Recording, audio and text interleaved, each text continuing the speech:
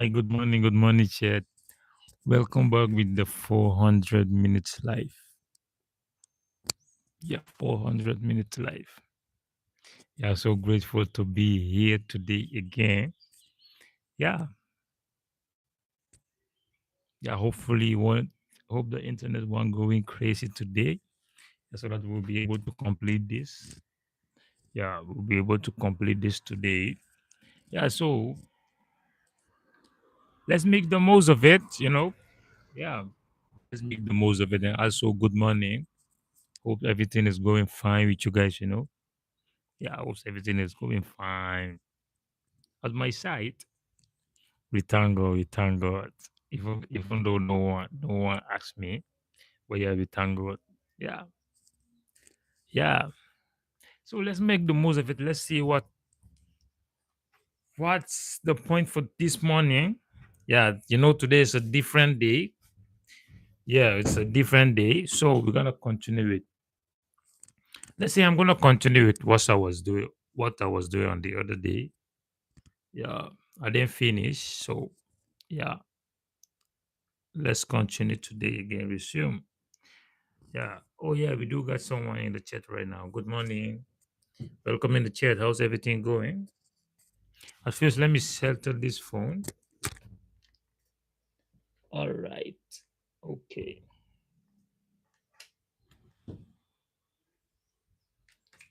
Whoa. Whoa. Whoa. Whoa. Whoa. Whoa. It's not going. Come on. Come on. Come on. Yeah. Yeah. Seems good.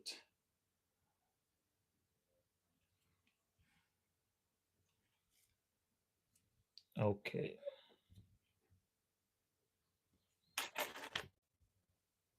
Yeah. I think we're good to go. All right.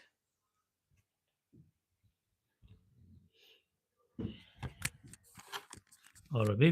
Maybe I think the bigger one of the biggest microphone will be good. The one that they hold, they put it like this. They just be like this, like, hold on, hold on, hold on, hold on. What's good? What's good? What's good, chat? Hold on, hold on, hold on, hold on. Don't mind me, chat. All right, yeah, I think we're gonna use. Let's check first. Oh yeah, that's the color one. Yeah, this is it. Yeah, this is it.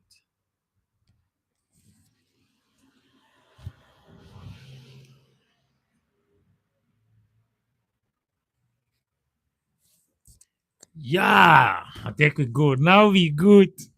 So, but first, let's check the. Yeah, let's check the quality. Let's check the quality. The quality, that's what matters. Yeah, let's check the quality. Yeah, I think it's good. Let's check the quality. The quality, that's what matters. The quality. Yeah, I think it's good. Is it good? The quality. Wait. Come on, come on, come on. Is it good? Yeah, I think it's good. Yeah, we're good. We're good.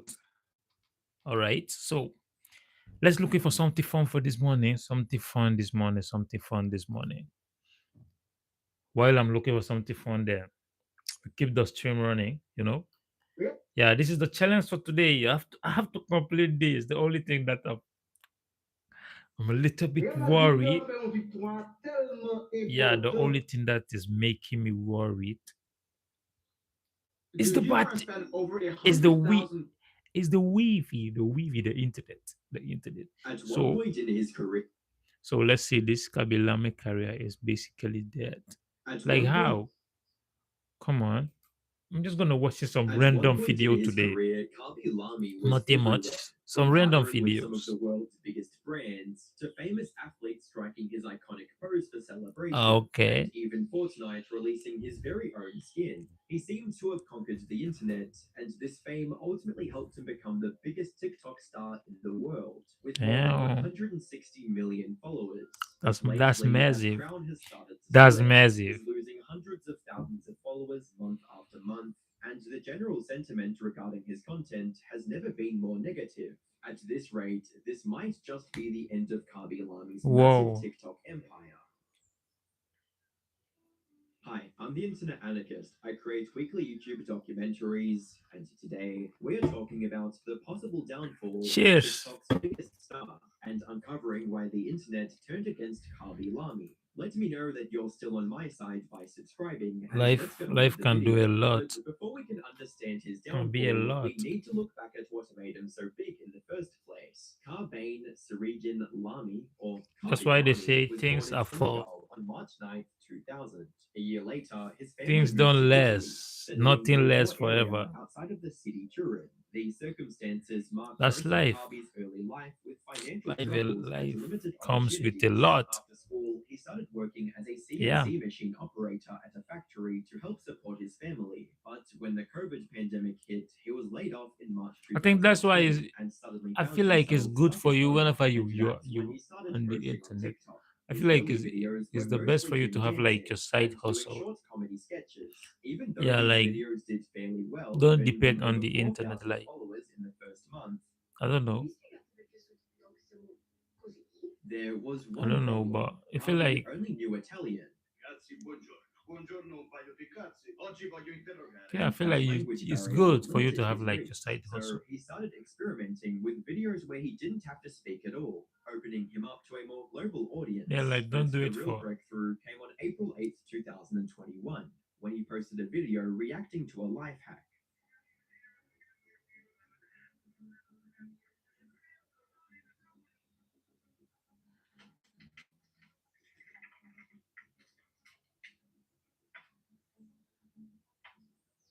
Mhm.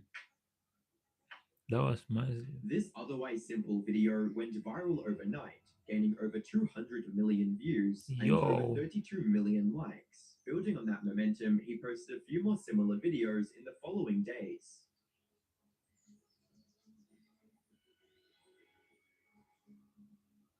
yeah, that's the best way. That's the best way. Yeah. And each one of these pulled similar numbers, turning him into an internet sensation practically overnight. To give you an idea of just how big of a phenomenon Kabi was, he gained over 50 million followers, a number most won't reach in their lifetime in less than 2 months. With every Mhm. upload now pulling tens of millions, sometimes even hundreds of millions of views, people loved Whoa. his unique style of comedy and deadpan reactions. But more importantly, his silence made him relatable across every language and culture. He Yeah. spoke 1,000 words without opening his mouth. My guy just explained everything with no words. This global appeal also came with massive partnership potential, and brands were quick to notice. By August That's 2021, he was that's collaborating with amazing. Italy's biggest soccer Yeah. team to create content, and just months later signed a multi-year deal with Hugo Boss. But Kabi's meteoric rise wasn't all sunshine and rainbows. Behind the viral fame and brand deals, a few controversies began threatening his perfect image. Like in August 2021, Mhm. right after he crossed the 100 million followers mark, some of his old clips resurfaced on the internet, showing him making fun of people for their appearances. Whoa.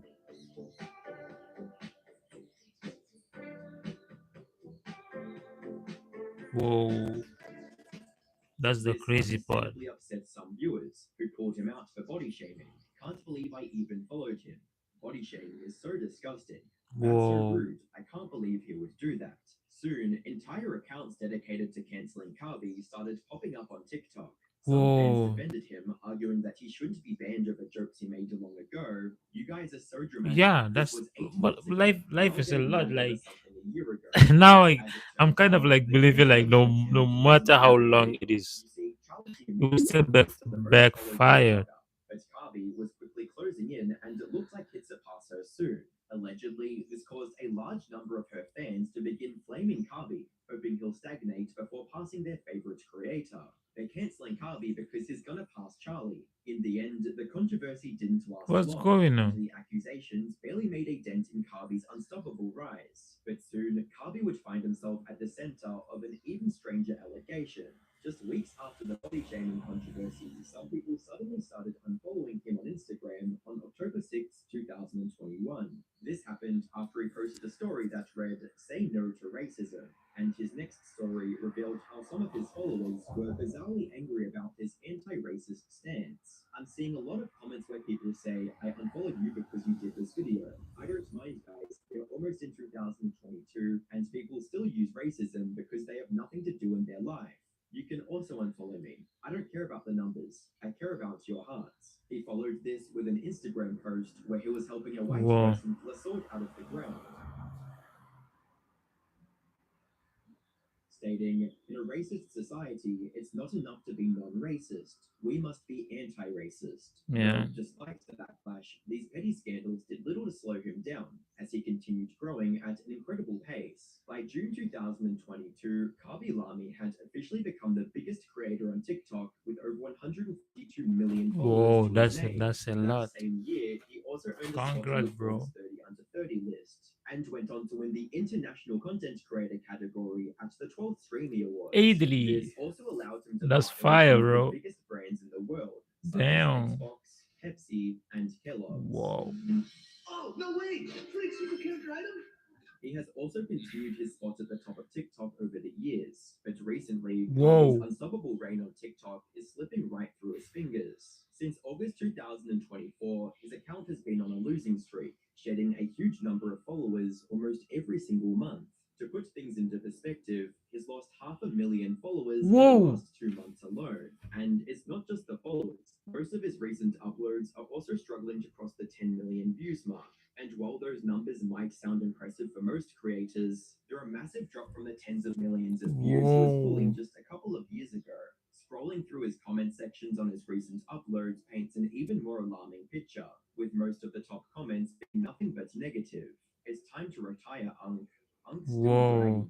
Even the ones that aren't outright hating are only there to declare just how much they miss the old Kabi Lami. So, what exactly is pulling TikTok's biggest star down this path of irrelevancy? One possible reason for Whoa. this sudden drop might be the simple fact that Kabi just isn't posting as much anymore. At his peak, he was uploading every single day, sometimes multiple times a day, but now it's only a few videos each month.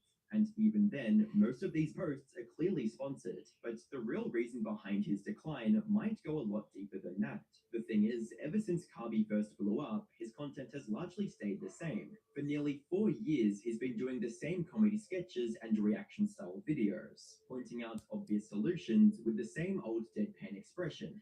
Yeah.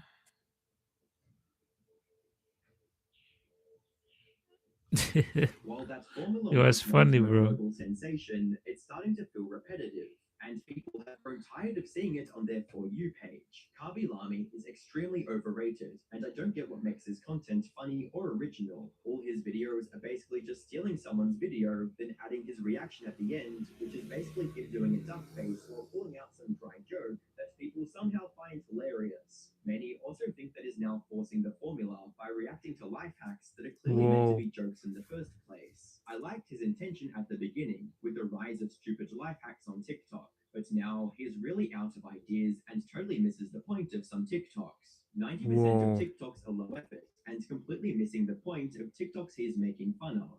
And that Whoa. might just explain the sudden decline in his followers. Kabi's silent comedy worked at the start because it was new, but after years of milking it with little to no innovation, it has lost its charm, leaving Kami stuck in a strange Whoa. spot. He's grown so big that anytime he posts, he risks boring out some of his old audience, but changing it might alienate the followers who made him famous in the first Yeah, place. that's true. That said, maybe That's the that's crazy fine. part Maybe this decline of isn't the as bad as internet. it seems at a first glance.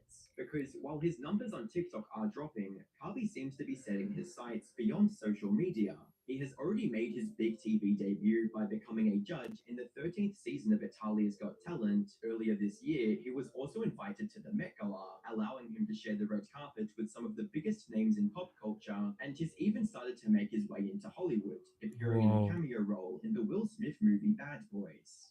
Yeah. See you putting your gun away. You putting his gun See away. you with your gun away. I love that. I love that movie. I love it. Of working in movies, I love and that with movie. reports of his very own film. But yeah, let me complete. Let me complete this movie. Yeah, let me complete this movie. It's been a long time since I haven't been able to watch like a horror movie. But yeah, let's complete this. I want to put the mic down, but my voice. Yeah, that's what I'm talking about. Like the biggest mic. Yo, yo. All right, never mind, never mind, never mind, never mind. Hey, ay, wee. Ah, it's okay. You is your man. Now your man, no worry. Now your man, no worry, no worry. Chai, sad. Oh no, I don't think this was. Let me see first.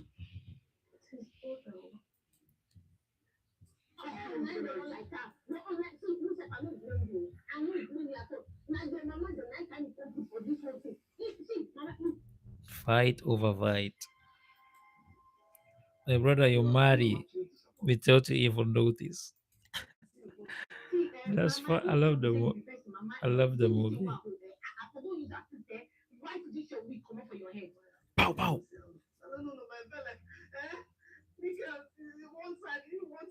It's a lot.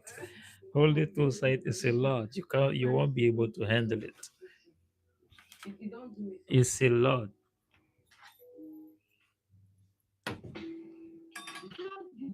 Yeah, my friend.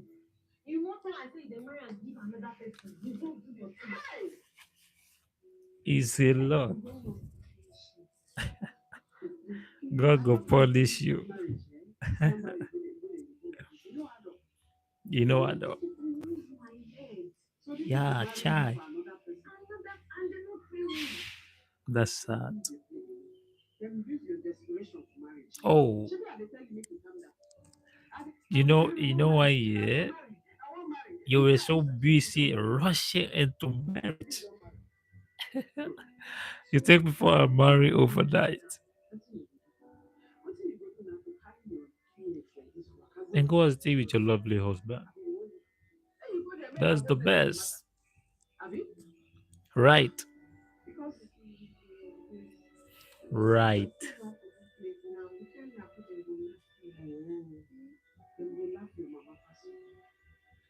Them no go laugh you. Don't worry.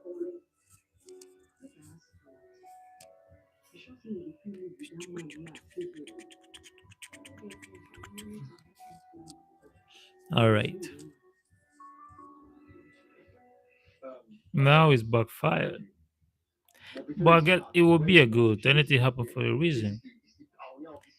Anything happen for a reason. He has to. He has to be something.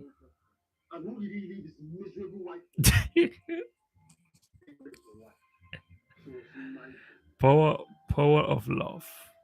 The power of love. All right.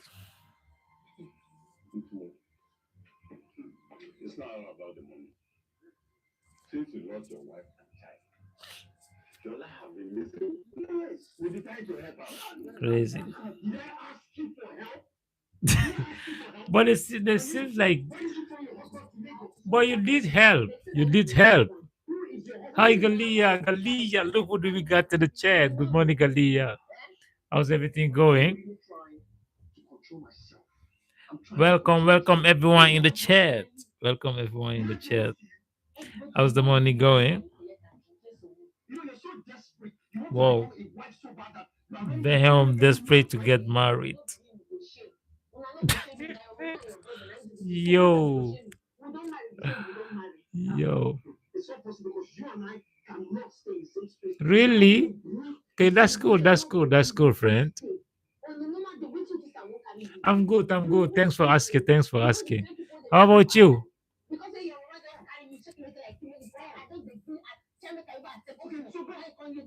Go ahead. Go ahead.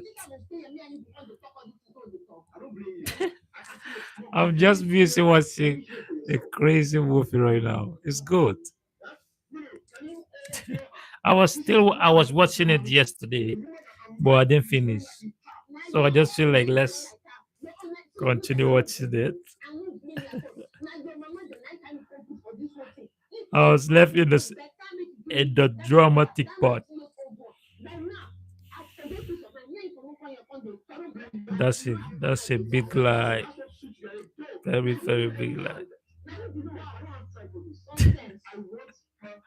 They talk like a lot. It was a setup marriage without any of them notice. Oh, that's good. I like that guy. Yeah, I like to see that. How and also how was yesterday?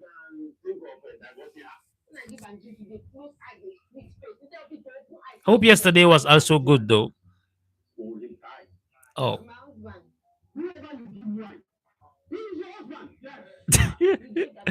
No, though, like not there's nothing you can do about it.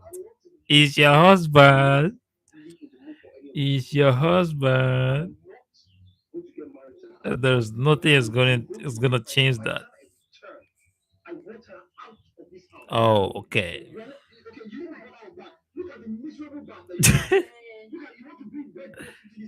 Whoa. Whoa. Where are you gonna go? Okay.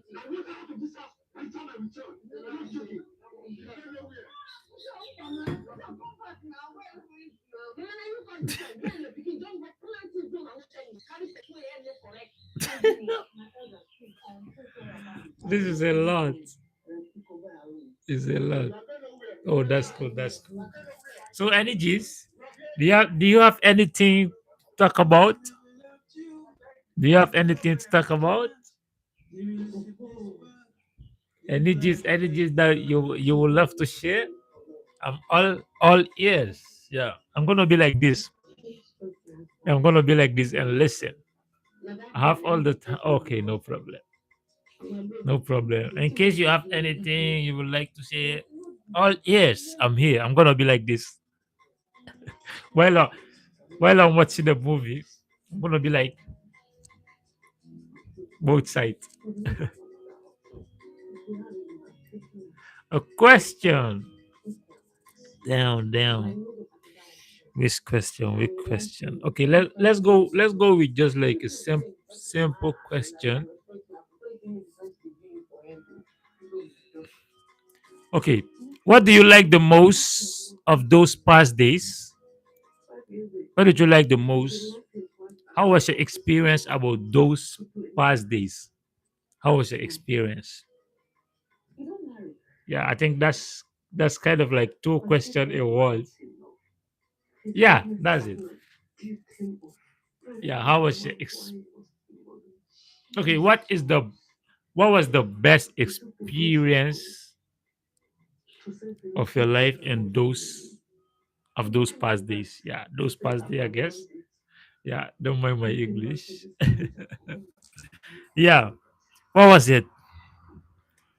What was it? Then maybe when you answer this, then I'm going to look to came up with another one. Yeah, another one. Yeah. No, no green.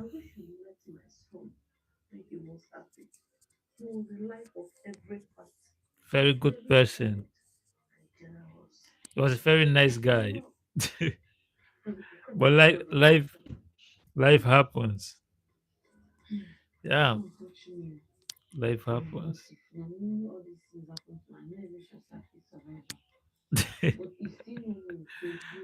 That's mean you have to pass it through fires and stones together at once. You don't know? All right, no problem, no problem. It's fine. Okay. Let's look for another question. Um.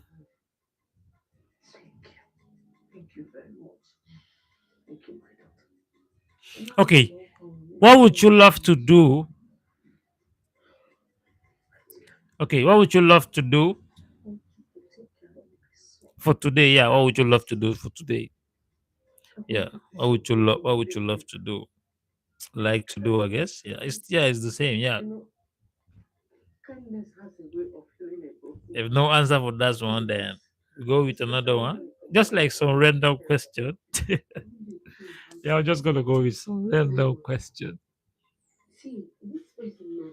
Yeah, that's cool. That's cool. Okay. I'm so happy. I'm so happy for you, Galia. Kiss Alex. Okay. All right. Okay. Cool.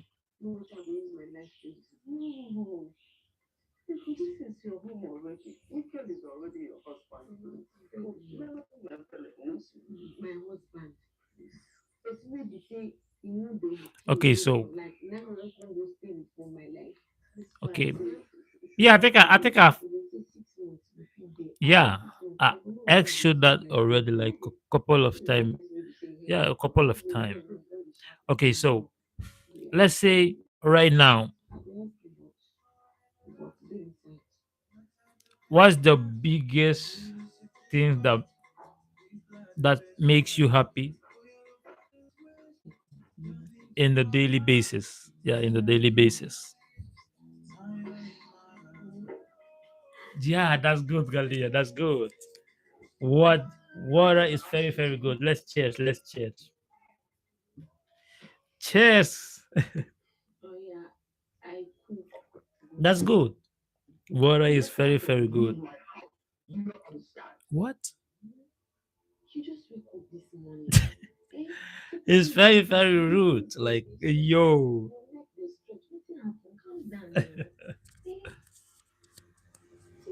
Is your husband? Is your husband? Just have to take her.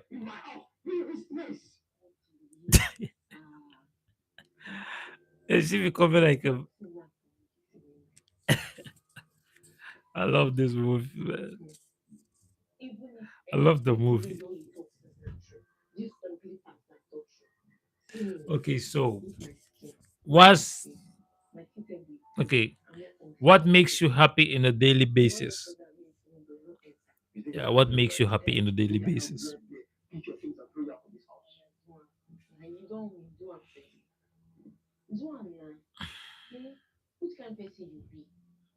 Just some random question. In case you have any random question also, you can ask me also. Yeah. Yeah, maybe it will be like a little bit more fun. What do you think?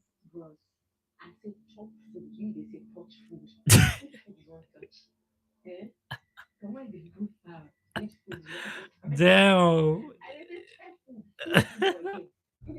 You want touch food? Ay, yeah. Which one is your choice? It's your good choice.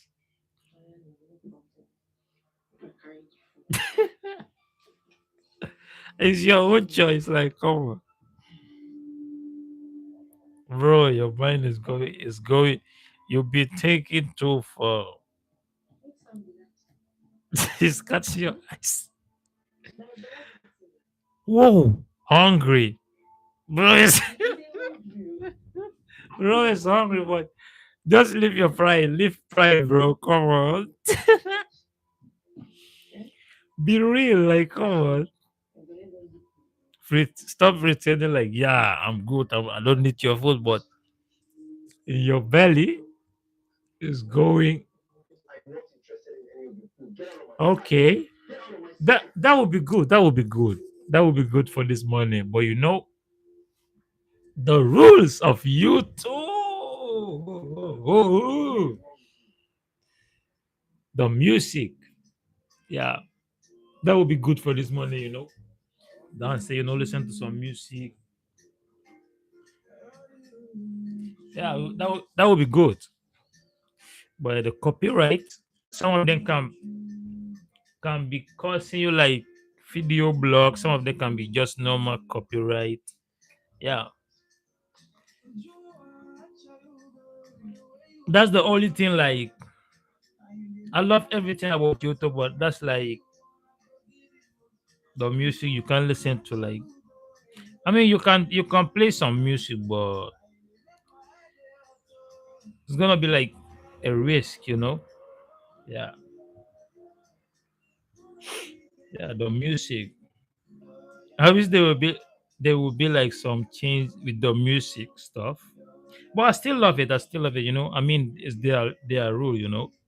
Yeah. But if there's been like some change, I will. That would be much way, much way, much way better. Yeah. Whatever you feel like, yeah, let's listen to some music in the chat. That would be good. Would be good. But yeah.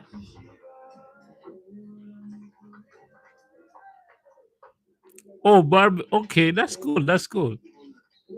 All right. You scared? Why? What make you scared?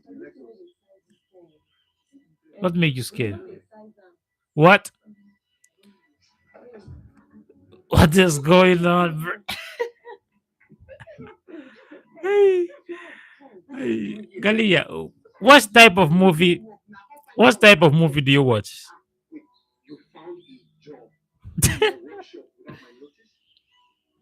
That what? Now you know. It's you, bro. Stop pretending. Wow. I go love for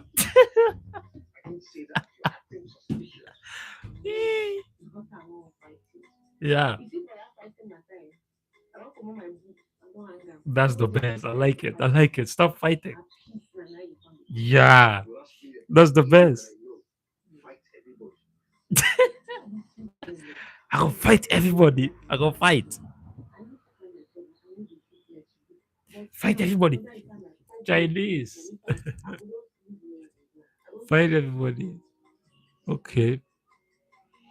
Many type of movie. Okay. That's cool. That's cool. Okay, so let's say you like do you like horror movie?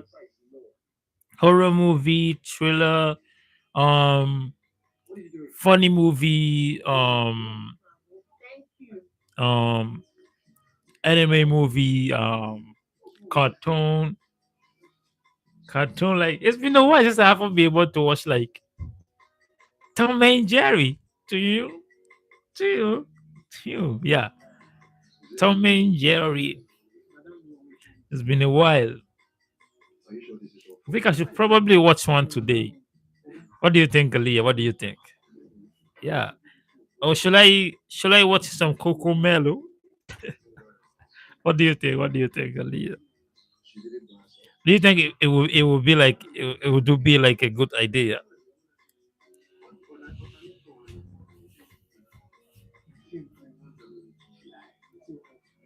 Your wife, our wife. Do you watch? Really? All right, if you say so. I do love it. I do watch horror movie. Why do you think so? I do watch I watch horror movie, cartoon, Tom and Jerry, and I do watch also Mr. Bean. Yeah, I do watch also Mr. Bean.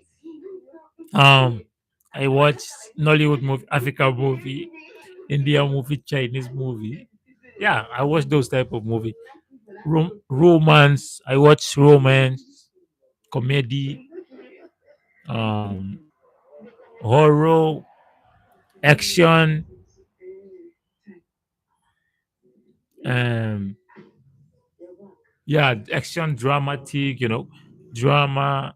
Yeah, I watch different type of movie. Damn, she hired herself. That's the most funny part. Kalia, how would you love to like? You just wake up and you just go to the company and just hire yourself. Like, yeah, today I'm an employee. I'm working right now. Oh, what do you think about that? Because that is what is going on right now in the movie. It's a lot. Okay, they are not even really. Are you sure? Like they are not even scary? Like really, really? All right. You see, so okay. I prefer movies on big speed. What? Nah, Galia. Come on. That make you depressed. Okay. All right, amigos. Really? Okay, so can you like watching Chucky like all by your own? Can you do that? Like turning off all the light in the room, just you in the dark and the TV, like watching the movie. Can you do that? Just you alone, grabbing some popcorn, just sitting, relax, and watching the movie, like just staring, like like just staring at the movie. No side looking, no right, no left, just straight to the movie. All right. If they depress me, it's because yeah. Oh, now I get it. Now I get it. Do you know the movie of the movie name go by the name Jeepers Creepers? Do you know that movie? It's a very interesting movie. And you have another one, Blood Monkey. Then you have another one, Nobody Sleep in the Woods in the Night. Then you have another one. Don't worry, I'll think. Then I'll give you some name.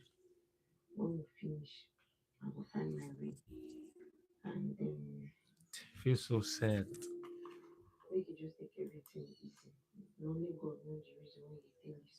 Yeah, that's true. This make me feel emotional right now. Damn, damn.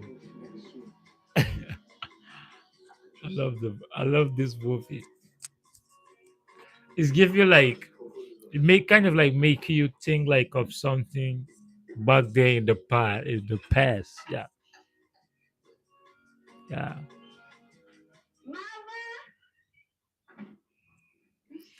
I'm gonna say this movie is a masterpiece. Do you watch African movie? Nollywood movie is a masterpiece. You dey hear me? You dey hear me? Okay, no problem. Okay.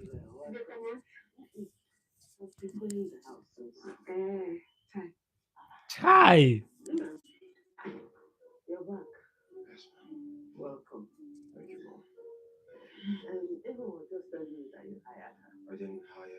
Tihaya herself.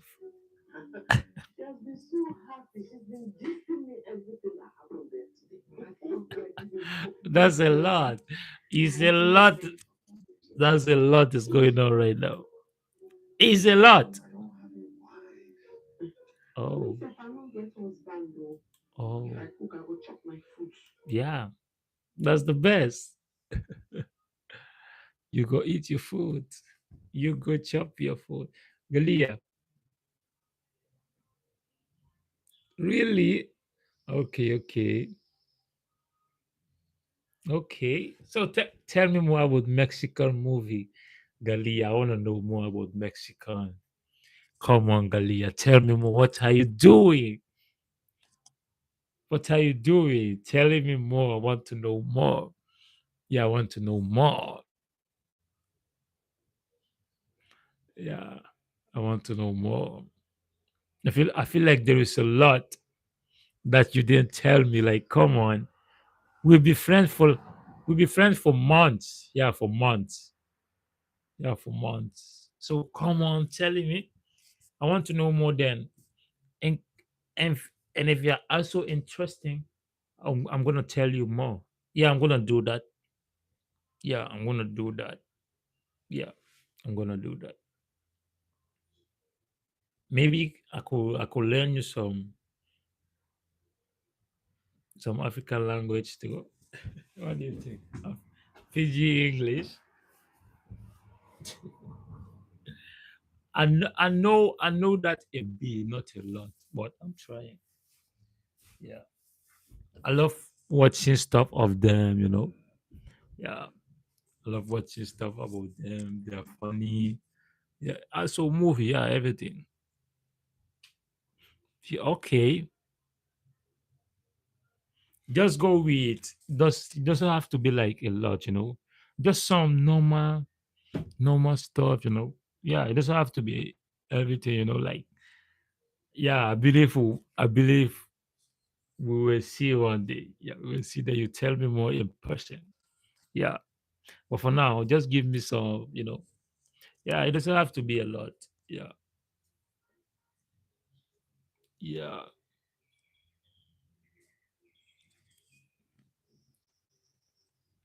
Then also then you tell me what would you love to know also then I'll tell you. And also you can ask me like to make it more easier, you can ask me like, okay, let me tell you like I wanna know like I wanna know like okay. Hmm. Tell me a little bit about the culture. Yeah, it doesn't have to be much. A little bit. And also a little bit about the dishes. Yeah, so that it won't be able to confuse you. And a little bit, yeah, culture, dishes, yeah, yeah, those two. Tell me like a little bit more about them. Doesn't have to be like a lot. Yeah, yeah. Okay, so let's see what is going on in the movie. The movie.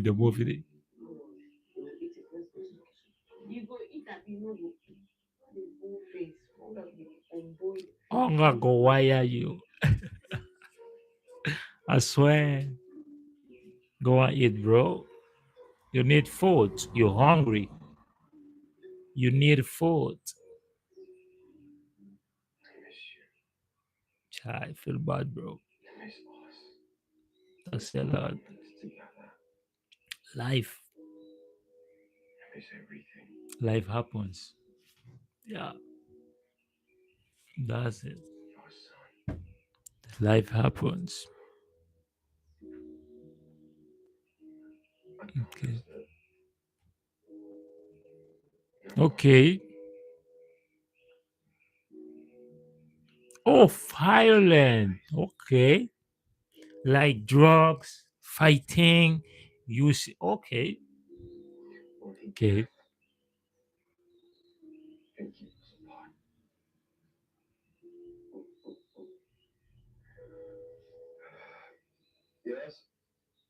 Okay. Okay.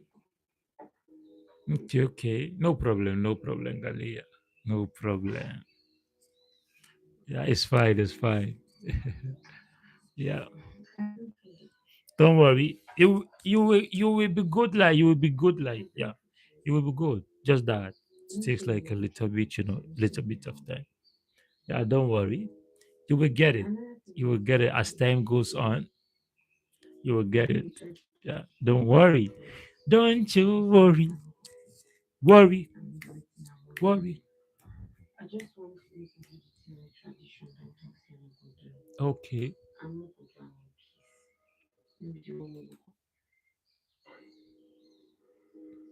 Chai. That's sad.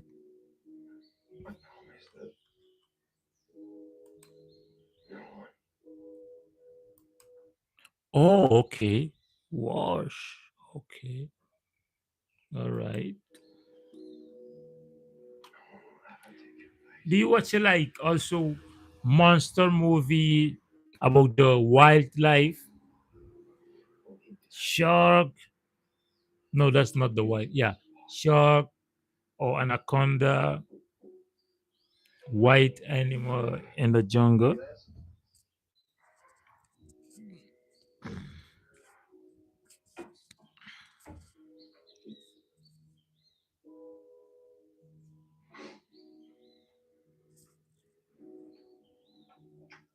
Don't cry, bro. Don't cry. I bring food for you. Yeah, Anything you know go chop am because I know say they're hungry. they're I know hungry, if your bro. wife say I go pay you for Eat food. something. You I need know they try to something. take your wife place because I know say I no go fit. I know the waiting I want to. I just want to make I do the thing with tradition. Don't talk say we go do. I no go do am in peace. Yeah, No be the one we go come dey yeah. fight Not for not with everywhere. fight. E no good. Yeah, When we finish, I go find my way. yeah, And make you just take everything easy. Na only God know the reason why you dey leave some kind things make it dey happen. yeah. That's true. And the food make you try chop and finish. You know say Yeah, plenty o. I no go like make you throw am. yeah. It's not good. Wasting food is not good. That's true. Hagulo for damn. At this point, I'm hungry right now. I'm hungry. I'm hungry. Okay. Really? Tell me, Galia. Okay. And also, what do you like? What do you like most about your culture? What do you like the most? Also,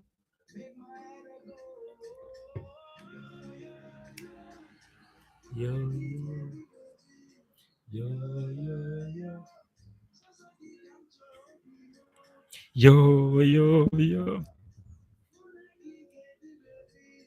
yo, yo, yo. Whoa,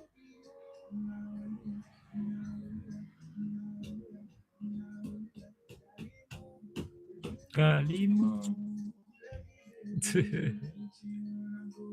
It's messing. Okay. Okay. About to duele. Oh, loving you heart. Wow. Okay, so do okay. Amarte duele, love you heart. Okay. It's a romance movie. I love romance movie. Wow. Okay. That's cool. That's cool, Galia. That's cool. That's cool. I want to experience the Mexican culture. Yeah, I want to experience the Mexican culture. And also I want to go also to the different. I've seen like so many beautiful places in Mexico. Yeah. And I see that Mexico is a very big country. It's very huge. Yeah, I would love to like especially only Puerto Vallarta. That's a huge place in Mexico. Huge state. That's a huge state. Then you have like on other states in the country. That's huge. I love it. I love it. I love it. And I just believe like only Puerto Vallarta. That's like big city. Like I don't know if it could be like maybe two times of my city of my country. I don't know. Yeah, I don't know. I'm not sure, but I will have to check it out. But that's huge. I love it. It's mind blowing. Okay. Okay. Whoa. Okay.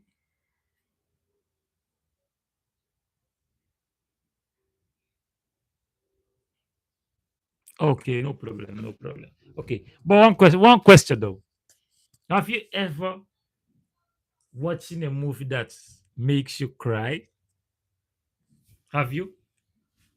Let me know. Let me know. I want to know. I'm coming, Aliyah. Let me fetch some water. I'm coming quickly.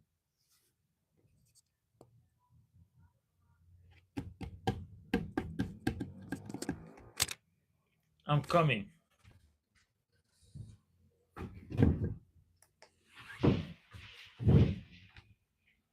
Oh, wrong.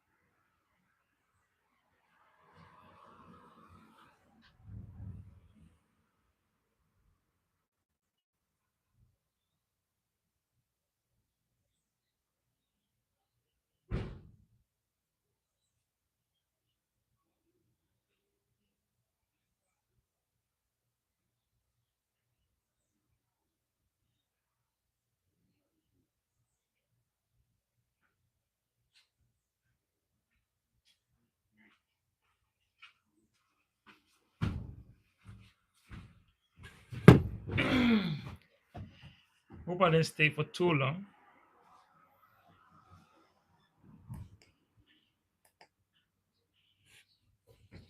Yeah, back to the question. Back to the question. Where were we? All right. So the question was, what was the question? Can you help me rewind? What was the question? I forgot. What was the question? So quick. Wait. The question. Yeah, I get it. Yeah. The question was, have you ever watched a movie that makes you cry? Yeah, that was the question. Have have you ever watching a movie that made you cry? Yeah, that was it. That was it. Yo.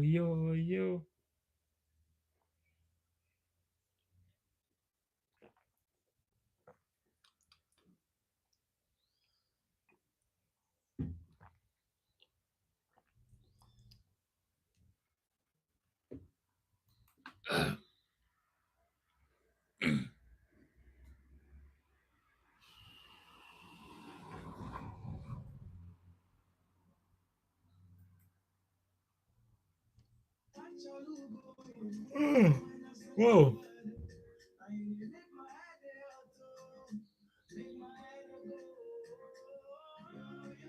Okay.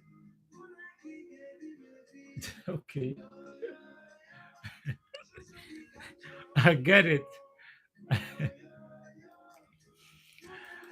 That makes me remember back there when I was 11 years old. No, I was 10. I was gonna turn. No, I was. Yeah, I think at that time I was just turned. Yeah, just turned 11 at that period. There, I came to the city with my stepmother, my stepmom, and then after came to the city, then we moved to her sister place, and there it was at one evening we were busy watching Bollywood movie Indian. Do you know Shah Rukh Khan? I don't know if you know him, but pop he's a very famous um Indian actor, movie actor. Yeah, he's from India. And the movie, the role was going like he supposed he was supposed to die in the movie, and then he got sick. The movie was going something like about romance, and then he got sick, and then bro was at sick bed, and a couple of people was going there, going to see him. They were crying. It was so sad. And I turned around at that same moment, and I see everyone in that room was doing like this. Everyone was crying. Everyone was crying. And me also, I didn't hold back. Immediately that I see that, I was also like, immediately like,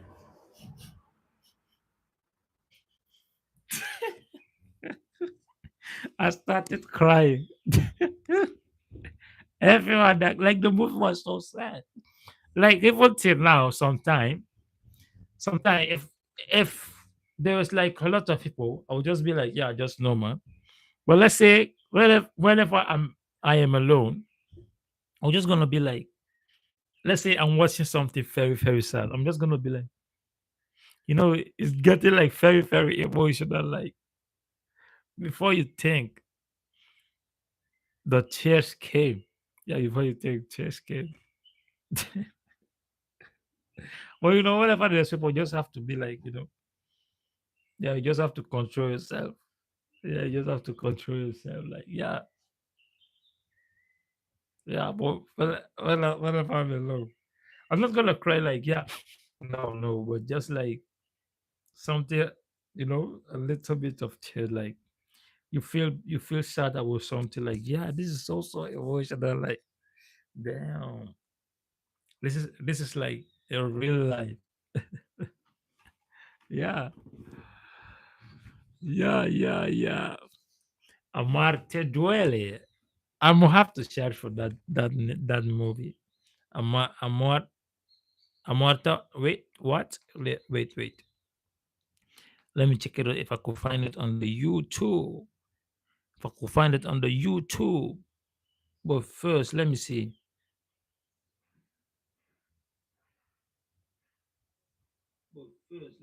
Oh yeah, it's working.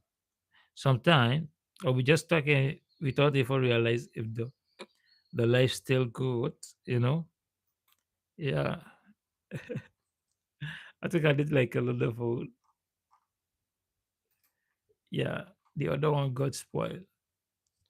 To be able to see the chat, like whenever something go wrong, The Nikon's at 30, you will see it Sony like A6400, Panasonic Lumix G85, Canon EOS RP. you can see it like, yeah, immediately. Like, yeah. Let me check this camera stop. Then I'm gonna go The to the Nikon's at 30, I'm Sony gonna go right A6400, to the Panasonic Lumix G85, to the Canon movie. EOS No, RP, the Sony movie name. A10II are the most popular cameras under $1,000. Okay. But which is the absolute best? We're going to compare them to each other and score them in various categories. Okay. Some categories hold Let me enormous see. weight, Let me just see them. and See what some is categories going are on. the best one based on the final score. We will pick Okay. the absolute winner. Let's dive in. First, we're going to compare them on the image quality category, which has the Image highest value. quality The Nikon category. Z30 with its 20 megapixel APS-C sensor produces Okay. some really clean and highly detailed images thanks to not having an anti-aliasing filter. But this also means you have to Okay. watch out for moire in certain patterns. And as a crop sensor, you do lose a bit of dynamic range compared to the full frame cameras I've tested. I found its noise handling is impressive up to ISO 3200, which is great for the price. But the lack of in-body stabilization is a definite downside you feel when shooting handheld in lower light. For image quality, I'm giving it an 8.0 out of 10. Oh, okay, The okay. Sony Alpha Okay, A6400 then if you say so, has then 24.2 megapixel okay, then sensor. I won't go look for it anymore. Yeah. Okay. Okay, so but what yeah, another question. How do you like to see your movie? Do you like to see your movie to get together with people, with family, or do you rather watching a movie by your own? How do you like it? Consistently sharp stills with pretty good dynamic range for an APS-C camera. And I was particularly impressed with its JPEG noise reduction, which is Okay. excellent for a camera in this price range. However, Sony I'm not a big Alpha. fan of the classic Sony look. I found the colors leaking a bit, Looks blues and greens feeling more pronounced than on a camera like the Canon. And while performance is great, image quality Canon, does seem to drop Nikon, off noticeably when you push the Nikon ISO or to the Nikon. 20s. This one gets an 8.5 out of 10. I'm using the Okay. Panasonic Lumix Wow, G85 this has to be a lot. mainly because of its 16 megapixel micro four thirds Megapixel. sensor. And while it Panasonic. produces some surprisingly high resolution results with vibrant colors, I noticed the camera applies some very intense internal lighting, which can make edges look a little artificial and create a halo effect in high contrast Wow. scenes. I also found its noise performance is only truly clean up until about Sleepy, ISO sleepy, sleep. 1600. And the automatic white balance sometimes gives darker neutral tones a slight blue tint, which is something to be Okay. aware of during editing. I rate its image quality at 7.2 out of 10. The Wow. Canon EOS RP is the only full-frame camera in this lineup, and that advantage means you get Canon. stable and vibrant images, delivering that proven Canon color science that just looks fantastic right out of the camera. I found its performance in low light is a major strength, giving you usable, clean images at ISO settings as high as 12,800. But while the color is great, its dynamic range isn't quite on the same level as some of the newer sensors I've tested, meaning you have less room for imperfections or shadows to make sense of post production. It earns a 9.0 out of 10 for me. I think Wow. the Sony Alpha ZV E10 II might be aimed at vloggers, but its 26 megapixel APS-C sensor is an absolute monster in Okay. photography, producing some really clean professional Okay. photos with fantastic color. Oh, But I think it hello. performs really well even at ISO 6400. What really sets it apart from Okay. the others for me is its I outstanding mean, it's screen cool. quality. Like me, also. Yeah, I love it. I like it on both way. Sometimes whenever you are watching it with someone, like you just be like, yeah.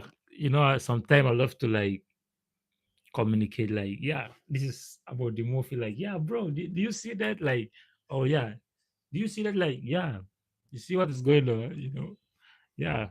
But sometimes, yeah, I love it. I love it like both way. I love it. I love watching it by my own also. Sometimes when I'm busy watching it, I'll just talk it to myself to make it more fun, like, yeah, talk about the movie to be more in the, yeah, I just feel like it's getting way more interesting for me to watching it. Yeah, so both way. It's on YouTube only in Spanish. Oh, okay. Okay. All right. Okay, I will see it. I will see it. But they don't use like any translate. That would be good if they use translate. That would make it way more interesting for me to understand. Yeah, for me to understand.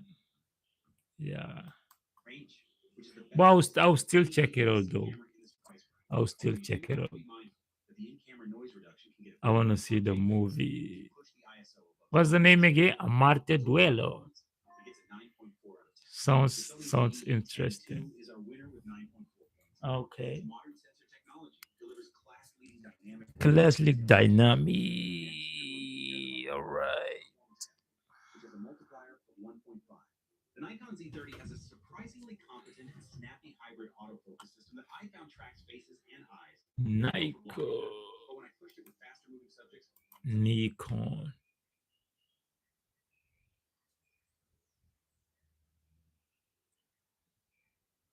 Yeah, yeah, yeah. It will be good though. It will be good. It will be good. Well, yeah, it's fine. I'll just listen. Yeah, that helps also. It helps also. Like, yeah, like whenever you hear something like every day, started getting into your brain. Like, yeah, you get used to it. So yeah. Sivan was good, bro. Tung tung tung sahur. Welcome in the chat, bro. Tung tung tung sahur. Welcome in the chat, bro. Was good. Yeah, yeah. Ay.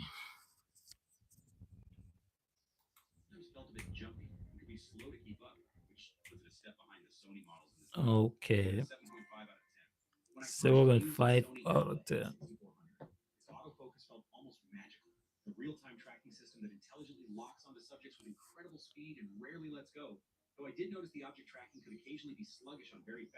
Oh. Yeah, yeah. Whoa. Nine.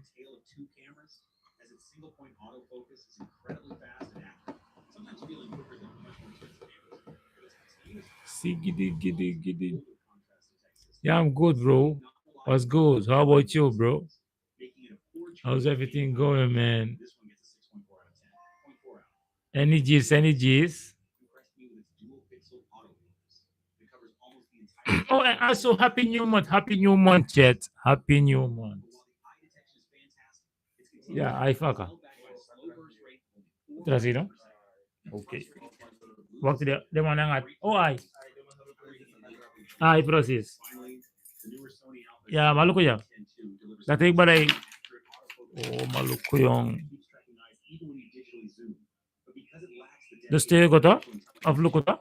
Yung wakaja to? Da atira mo ray komite drape. Dati wakale yung putasan niya tapasan ni. Tapasan drape. Da au bari da ope. Ay.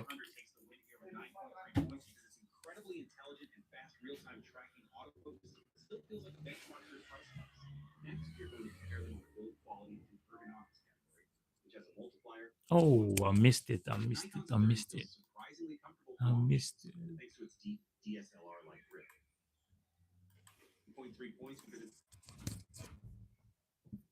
All right. That's good, bro. I like that. I like that, bro. That's the best. We thank God, bro. We thank God. That's the best, bro. That's it. So what's yeah, yeah. I'm at work right now. Yeah, I'm at work. Watching some some video. Yeah, right now I'm busy watching some random video. Maybe after finishing with those video, I was busy also watching the movie. Maybe after I will look for a horror movie. It's been a while since I've been able to watch like a horror movie. Yeah. Oh, just watch some game studio, to play along. Yeah, I love games also. And also, yeah, the main one I'm trying to complete, like, yeah, complete the life. Yeah, nothing much. Try to complete the challenge. Yeah. But the only thing right now, I'm kind of like a little bit scary about the internet. Yeah, the Wi-Fi. Yeah. But we got it. We got it. We got it. We got it. I don't think it's gonna doing like it's gonna going getting worse. Yeah, for now. Yeah. All right, Galia. Really? Whoa. Would you like to talk about it? Don't worry. In case you have anything to share, bro. Yeah. I'm here, bro. I'm here. I'm here. Yeah. Don't worry, bro. Everything will be fine, bro. Everything will be good. Yeah. this is my friend also in the chat. Yeah, Galia. She's feeling also depressed, like, yeah, yeah. But we try to talk to her, yeah, yeah, calm down, yeah, yeah, bro.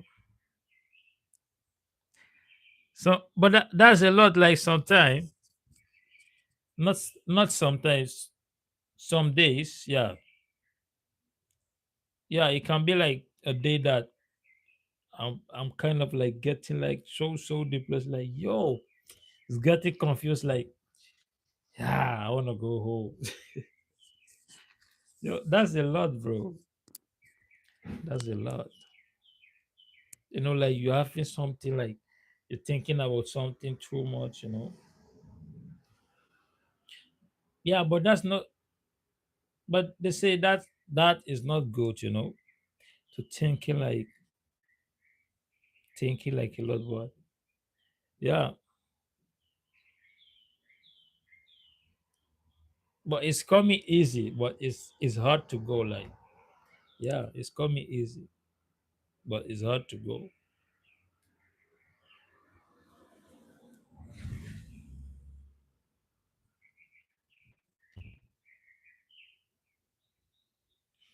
But I think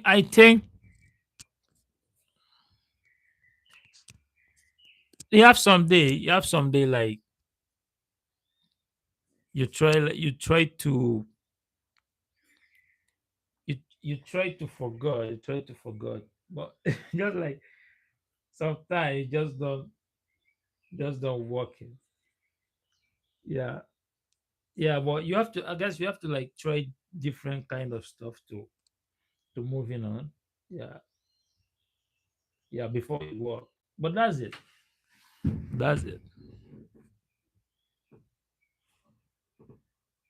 Whoa,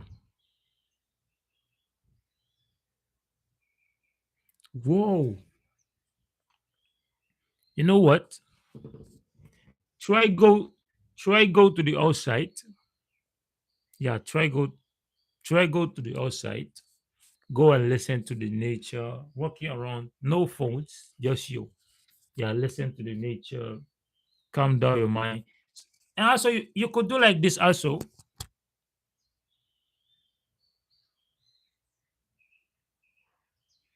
for a moment to calm yourself down. Whenever you feel like, yeah, my mind is calming in, just go alone, walking around. Yeah, walking around the nature. Do you have somewhere that have trees? Then you go to them. Somewhere that have trees. Go to them. Explore more. Calm down yourself.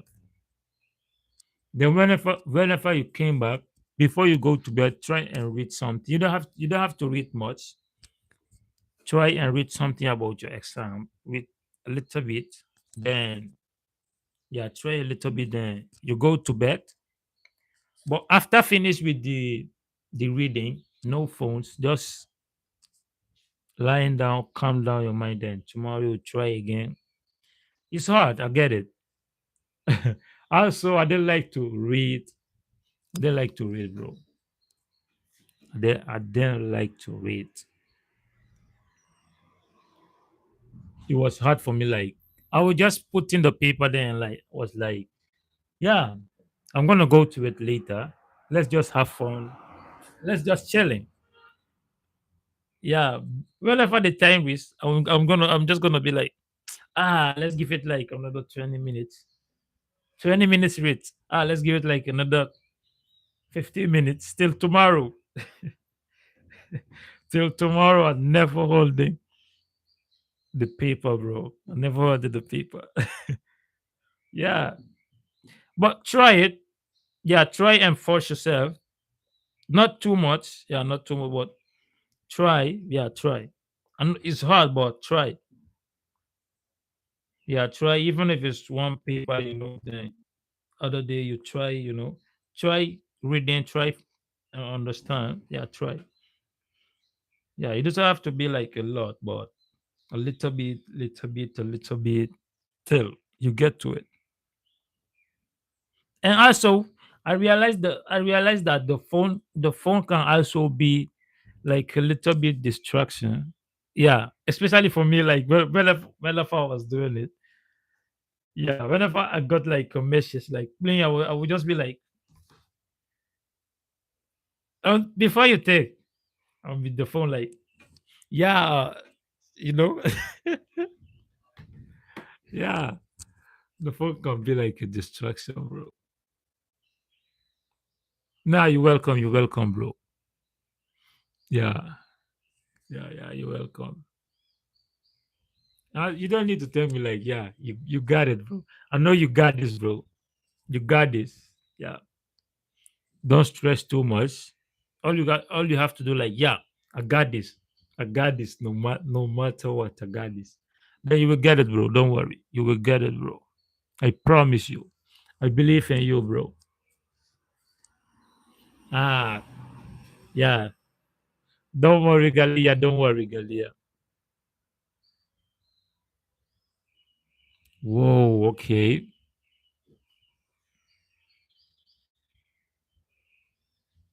Whoa. Don't worry. You will heal. You will heal from it, Galia. You will heal from it. Yeah. I get it. I get it. But try, like, yeah. Just all you have to do. Let me tell you something. Like, whenever you feel like, yeah, I'm thinking too much, just try and be like, nah. Just focus, like, yeah, on the people. Like, yeah. Sometimes your mind can be also tricking you.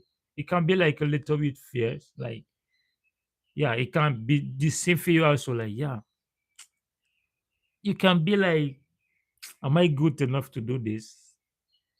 Am I gonna fail? Am I gonna do it right? Yeah, but try, just be like, yeah, I got this. Even if you have those dog, be like, yeah, I got this. Yeah, I got this. Try moving them, you know, to the back. Yeah, try moving them, and just try do the best you can. Yeah, do the best you can. You don't have to be like, do the best you can, then you leave the rest for God. You got it, bro. You got it. Don't worry, bro.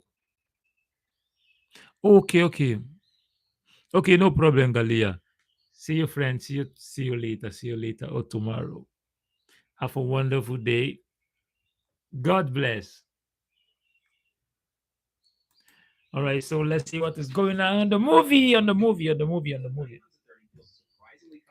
Oh, nah. I have to. The Nikon Z30, Sony Alpha Oh, A6400, and oh, comfortable grip that just feels right in the hand. The Panasonic Lumix whoa. G85 takes the win with 9.2 points. Next, we're going to compare them on the feature score of the Mm. Soundcard, which has a multiplier Feel of like a 2. little The bit Nikon lazy. Z30 offers solid wireless transfer through its snap-bridge Feel headphone like a jack little and bit Wi-Fi lazy. Bluetooth. And I love the new power of the simple USB battery pack. But the I single think I'm 2-inch sitting SOS down a Wi-Fi lot. card slot and the lack of a headphone jack feel a bit too limiting for my taste compared to others here, which is why I'm giving it a 7.2 out of 10. With the Mm. Sony Alpha A6400, you Seven. get Wi-Fi, NFC, and Bluetooth for quick connections to your phone, and the inclusion of a 3.5 millimeter microphone input is great. But I Whoa. was pretty disappointed to see it still using older micro universal serial bus 2.0 Whoa. micro high definition multimedia interface ports, which just feel ancient in today's world, earning it a 7.8 out of 10. The Oh. Panasonic Lumix G85 really impressed me with its Wi-Fi for remote control and file transfers, and the Wi-Fi. fact that it has no video recording limit is a massive advantage for long-form content creators. Yeah. Although I found the GPS location transfer from a phone to be incredibly slow, so it lands at an 8.5 out of 10. Even though it doesn't have a built-in flash, the Canon EOS RP provides absolutely fantastic connectivity with both Wi-Fi and Bluetooth for snappy remote control and image sharing. And the fact that it includes both headphone and microphone jacks, plus a modern universal serial bus Nine. sound, really sets a high bar for what That's any like a wireless price nine. range should offer. Scoring a 9 fantastic out of 9.3 out of 10. 10. Oh, Finally, the nine new Sony Alpha three. ZV-10 II brings some modern touches like dual band Wi-Fi, Bluetooth 9 4.1 for 3. connecting to the Creators app, and support for faster UHS-2 memory cards. But for a camera Wow. aimed at video creators, the total lack of in-body image stabilization and having only one card slot is a major letdown in my book, leading me to a score of 8.9 out of 10. The 8.9 out of EOS 10. RP takes the Love cake it. with a score of 9.3 because its complete and modern set of physical and wireless connectivity options, including those crucial headphone and microphone ports that are often Okay. missing on other cameras.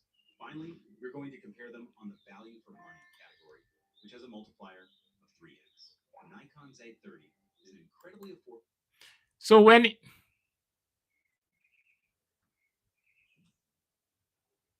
don't worry, bro. Whenever you feel like yeah, I'm stressing like a bit. Don't worry, bro. Just reach out to me. Like yeah, we will figure out, bro. Yeah, I'll try my best. Yeah, I'm not the best, but I'm trying my best. To help you out. Yeah, I'm trying my best. And you got it, bro. Whenever you got like, whenever you finish, then let me know how it goes. Yeah, and I believe you got it, bro. I believe you're gonna pass. You're gonna pass. You're gonna pass, bro. I believe. Yeah. So whenever you came back, yeah, yeah, came back with the good news. Let me congratulate you, bro. You got it, bro. Yeah, you got it. You got it. Entry point. All Its right. compact size and solid image quality are crucial for photography enthusiasts. I found the lack of viewfinder, in-body Oh, stabilization, and a headphone jack to be major trade-offs for a vlogging-focused camera, ultimately wow. making it a compromised value proposition for me. So I'm giving it a Wow. 6.5 out of 10. Moving Huh? on, the Sony Alpha So A6400 feels like a true workhorse, and even years after its release, I'm still blown away by its lightning fast and accurate autofocus system wow. that tracks subjects flawlessly. However, the body design feels a bit dated. The menu is Okay. massive, which holds it back from perfection, despite its excellent 24 megapixel sensor and retail Okay. 4K video capabilities, earning it a 7.8 out of 10. The Panasonic Lumix G85 is a fascinating option from 2016 that proves great value can stand the test of time, as its 5-axis in-body image stabilization and uncropped 4K video are features I rarely see at this low 4K. price point. Though you do have to accept a smaller micro four thirds sensor with only 16 megapixels of resolution, giving it a 7.0 Wow. out of 10. I have to say, getting a full frame Save sensor up with an Canon O EOS out of RP 10. at this price feels like a steal, producing beautiful images with that classic Canon color science and offering fantastic ergonomics that feel great in the hand. But as a Wow. hybrid shooter, the severely cropped 4K word out 4K video performance feels like a Brother. huge letdown, making it a much better value for photographers than for videographers. This is why it Photographer. gets an 8.2 out of 10. Finally, some of the Sony Alpha ZVE10 II feels like the camera Sony was always meant to make for creators, packing in fantastic Yeah, uncropped 4K bro. image quality, Give it up, bro. 4K video Give with it up the HD best you RTX can, frames bro. for 2 hours of You got photography, it, and bro. clever features like the product Yeah. showcase button. Though I do wish it had in-body Give image it out your stabilization. best that For you what you can, get bro. right under the $1,000 Yeah. mark, it is an incredible package. Even though like your Scoring a mic can be 9.3 out of 10, distracting you, but the Sony just go and like just do it. ZVE10 takes the win.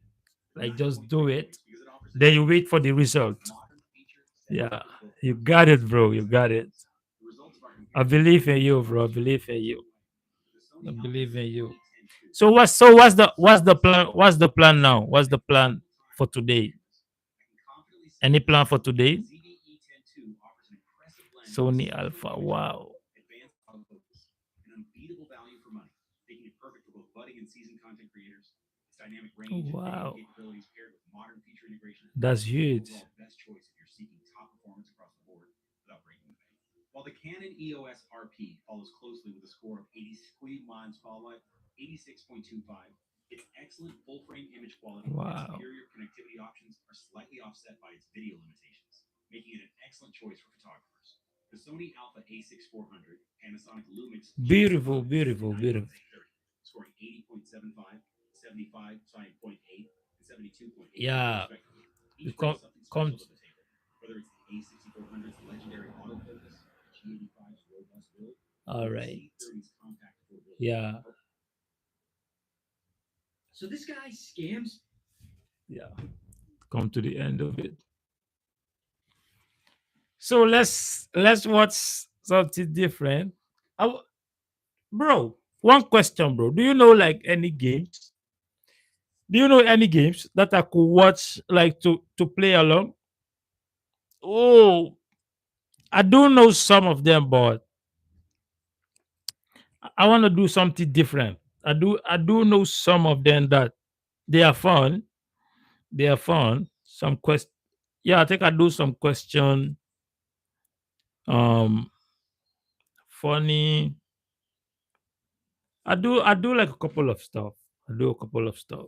But I wanna do something. I wanna do something different, something that I could do while watching it. Yeah. But let's see what let's People out of check this millions of first. dollars by selling pigeons? Brr. Now, the guy's name is Arlen, and Arlen's around 33 years old when this story starts. Brr. He's living in Canada, and bro really, really loves pigeons. He loves raising them, he loves training them. He also happens to love money. Now, he and his Wow. family, they have a farm and they raise cattle and pigs and stuff. But what he's Wow. really focused on are the pigeons, specifically Wow. racing pigeons, which are like a pigeon trained to race. Here's some sample footage of pigeon racing just so you can sort of see what it looks like. And so one day in 1980, the worst thing happens to Arlen. The Okay. dude goes broke and he has to Damn. file for bankruptcy. So now, in order to earn a living, he has to do farm work for other people just to keep himself and his family afloat. Now, it's around this time that he starts getting more involved with his local pigeon racing communities. And he becomes a member of several official pigeon racing organizations. Whoa. And he breeds pigeons and he races them for years. And so decades pass, and it's now 2001. And around this time, he decides he doesn't want to be broke anymore. And he gets this idea to start a company around pigeon racing and breeding. But the problem is, he isn't Is it still particularly good? doing anything special to set him apart from other pigeon racing companies. So he thinks the only way to get people's attention is to Wow. just Wow. lie. So he starts telling Just people that like. he's developed his own genetic line of pigeons, like super pigeons. And these super pigeons are specifically bred for racing, and they're going to be the fastest pigeons anyone's ever seen. So Whoa. he sets up this company based around this lie, and he calls it Pigeon King International. Then he starts running classified ads in some local farming Pigeon magazines, Queen. trying to recruit some investors. And this surprisingly works. Soon he's in meetings with investors who are mostly just farmers, but they're willing to invest.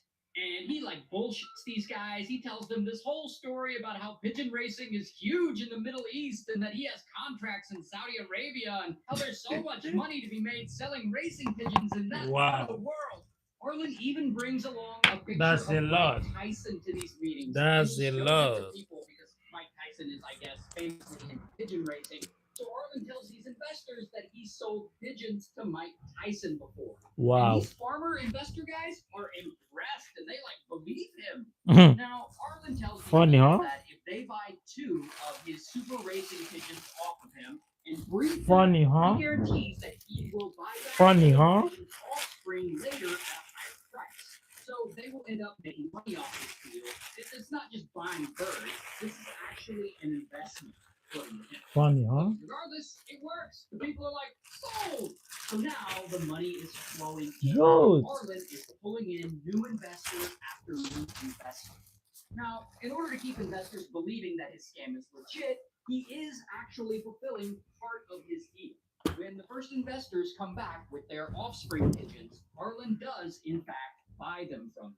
Okay. Then he just finds more investors to sell those baby pigeons to, and he tells them the same lie.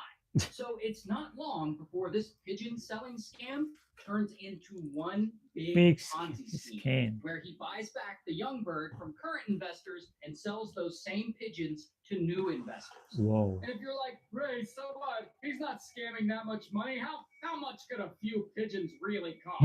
That's what you think. Actually, they cost a lot. A Because lot. each investor buys a lot from him. Yeah. One family even takes out a loan and borrows $125,000 from the bank to buy 360 Eee. pairs of pigeons. So all of this adds up really quickly. And Arlen, Damn. soon he's making This millions dude of is dollars swimming off in this money. bird scam. But then things get even worse. Whoosh. Because apparently these millions of dollars just aren't enough for Arlen. He wants more. More. So after spending so much And time that telling way all it his get lies about it prize get winning worse. super One pigeons, more it I get guess worse. Arlen starts thinking that he can make even more money if It he get makes up a worse. different lie. So he starts telling his investors slash farmers that he is going to eventually sell these pigeons that people are breeding to the meat market for people to eat. And Wow. that pigeon meat, which is known as squab is going to be the next big thing.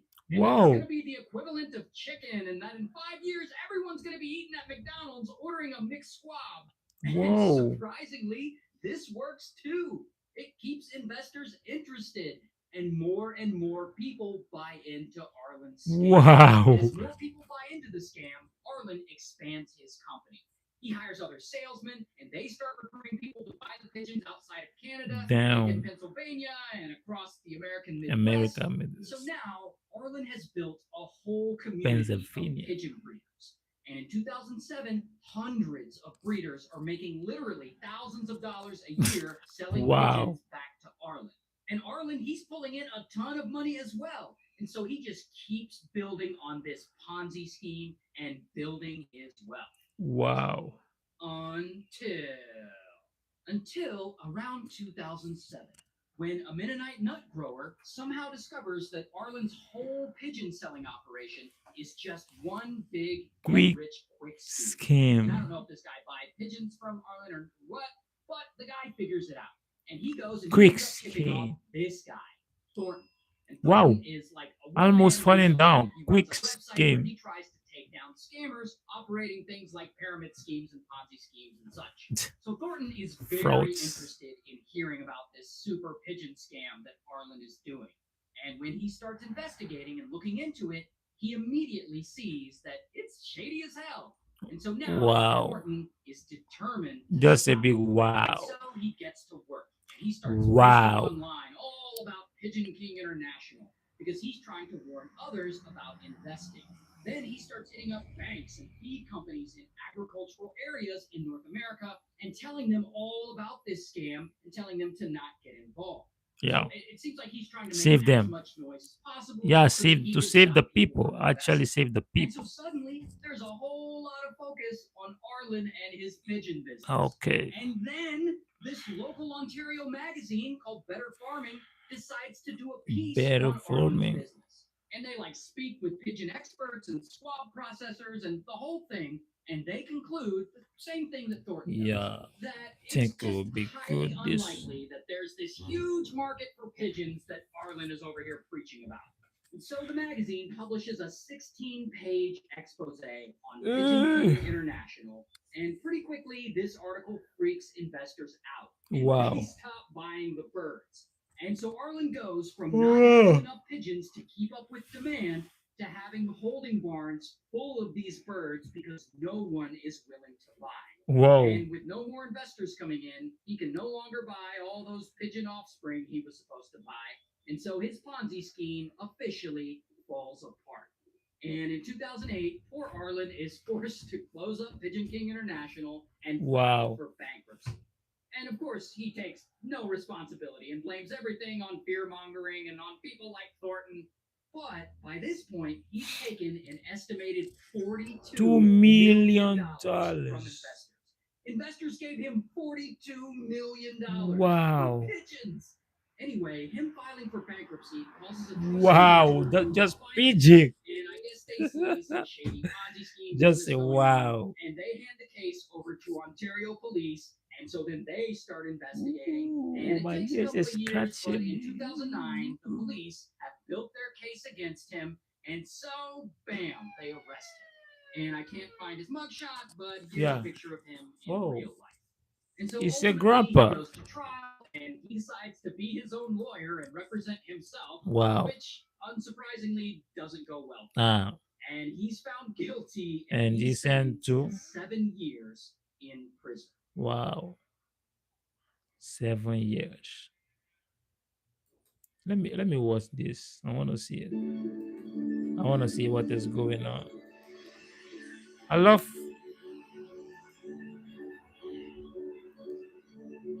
Yeah, let's see what is going on. German. Still doing his little cartoons. Aww. It's not cartoons, it's Roblox. Oh, my bad. It's not cringe. It's super This is cringe. not cringe. Come on. Come on, dude. Like, come on.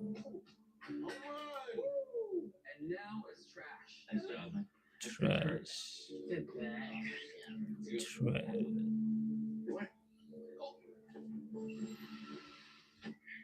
Austin, I don't want to go to school today. Wow. I'm sorry. They must have To Amelia, they must have I been think making it's fun of Spanish. her. I believe I so. can't be late again this week. Bye. Sad. You gotta be kidding me. Sad. Wow. Would you look at that? I Wow. made it better.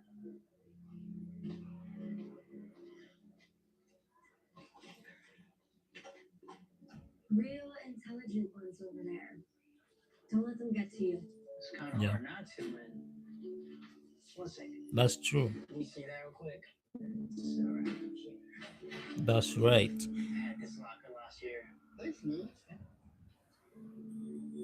Damn. Bro.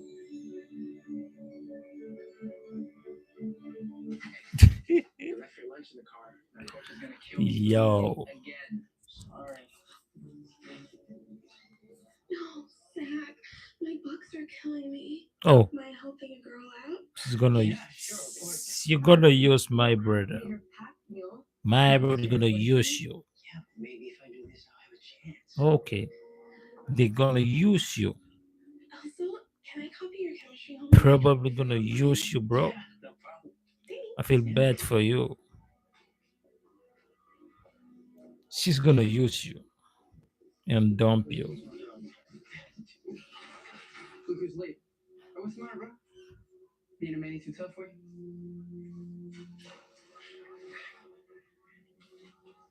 Anywhere. Let's go, bro.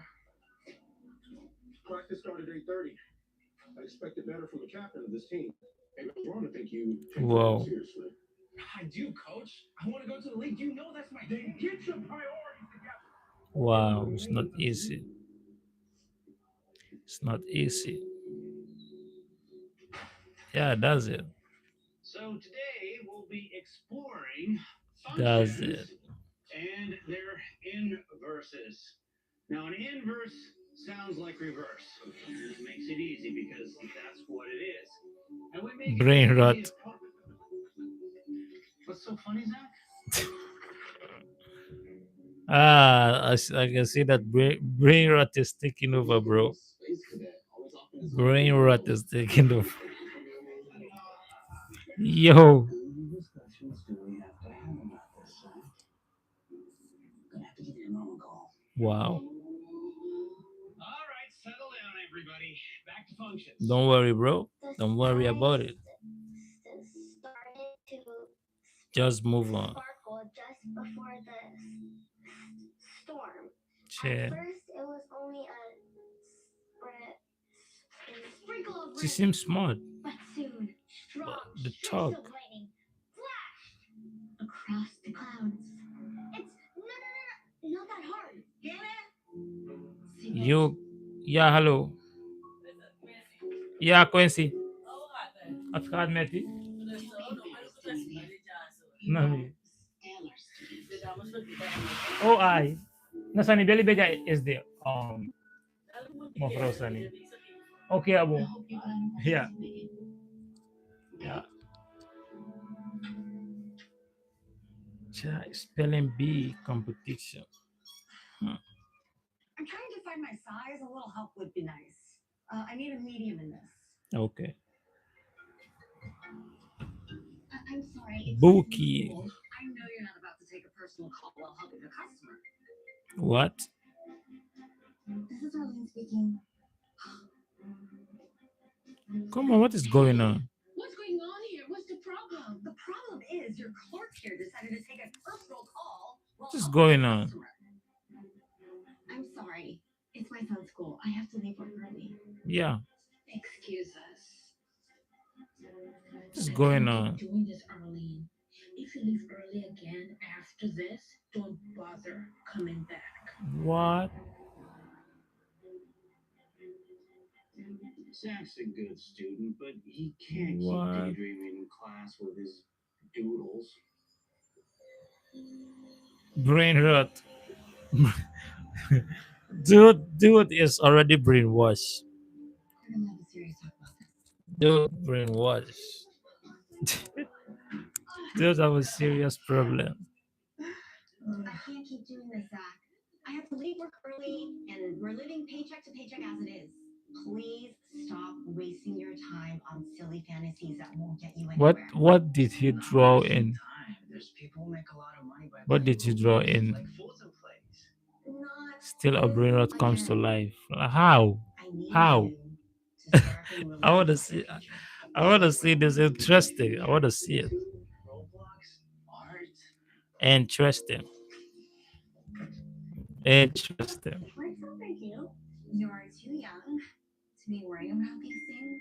Oh, You so they take are all care. brothers. Maybe I can get a part-time job and help you, Mom. No, Yeah. I know how important your football dream is to you. I can't have that. I'll figure it out.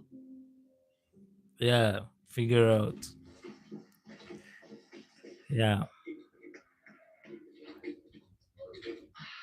Hey, don't worry. Everything is gonna be fine. It's just focus on the positives. Confusing. Just that Remember what's confusing. happening next week? Roblox Con. I really hope I get to meet Fulton. It'll be insane. Welcome in the And chat. maybe Welcome in the then chat. you'll have like fans of your own, and you won't be broke. Yeah. That's true. I want to make my own YouTube channel, but Yeah, that would be good. oh, my bad.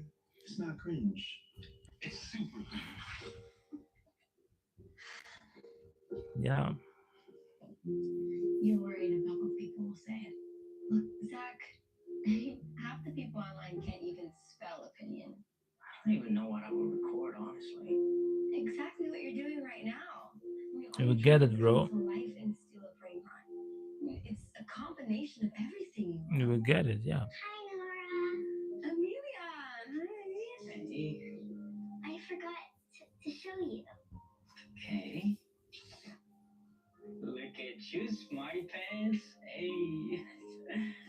Wait, does that mean you're gonna be at the competition?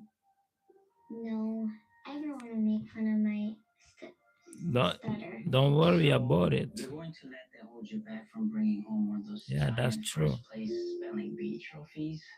Don't That's let that true. get you like that. That's Not true. trying is the only way you really lose. Yeah, that's true. Practice what you preach. That Try. little tickle in my throat. Look, you're not only doing this for yourself, you're doing it for your family too.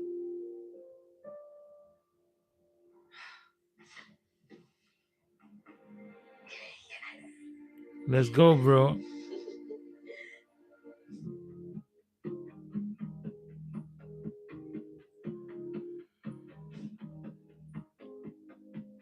Let's go, bro.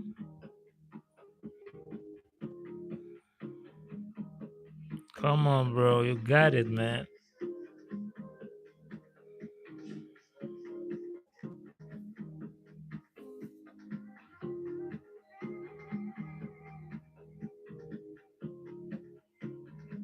Let's go, bro.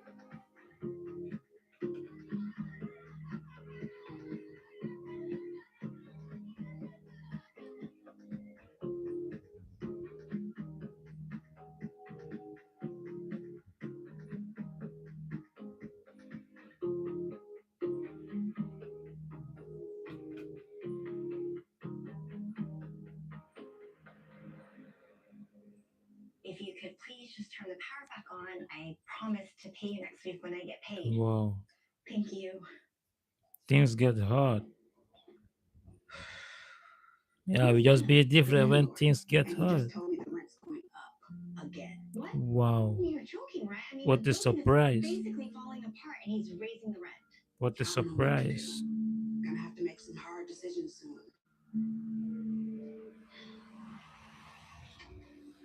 Wow. Life, I was man. watching. How am I supposed to help my family when I can't even make a single dollar? Don't worry. We'll just tweak a few things. Maybe optimize thumbnails or focus on audience retention. Yeah. What? I did a little research. You're welcome.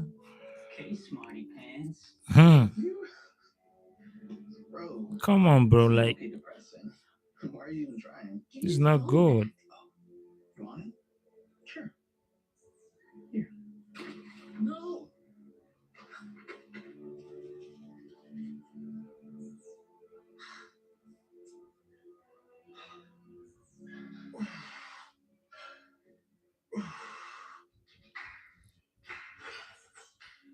Look at that. Looks like a man he does have some strength after all. You must love cardio the way you run your mouth, Mason. Yeah, it's okay. Yeah. Let's see what you can do. Let's go, bro. Let's go. Well, Yeah. Let's see that. damn. Whoa. Bro, there's no way you're gonna bench 255. Watch.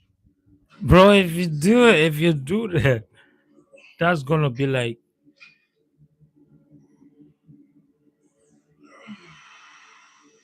damn, dude is a beast. Are you? Do it. No, whatever. I can do that. Okay. Go ahead. I bet you would do that, bro. Bet you would do it. Damn. Dude is dying. Dude is dying. Yo, come on, bro. I Yo. had that. You had I had what? heavy chest yesterday, that's all.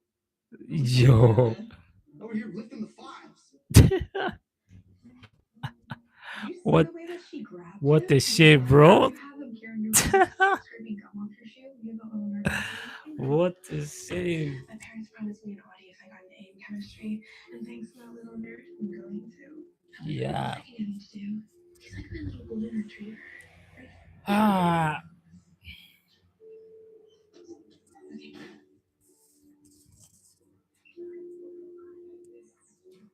Oh my gosh. Please don't tell me you're gonna sign up for that. Do you want to be don't humiliated listen to in her. front of Don't the whole listen to school? her. Look, I'm trying Don't to help listen you. to her. Give me that. If She's, you losers want she's to join, just come being on. wicked. We're so gonna win this thing. Yeah, let me check the time. Let me check the time. The time. Also the battery.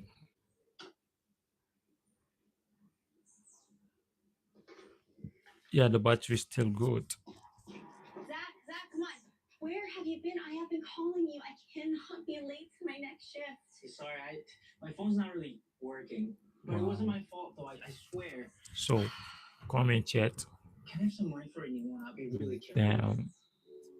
Look, my No phone is money. to leave early again. Don't bother coming back. I just don't want to miss any more calls from you. I need a phone. Sorry, Mom. Then I can't pay for you to go to Roblox Con. It has to be one or the other. I'm sorry. We have to get it. Life is a lot, bro. Comment.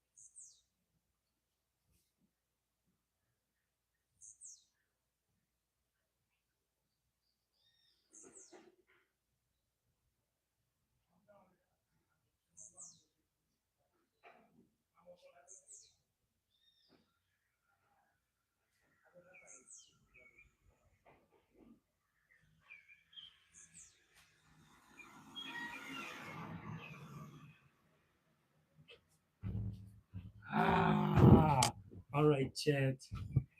Whoa, seems like a still a little bit long.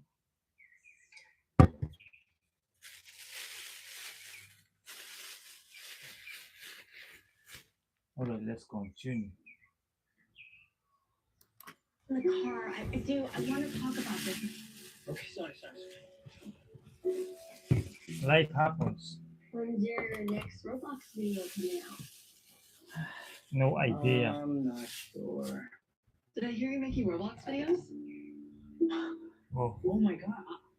I'm like trying to. Lana's life, right? Yeah. We love you. Sorry, Zach. That's right. Oh, is that Fulton? My table's right next to his at Roblox Con. You two should totally come. Anyways, have fun and good luck with it. Thank you. yeah. Oh my gosh. Fulton just posted he is going to Roblox Con. You could finally meet him. What's wrong? Meet by me. I don't have enough money. Oh my gosh, Zach! I'm so happy to see you. Can you help me carry my bags? Okay, Please. don't do it. You know she's using you, right? Yeah. Say no. No, she's not. She just needs help. Okay. Zach, the only time she talks to you is when she needs something. Yeah. Plus, I overheard her. So that means she's using you. me? I never said that. So, these bags are so heavy. I need a strong man like you, Zach. Let me pay for this real quick, then I'll help you. Okay. It's you say, bro.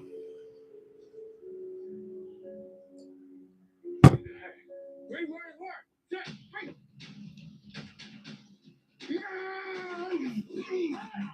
That was a late hit. I'm just trying to see if the golden boy can take the heat. What's your problem? What's my problem? Hey, cut it up. Save this energy for the game next week. Some pro scouts will be there. Like that. Let's go, boys. Let's play football. Don't worry. Run it again. Mom, I just found out my favorite YouTuber is gonna be at Roblox Con.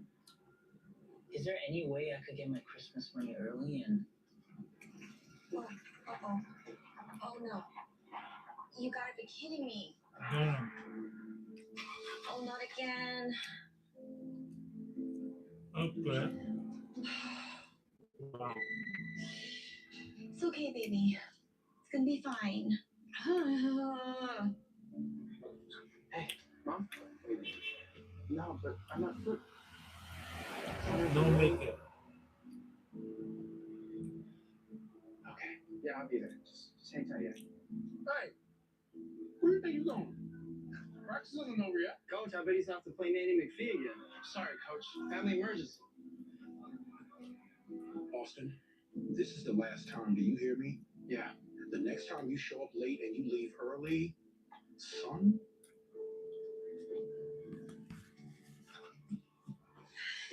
Please, bro. Hey. Mom, are you okay?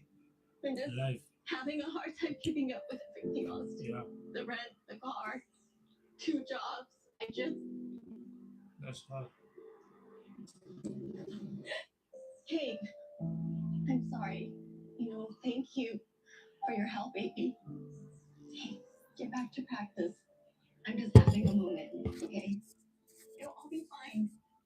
That's fine. So sad. Coach, I need to talk to you. Things at home aren't going great, and I need to help my mom. And I don't want to keep letting you down, so I don't think I can play football anymore. I'm sorry, really.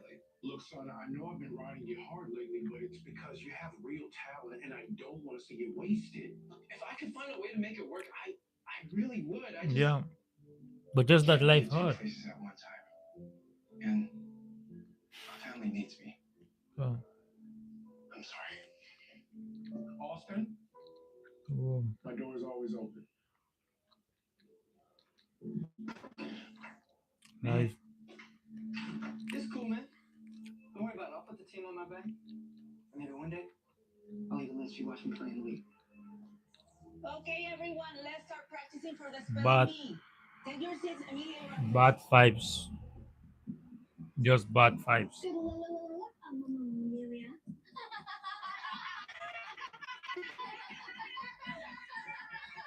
Don't worry. Yeah,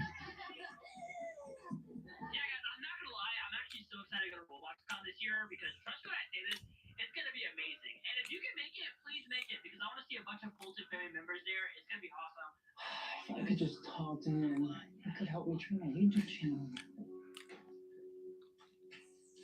Hey, I was resting. Short 16 hours. You ever really break down? Well, I was just gonna ask her if I could get my Christmas money early so I could get tickets to RobloxCon. If I could meet Fulton, he might. Zach, are you serious? No, you are not gonna ask mom to get you some tickets to some random conference. Well, it's not just Zach! Do you have your head buried so deep in your sketchbooks, Roblox, and YouTube that you have no idea what's going on? They literally shut off our power, Zach. And they're about to do it again. Zach, did you not see how stressed out mom's been?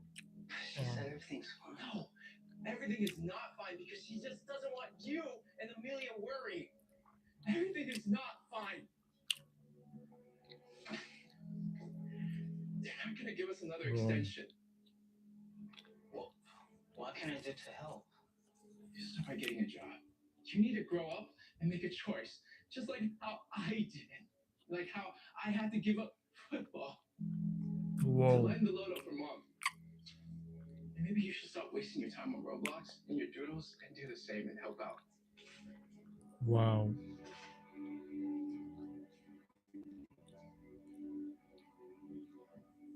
Wow.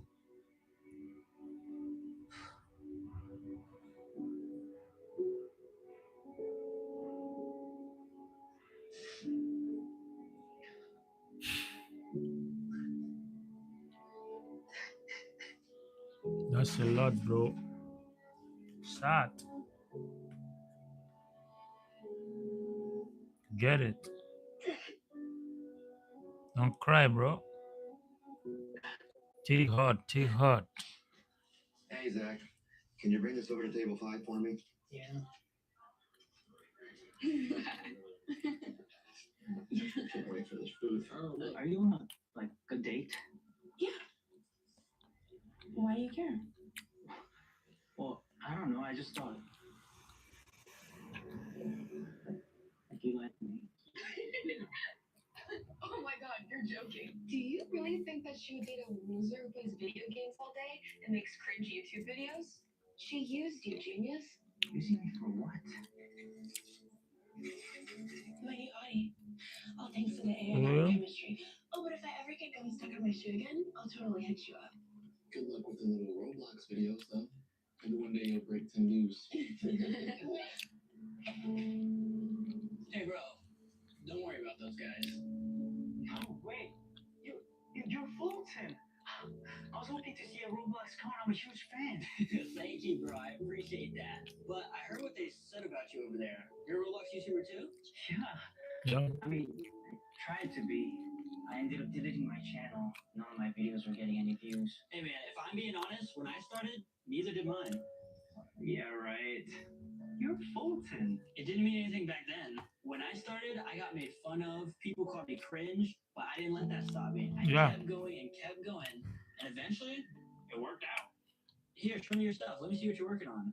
Mine? Not great, but... Dang, that's sick! You got the realistic ballerina cappuccina and the Roblox version hanging out. You actually got talent. Maybe you can help me draw on my YouTube channel. For real? I would love that. But on one condition. Mm-hmm. You don't listen to them or anyone. You keep trying and you keep posting. Yeah. Because not trying is how you lose. Die trying. We die trying, bro. I mean, all you're trying is come to life and steal a brain heart. You keep trying and you keep posting. I mean, it's a combination of everything you want. Yeah. Because not trying is how you lose. Yeah.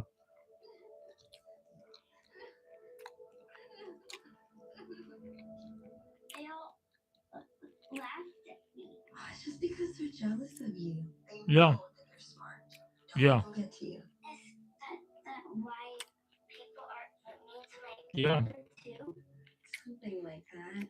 Why do you always help him?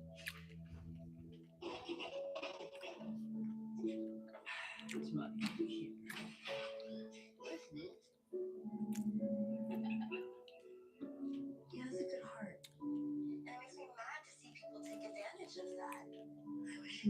himself that I see in him. Yeah. I don't care so much about other people's opinions of him. Well, it's getting late, so you should get to bed. But tomorrow we can call and talk, okay? Good night. Wow. Good night, Nora. This is so good, bro. Hey, are you okay? I'm Hmm. not doing this spelling bee anymore. Oh, you were so excited about it. Don't quit now. But Yeah. you quit? You're not working on your channel anymore or your artwork. Go on. Actually, that's not true. I am. I'm not giving up. Yeah. So you can't either. Deal? Got to follow your big brother steps. Thank you.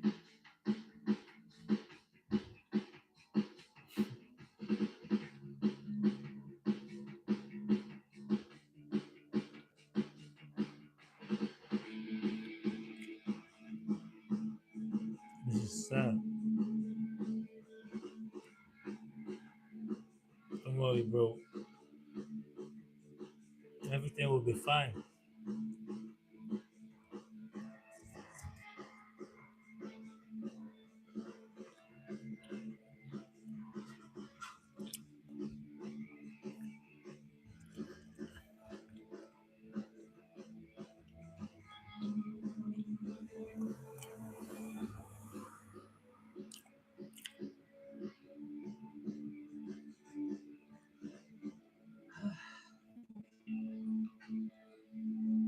Let's go, bro. That's it. Wake up, Zach! Wake up! Wake up. Good news. Listen, tired. Good. Look, your video went viral. Good news. Wait, what? Check out this sick drawing this kid made for me. His name is Zach. Let me know, chat. What do you rate the drawing on a scale 1 to 10? I give it a 10 out of 10, not gonna lie. And today, we're actually gonna be griefing Zach, okay? I'm going undercover and I'm gonna grief his art, alright? Perfect! Alright, there we go. Okay, I'm not gonna lie, I feel kind of bad, but don't worry, I'm shouting him out, alright? And by the way, guys, Zach actually has his own channel, so make sure you go subscribe to him as well. And go check him out because we're gonna try and blow Zach's channel up. What are you gonna do now? Keep it up, bro. Resurgence.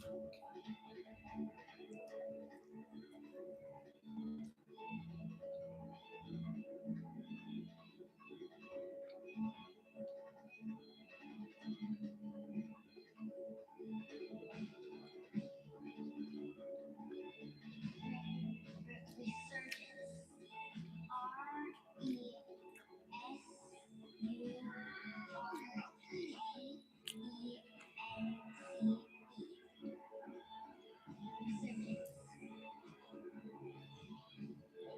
Let's go, bro.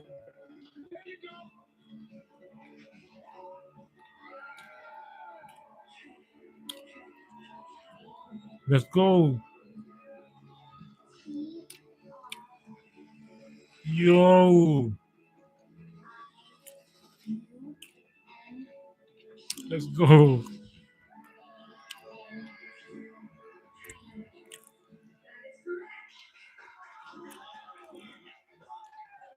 Let's go. My kids. Spelling bee champ, a football star, and a successful YouTuber. To never selling yourself short and to never giving up. Or worrying about what people will think. Yeah. Mom, I've got a little surprise for you.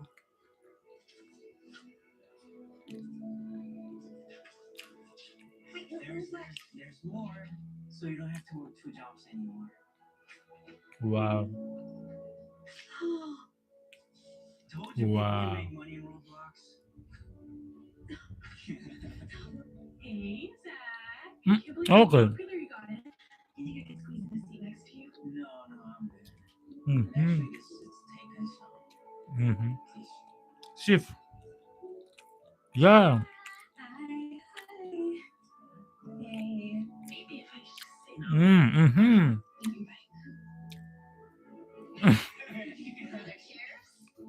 That is funny. It's funny. Yeah,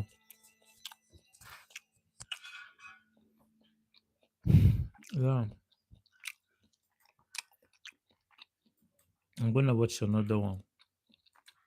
It's so good. Yeah.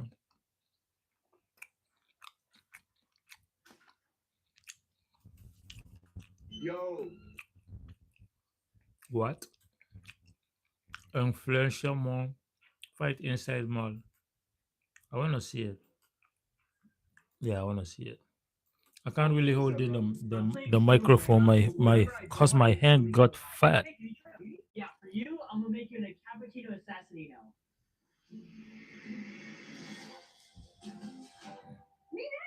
Okay, I got you a ballerina cappuccino.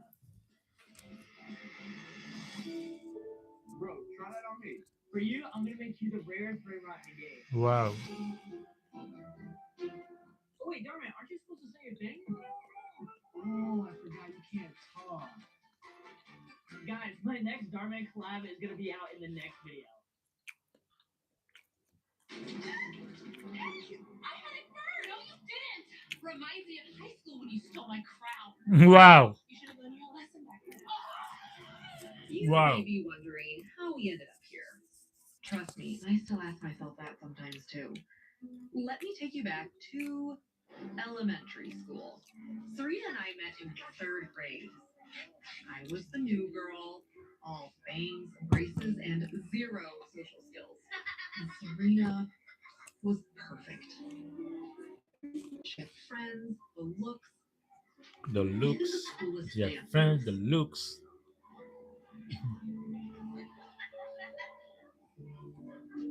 He has the skills.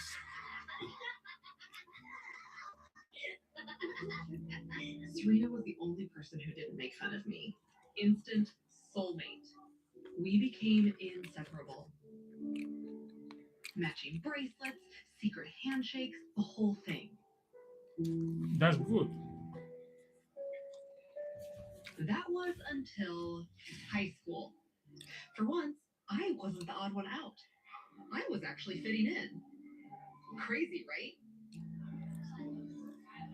I tried to bring Serena along, but the change wasn't easy for her. Wow. I even became the captain of our dance team.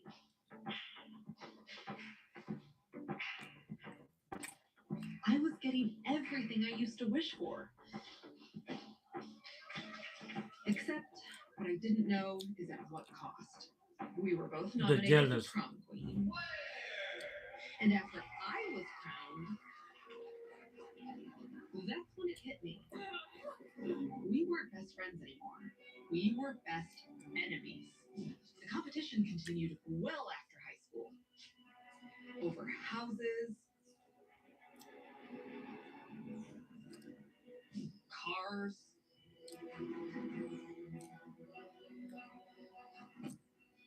morning routine. Thank you for joining for my Get Ready With Me. Welcome to my morning routine. Fitness, Wow. even That's IT crazy. renovations. That's crazy. And now here we are, 25 years later, Fight competing him. over social media clout.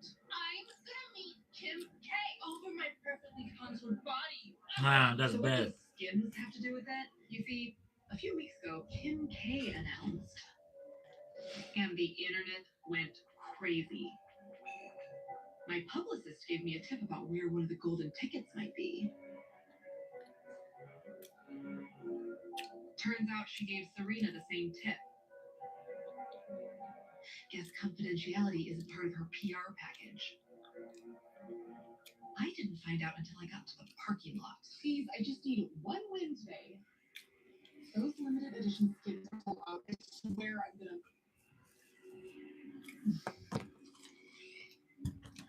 Hmm. Welcome to the chat.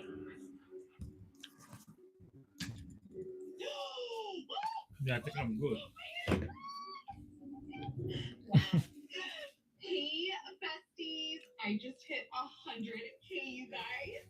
How's From everything a going? small town nobody to, well, I guess not a nobody anymore. Right, Mhm. Charlie? Don't eat fast food on camera. Oh, but there's nothing wrong with that eating on camera. Healthy snacks. There's nothing. If you want to eat. Okay, hi, besties. It's me, Boss Mom Blair, and I have some really exciting news today. I just hit one. Wow. What, Sam? What a big interrupt. Well, they were going great until you interrupted my live. I Wow. just hit 100K. What did I say about recording while driving, especially with kids? Yeah. I'm not. Yeah, that's true. I'm just sitting in a parking lot waiting for a spot. You have to be focused, like. In 5 minutes. Hmm. What? All right. I have to go. Wow. Were you hearing me? Whoa. Oh, of course it's you. Welcome in the chat. Let's rewind. Welcome in the chat. How's everything going? You need to leave right now.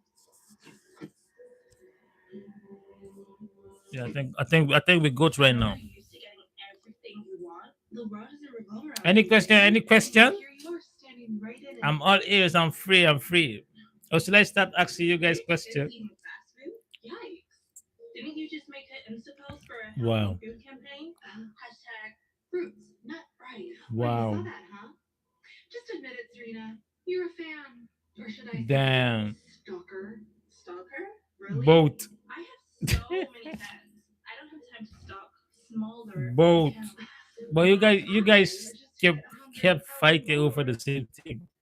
So you guys are both stalkers. Last month. Super, super good stalkers. Well, I remember when this car came out last decade. Wow. Cute. Women. Wait,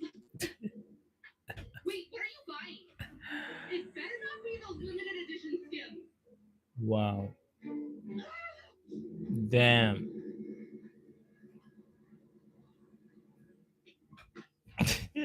This is a whole, whoa, big, whoa. What is wrong? Damn.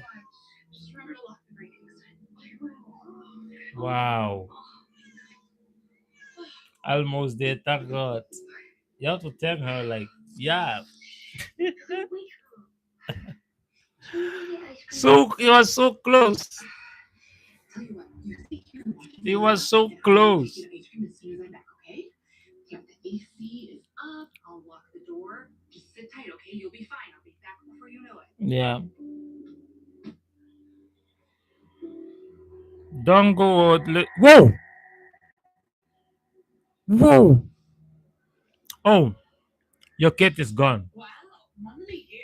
Your cat is gone. Just to buy skims? Of course not. My husband is with them right now. Whatever.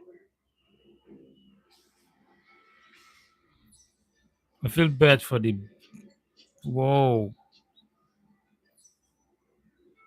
Bro, be careful. Damn. Don't go out! Ah! Hi, honeys. I'm about to. Ah! So Don't go out. hey, everyone. I'm not supposed to be telling you this. I'm gonna meet Kim Kardashian. You wish you were. Classic Serena. Yo. Second, I want something you just have to have This. first, huh? Back off, Blair. You're not the queen of everything. Wow. Store is now open. This is a whole big fight. Bro, don't go. Down. Ah, I feel bad. Oh, they gone with your bro. They gone with your little bro. Excuse me. Your little bro is Sorry, gone. I just need to grab one. I had it first. No, you didn't. Wow. Ladies. Wow.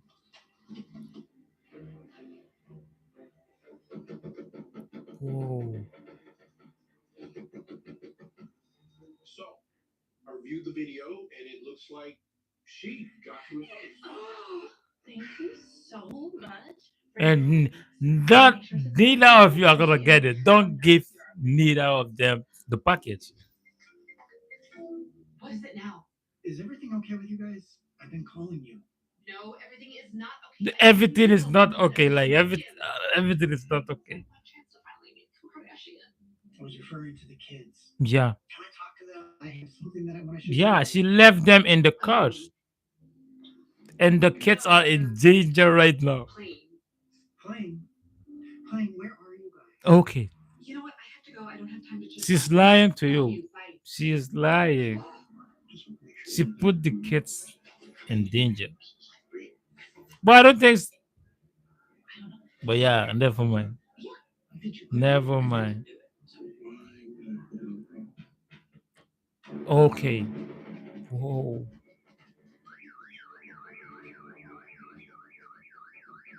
Hey, you all right? Whoa.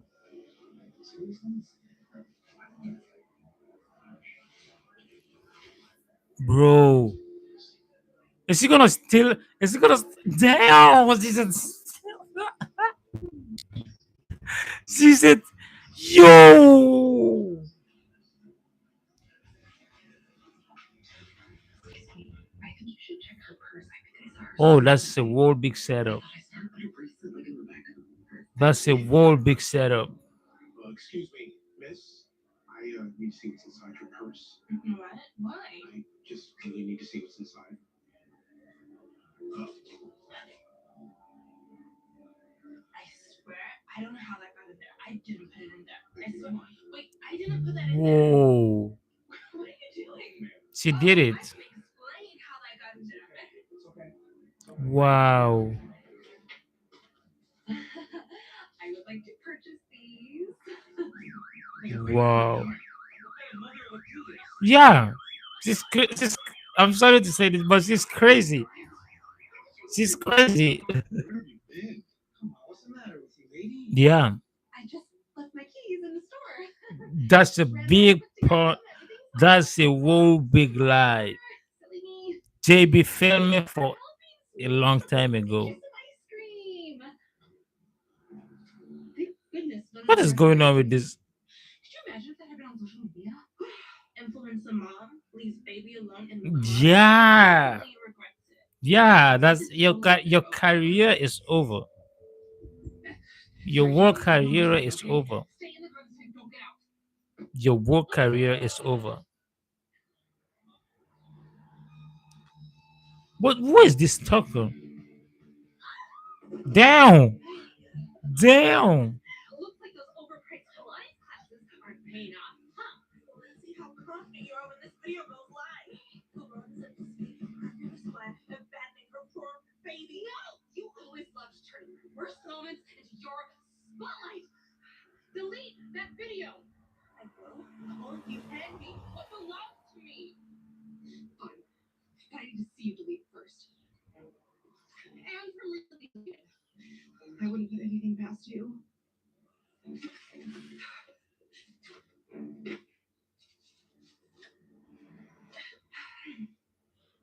I'm not out to get you, Blair. Oh yeah, just like you were out to get me at prom. Wow. Wait, who's driving your kids away? Okay. That's your car, isn't it? It's just Okay. whatever. Go to him. Okay. Okay. 911. Yes, it's my kids. Somebody stole my car. My children are inside. Where were you? Where were you? That's the problem. Where were you? Yes, yes, yes, yes. Yes, I can see them. They're close. OMG. You're boss mom Blair, right? That influencer? Girl, I love you. Wait. Oh my god. Sorry, I'm busy right now. Is everything okay? I mean, I'm sure I'll hear all about it on social media. Breaking news. Boss Mom Blair, the influencer behind the perfect mom brand, is trending for all the wrong reasons. Wow. Reports claim she left her children locked in a car while chasing a Black Friday sale. Because the internet's fake Wow. become its real What a wow. Black Friday.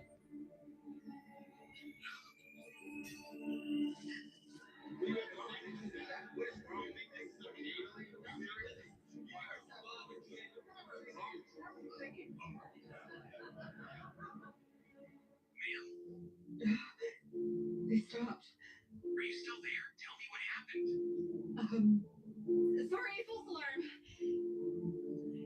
Sorry, do you think you could actually give me a ride? It's really, really close. Yeah, I'm right here. Oh, you. So, where exactly are we going? Just drive. Please. Wow. Hi, Dad, what? Hey, how's Charlie and Amelia? They're fine. They're Everything's fine. Okay, they're fine. Okay. Come a second, okay?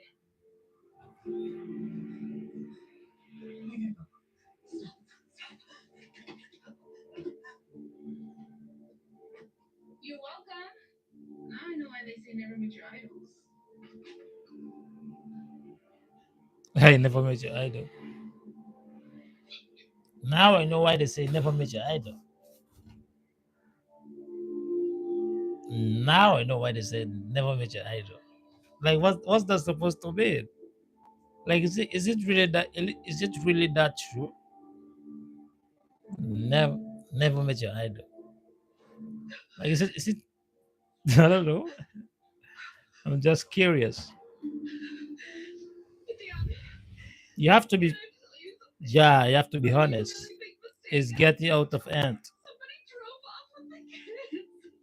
I thought I could find them by following the GPS tracker on Charlie's iPad, but I just found You him are in the parking lot with such Amelia's jacket. you're Did unbelievable. you call the police?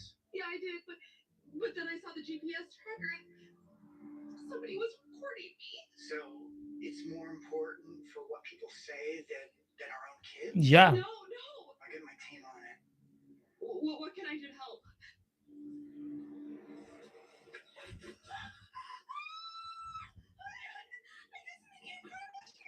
Oh my god! My followers are gonna freak out. My numbers are gonna skyrocket. Oh my Oh, they are doing it because of the numbers instead of your life. Oh, People know me online as Boss Mom Claire, the supposedly perfect mommy vlogger, the one who wears fashionable clothes, makes healthy meals, takes care of her kids. But the truth is, I'm a terrible mother. I put my desire to be liked and accepted online above everything else, above my husband, above my children. I'm embarrassed to admit this, but I was so blinded by revenge and fame wow. that I lost sight of everything that was Yeah. important. To be honest, I just lost my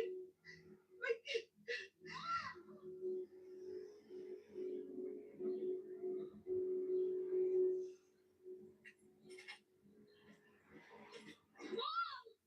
Thank God you're okay. I couldn't live without you guys. Wait, and you have the car? What happened? I saw you and Serena on your live stream from the studio. I put the pieces together pretty easily.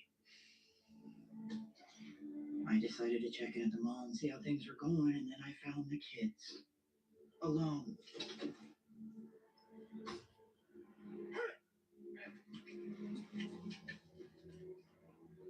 Hey, you and Serena were fighting across the parking lot, and I couldn't believe what I was seeing. I took the kids away so they didn't have to see that too. And so, hey, I could teach you a lesson. So you see, I told the station to disregard your call. I knew that you called, and you hung up. I'm so sorry. I promise I will never let social media get in the way of our family again. Yeah. Family important. I love you guys so much Yeah, more they will than be by your anything. side Likes, no matter what. follows. Please forgive me. I saw your live stream. And what, are you here to make fun of me? Make fun of you. Oh, I'm here to apologize. Yeah. You see, our friendship when we were little girls meant so much to me, Blair. You're the best friend I'd ever had. Yeah. But then in high school, I felt like the odd one out. Everything changed, and all my friends wanted to be your friends. The dance team's the only thing that I had left. Despite rehearsing for hours, even giving myself blisters all over, I still still wasn't as good as you. It killed me. That's why I was so mean at prom. I get Wow. embarrassed to see you take another thing from me. I was impulsive and mean, and I lashed out. As soon as I saw how much it hurt you, I regretted it immediately. But I knew the damage was already done. I'm sorry, Black. Wow. Really. I'm sorry too. And guess what? I got the golden ticket. Wow, I'm so happy for you. Want to know the best part? I got a +1, and it's yours if you want to come. Wait, really? To meet Kim Kardashian? Actually, no. You know what? Thank you, but I promised my son that I would take him out to ice cream, and I just really want to be with my family today. Family important. For you, you're gonna get so many more followers. I have just accepted that I will never have as many followers as you, but you deserve it, girl. Well, now that we've made up, I should tell you, I bought 15K of them just to pass you.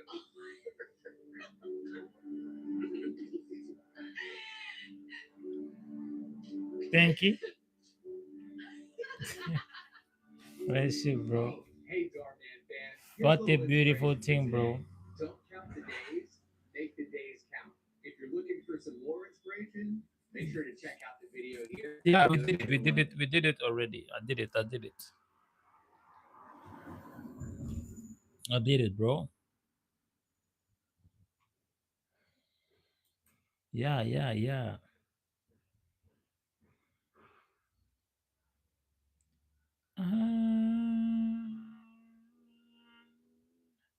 Speaking of, in particular, Netflix docuseries that Yo, I want to see this.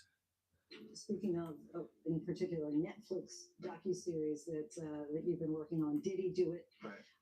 You've been saying for years that you feel you knew Diddy's character. Right. Wow. Feel uncomfortable with the way you represent the idea of going to this party. To come party with me. Yeah. Wow. And that swayed me away from it. Just Let me check it with the person. He called, we kick it on shit after the meeting. Right, right. And So let me prepare my chat show. All right. I'm gonna charge this later again. Let me prepare the. When you continuously call Puff, is that about your relationships in Hollywood? I don't call him gay. I said, let me read it. Oh my God. All right. No longer help you guys. Soon you will all be gay and happy. You are all now left under the leadership of Puffy Daddy. Report to the nearest rainbow. Puffy Daddy. In Peter's Day. He says things. He doesn't even know what he's saying. It's like food. You know what I'm saying? He says something fabulous and he goes, yo. You know what I'm saying? So I have to. The hip hop world is reeling after shocking footage allegedly surfaced involving Diddy So, and Burna Chad, Boy, igniting a storm of rumors, silence, I and have to speculation. take off the What began as a microphone. powerful Yeah, partnership because I'm between running out Tapper of and battery. and one of rap's richest Yeah. moguls has now spiraled into whispers of control, contracts, and betrayal. Now, 50 Cent is breaking his silence, analyzing what really went down behind the scenes and why the entire industry suddenly feels like it's walking on eggshells. In his signature no nonsense style, 50 isn't just talking about a scandal. He's exposing the dangerous game of power that hides behind fame. The Whoa. question now is, how far can fame take you if your career is being managed by someone else's rules? Well, what I said was that. Okay. Yeah. Isn't it weird that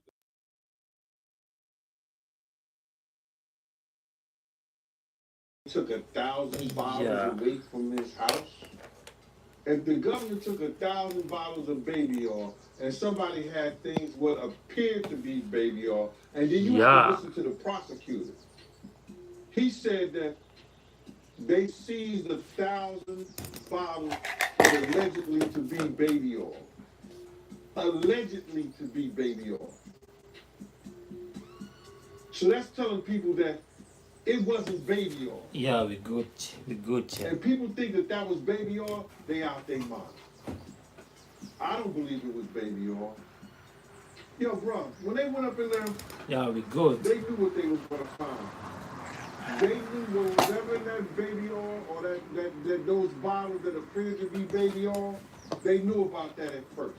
You gotta realize 9 times out of 10, that individual that got caught at the airport that was Yeah. supposed to be their carrier told them what they was doing and what they had. Okay. I wouldn't put him past that he told them everything. Okay. So when they went up in there, they knew they had to take whatever was out there, and that thing that appeared to be baby oil, they took that. They knew. They got to test every last one of them. Before They the knew. controversy, Burna Boy was unstoppable. From Port Harcourt to the Grammys, his rise felt like destiny, an artist who brought African rhythm to the global stage. His partnership with Diddy on Twice as Tall was supposed to be the crowning moment of cross-continental success. Whoa. Diddy offered global reach. Burna brought authenticity and sound. Together, they crafted hits that transcended borders. But behind the success, there were whispers of discontent. Burna's interviews hinted at exhaustion and frustration. The same deal Whoa. that boosted his career might have also clipped his wings. Fame, as he learned, can be a gilded cage, beautiful on the outside, suffocating within. Can success ever feel authentic if it's built on a foundation of someone Whoa. else's power? See how much, let's see how many of those come back to be baby oil. Bro, listen to me. Costco don't sell that much baby oil. Where you know sell that much baby oil? Whoa. Yeah, I don't know any store that sell that much baby oil. I know Costco, they came out and said that they don't even sell baby oil. My sentiment is exactly. They don't sell baby oil. But you personally, right, what do you believe was in the baby oil? Have you ever seen a massage parlor being raided? And they walking out with people. Whoa. Do they take the massage oil with them when they go? It's getting fed. No. They just walk out to people who are being arrested. If you ever see a person get arrested and the people being arrested Whoa. in those brothel houses, Whoa. do they take out the stuff in the brothel houses? No, In they the don't. brothel houses. They take the individuals who are being arrested out the brothel houses. For them to take 1,000 bottles of baby oil, 1,000 it's bottles. like that they did not leave one. They left people there, but they ain't leave not one bottle. Nobody needed no baby oil. Nobody So my needed no whole baby thing about oil. this is that there was something Nobody needed in no there baby oil. other than baby oil. That's Aye. why they took all the bottles. Wow, po. And 9 times out of 10, Nam dekat mi dekat doro sa ibo ako. if I would give it a wild guess, Nobody needed no it was, baby and oil. like some of the people told me, it was probably that GHB. Wow. What's that? I think it's gamma hydrox. Is I looked it up, bro. Let me see. See if I can find it. I know this is this is just showing everything like that, but oh no. Let me. Yo, somebody tap dance or sing or do something, you know what I'm saying, while I'm doing this. Oh, here it go right here. It's gamma hydroxy butyric. What is its effect on the body? It's euphoria, drowsiness, decreased anxiety, and memory impairment. It works on the nervous system and gives you this feeling of euphoria. So they take that and rub it on it, and you forget who you are, what you're doing. It can also give you memory loss, Yeah. drowsiness, Okay. and that's under the DEA, the Drug Enforcement Administration.gov. When the alleged footage surfaced, the narrative shifted from music to manipulation. Whoa. Burna's cryptic posts about freedom and fake kings now seem less poetic and more prophetic. Fans began dissecting every lyric, every tweet, searching for signs of a deeper struggle. Meanwhile, 50 Cent, never one to stay silent when the industry gets messy, dropped his commentary like a bombshell. In his signature tone, he said, "These dudes play God with people's careers." His words echoed through hip hop spaces, reigniting long standing debates about exploitation, mentorship, and control. In a world run by contracts and cosigns, Yeah. does true artistic freedom even exist? You not even gaming because you won't claim it. No, you want to sit around and pretend to like bitch. That's what y'all do. And then you get these hard Jocelyn. Jocelyn. So What's that? I'm just What's that supposed to be? Let me keep solve my mouth. I never know. No disrespect. But Jocelyn rock. What? I don't even know what that And means. the way she like running up on, I already know she done strapped up on you. ooh. So Jack, let me ask you. There's one some of the shocking things I hear I've heard. that. Mean with a harness. Oh, okay. Yeah. So I gotta ask you this. I'm sure somebody's already asked you this, but have you ever been to a P. Diddy? Yeah. So, men. Wow. And so, can you take us through like what goes on, like when you were there? What did I say? Okay. When y'all asked me about why was the TD Jakes at the Diddy party? Yeah. What I say? Money. And That's correct. Were you surprised that there were so many cameras in his houses? no. That he was recording these? He is the J. Edgar Hoover of hip hop. Okay. Y'all done seen him put on the pyramid with a skirt? So let me ask you, when you hear that Cassie was told to hire male escorts to come in what they call freak-offs now, Yeah. that is something, that's a... Yo. Masika and Tommy Lee have just now erupted into one of the most I didn't mean to do that. clashes. I didn't mean to.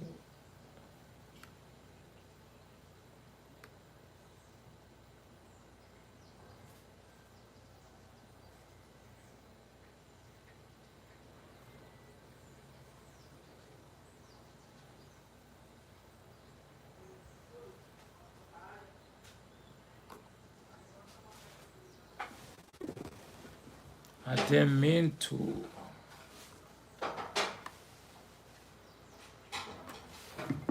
Alright, let's continue my movie.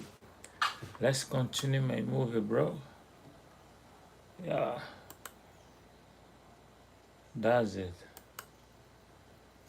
Let's continue. His story. Yeah, that was the movie.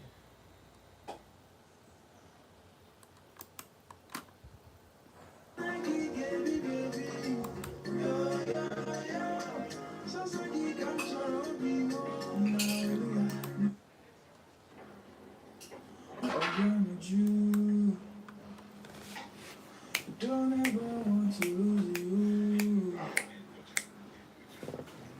Would you want Chaluba the way you wanna sound to it? I will make my head anything. Would you want Chaluba Oh, yeah. the way you wanna sound to bad? I will Yeah, we good to go there. Don't be like that.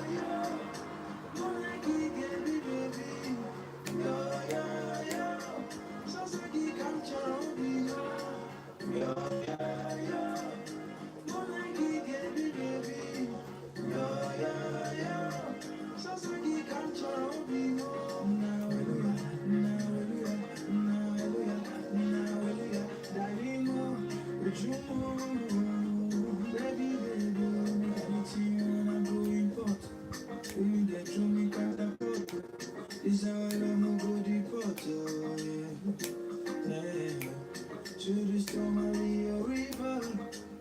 Won't let you shiver. Every night I make it real. You want Chalugo, the way you wanna sound to auto.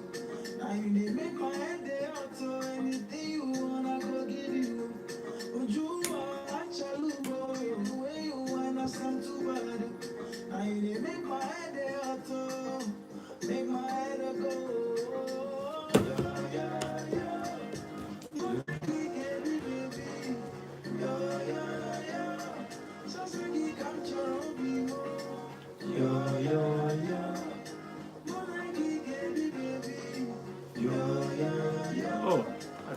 miss a lot. Rewind. Busy enjoying the music.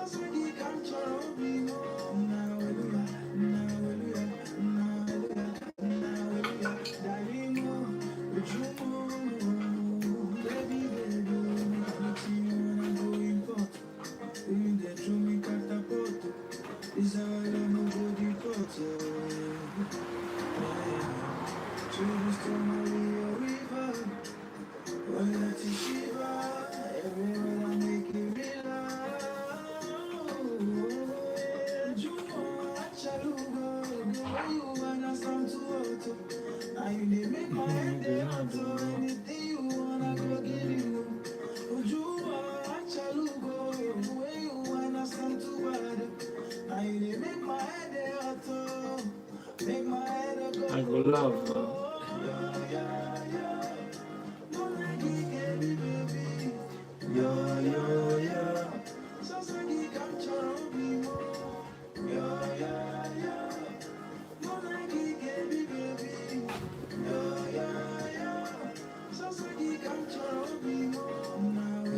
I go love, bro. Bro, start to fall in love. Start to fall in love. Come on, so come on. Are you gonna fall in love? What are you doing? Whoa! Is that kissing? Thank you. Is that kissing? Bro finally fell in love after a couple of years. Feel bad for you, bro. Bro finally fell in love. So happy for you, man.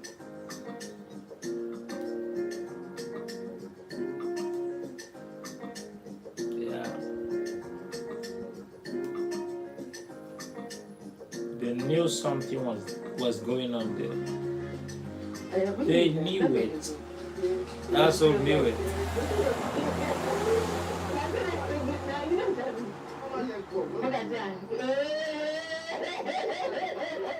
See, it's also funny. She know how to cook, she know how to clean. She's funny. Thanks. Love you too. Hey, what a surprise. What a surprise. It was I'll be so surprised. No.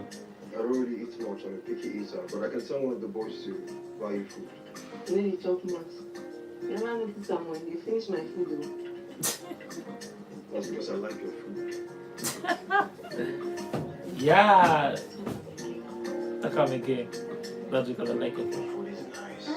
Damn. Your food is nice. I'm just being nice because you Nah, bro. did my own. That's the real story, man. You like the food. You love the food. Come on.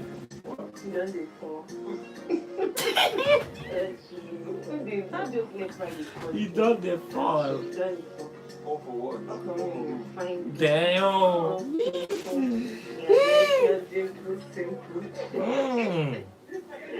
I go love her. Look at this up now. Look at this up now. Look at this up now. What is going on, bro? What?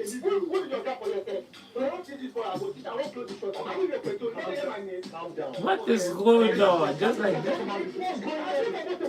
Bro. Fight. You're almost blowing up your face, bro.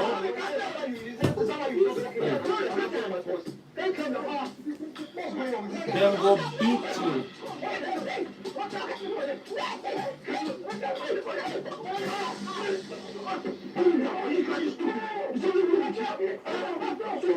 Beat the hell out of him, bro.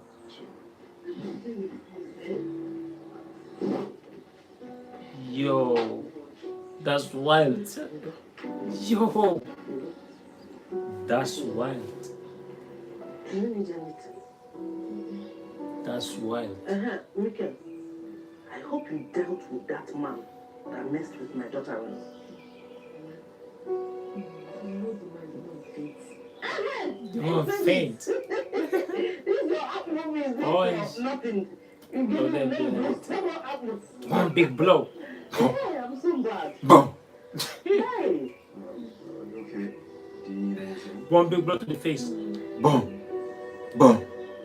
Boom. Yeah. One big blow to the face. Boom. Wow. Is it swollen? Wow. But it was your chin that was hit. That's a very everything. Yeah, but that is another story in another period. Yo. Yo. Another story. Yeah. Get.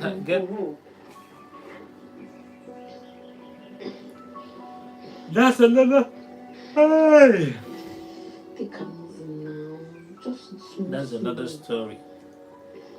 And I'm so sure that another one is coming for the next day already. I'm so sure. All right. They both face they do like say my punishment they give you.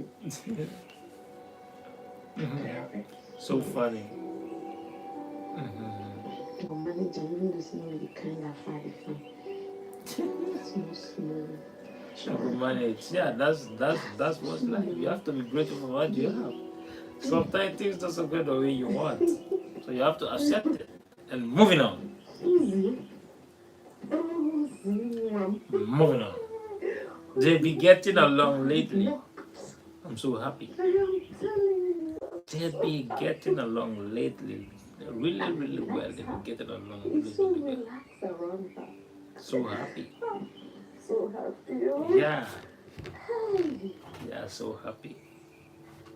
That was in my mind also. Like a miracle. So happy. I am so happy. Thank you, God. Thank you for using ego to heal my son. Wow. Now I'm getting emotional. I go laugh. Seems like the church just doesn't working. Seems like it's not working. Whoa. Wait. It's not working. How are you feeling? Come on. You getting better?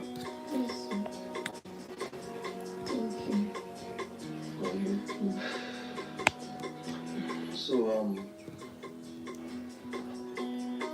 I've been meaning to ask, did you learn your mechanic skills from your dad? Yes, sir. No, the papa get close very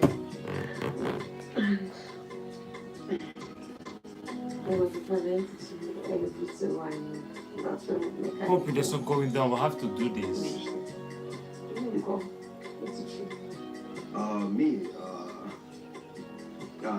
I used to run a car parts business.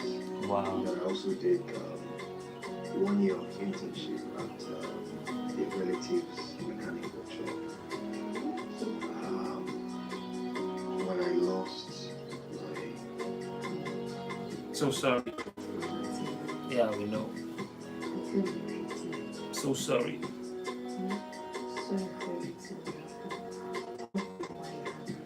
Yeah. That's true. Everything happens for a reason. How long have you been in this village for? Have you always been here? For this community, they involve me. And I never come out. So you've never left? Wow. Interesting. What I pray to God. We were just sitting like they just give me money. Wow. I don't calculate the things. They don't go. Like what? What are you going to do when you finally make money? Going back to travel. Wow. Then I won't go to cinema. I used to Wow. television. Yeah, the big television. What movie would you like to watch? Yeah. I don't get any film I watch with them. As long as it's super entertaining, They say it's you're white good like to go. It's white like that. Yes, so Everything together. I believe you won't mind. Where would you like to travel to? find that place in Ghana. Ghana? Yes, so if I go to Ghana, then Cote d'Ivoire, Wow. Kenya, So that's I'm looking for a lot. Uganda. All those ones. Now we are on go. All these Wow. African country now we go. Okay, what about America? Or Don't UK? you don't want to go there? That one, these are no. They English. say they hard to get. So I believe all these ones. Look at first, go Africa first. Right. Yes. Yeah. Well, I've been I to get those it. places. Yeah. You don't go. Yes, I have. I can tell you that it's beautiful. Africa is beautiful. You're going to love it. Yeah, Africa is beautiful. God bless Africa, America. God bless everywhere, bro. God bless us with a lot of beautiful things. Grateful, man.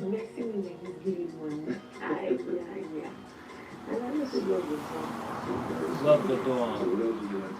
With the belief, with the belief. Bro, battery, I'm praying. You want to buy a car? I'm praying for the battery, man. Prado. Okay, yeah. Okay. Oh, Wow. Oh, whoa.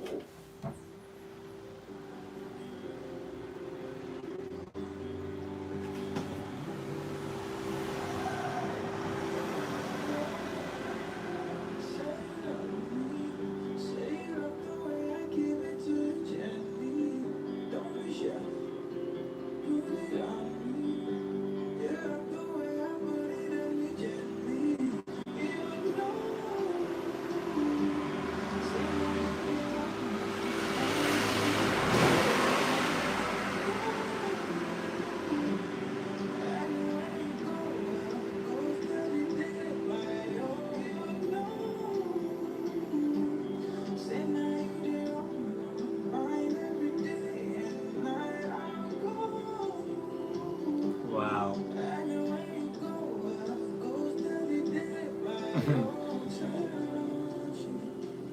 This is beautiful life, bro. That's all we're looking for. Beautiful life is happiness, man. But it's hard. It's hard, bro. Beautiful heart spread love all around with people, man.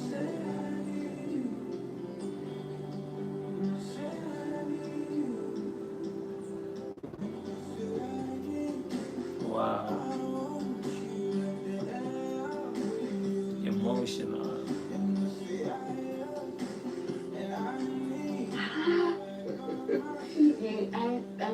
I enjoy myself. Wow. Black. yeah.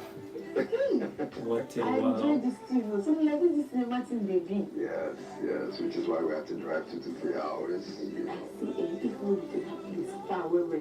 For the like to go that place. It's Every like day. Sunday. If you just come back from church like this, you just do the go sit down. But I've been seeing they see plenty people. They might come for me and you might come from them. Well, just wanted to give you a fun experience, so I thought it would just. Wow. Wow. I don't see it. Especially those puppies, they call the viewers, but they just shop, they want to eat. So every time I return, Yes, I listened to every word you said. So they even listen. You soft somehow, but later you do a hope. Don't fix you. I thank you. Because of pain. Pain can do a lot. Cost you a lot. The personality can do a lot. Well, Yeah, well, I guess so, yeah. I Yeah. guess You do so. better work. Me, if I will do you You work want to do then. better, huh? Yes, so. Let's see.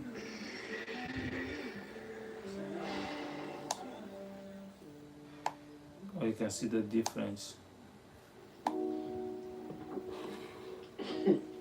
What? Yeah. No, say, a person is too vex. You know, the person fine. Wow. Clear, man. And you style fine now. Are you style? Fine. Yes. Damn. Wow. Just as it is, face all the time in face. Come in war for eyebrows. Call it flex. It's not Wow. good.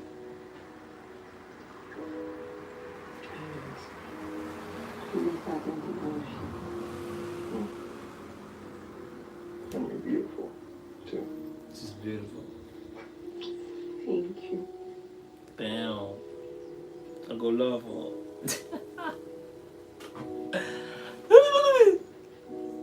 I go love, bro.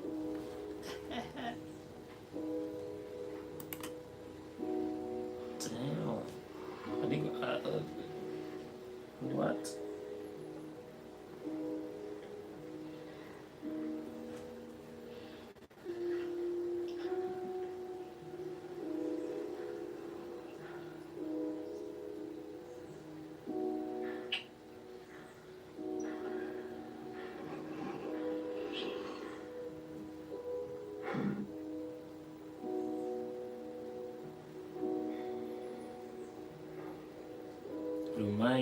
Just a reminder. Just a reminder. What's happening? Can't do this. It's My wife. your wife. Who's your wife? My son, but Wow. I can't cheat on Rita. Wow. It's I shouldn't affect be doing this. the mind.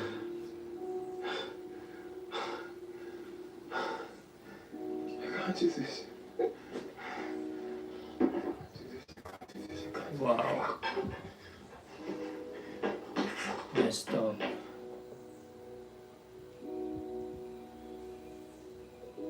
What is wrong with you? What exactly is your problem? You see this what you want to do. Because everyone here is not going anywhere. What's I'm the so surprised. color of your You should have known problem? this was bound to happen when you tricked me into marriage. What? Tricked me into marriage. What are you saying? What's the color of your problem? I just want to ask this. You guys were really. That's right. What's changed? What's changed? Ego, I'm sorry I hurt you. I promise you, it wasn't intentional. I thought I was ready to move on. I can't leave my wife.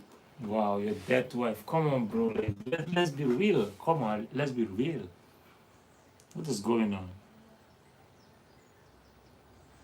Nah, bro.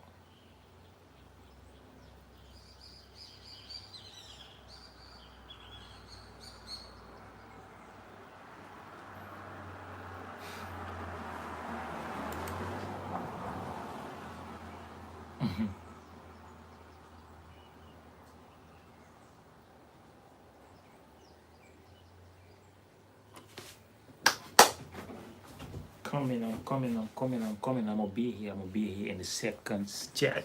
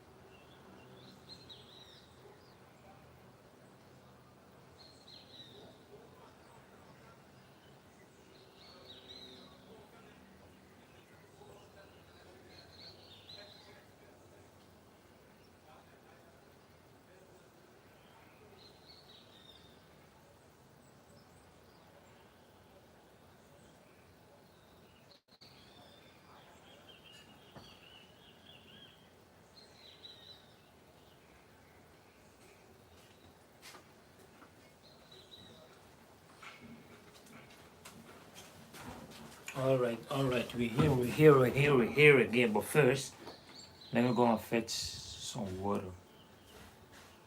My bad. Yeah, let me go and fetch some water.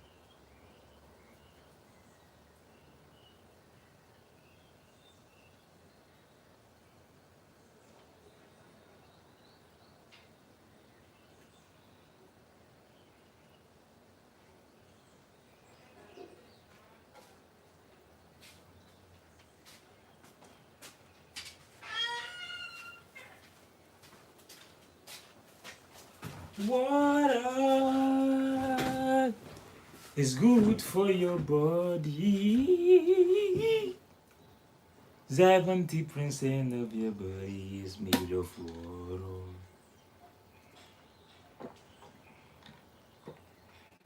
So it's good. That's why I'm gonna keep drinking water. We keep drinking the water. Yeah, I think this seems better. Right? Yeah, I think this is way more good. Water is good for you. But this seems more good. With the light open. Seems way more good. Yeah. Water is good for the body no matter what you say.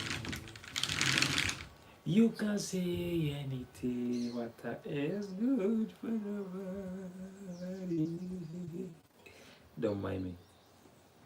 You know when you are bored, right? When you don't have anything to do. I'm joking, I have things doing. I'm busy trying to complete the challenge. That's something I'm doing, right? Yeah. Maybe we should put it that way. No, you don't have. Never mind. Yeah, but yeah, we try to complete this. Yeah, it's very, very important to me. Bro, it's not if. I'm gonna complete this. This is gonna be a huge milestone for me today. Complete this. Huge milestone. A huge milestone for me to complete this today. It's gonna be a huge milestone for me today. Yeah. So we gotta stick to it. Imagine. It's fine. Let's continue with the movie.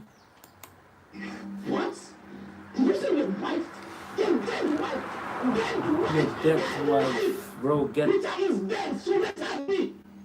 Who is here? Let her rest, bro. Why don't you fix the future and forget about the past? Yeah, that's This is true. the problem. What are you doing with her? What's the color of the problem? What are you doing with her? Ego, What's the color of the problem? I pray. And I hope that you find the right man. Whoa, But that person is not me. bro. What? Ego, Damn. Are you happy now? Mika? Are you happy now? So this is it, eh? This is Bro. how you want to treat a girl that has been so nice. Yeah. A girl that has been taking care of you. And your mother. And this is how you choose to repay her? That's not good, bro. Ego, please. Let's be serious. Come on. Come on. This is not good. It's not funny. Yo.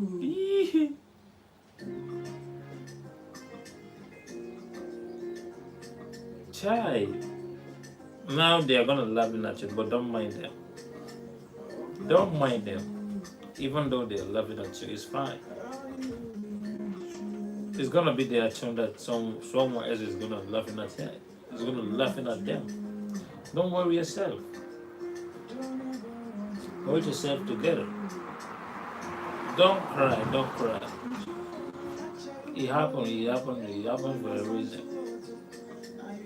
Just keep that in mind, don't worry. It happens for a reason. Don't worry yourself.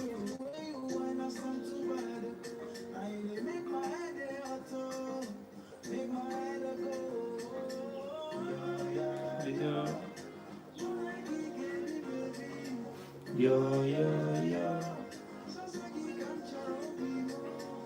Yo, yo, yo.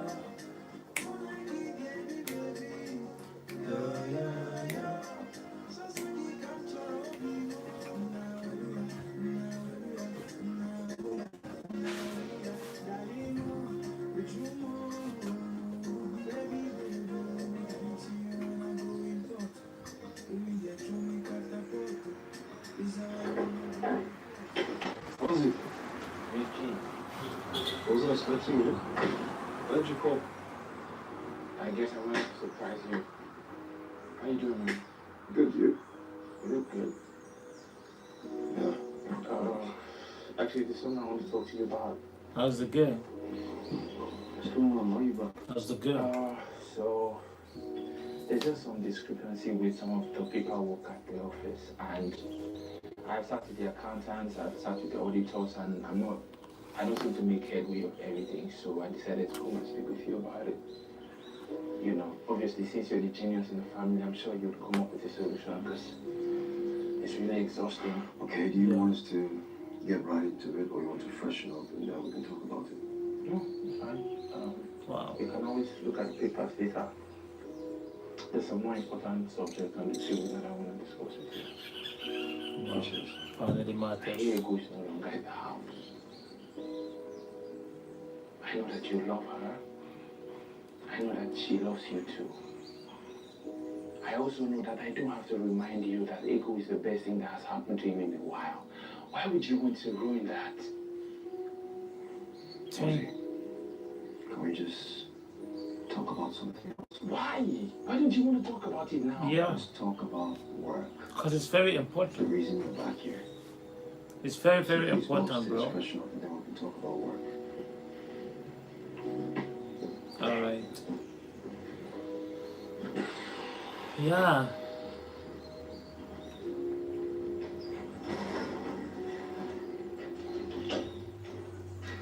Sad, bro. Sad. Ego, don't cry. God will provide. I believe. I believe. And I'm sure you believe too. Yeah.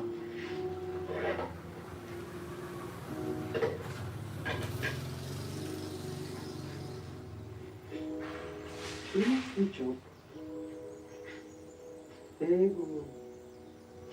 Here you go, here.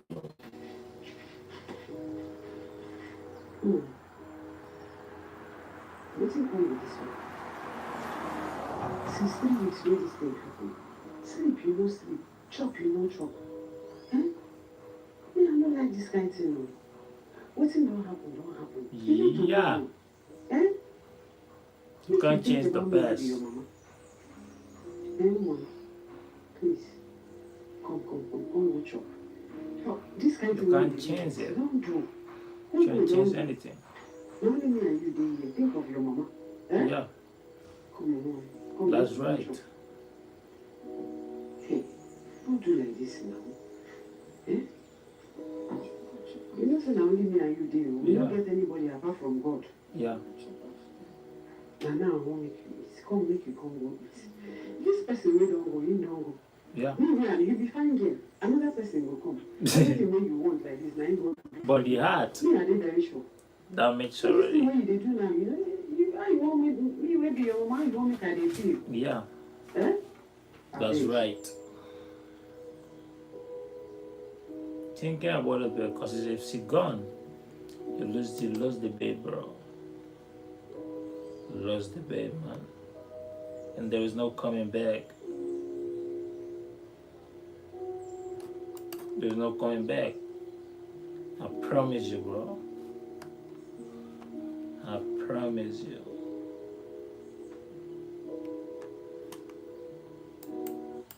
Wow.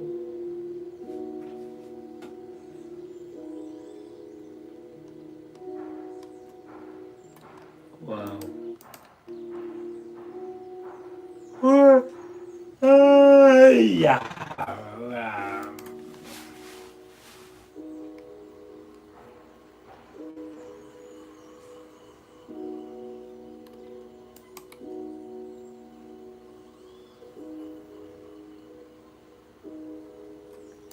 Whoa, 1 hour, that's a lot.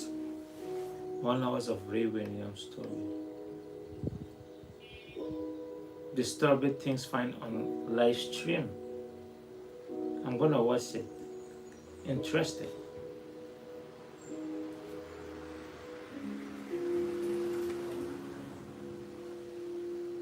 Gonna watch it.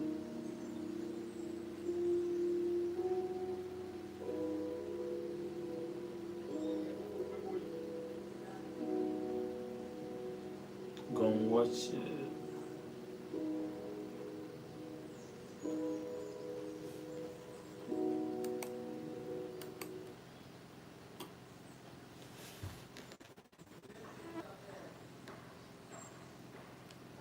Gonna watch it.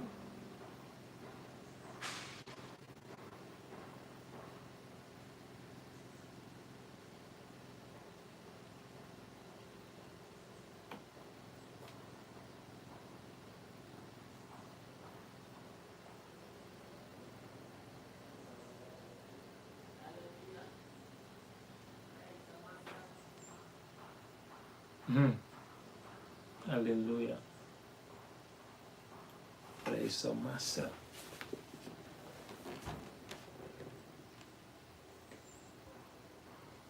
Yo, Asrodo. Okay. Okay, I will. Hallelujah. Hallelujah.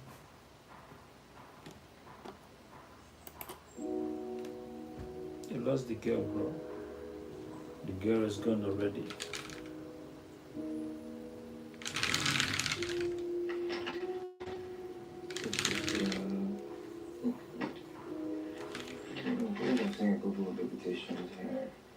Need the receipt? Yeah. Mm-hmm. The invoice from my bar, the one for the Toyota brake parts, have you seen it? 1 second. Oh, here it is.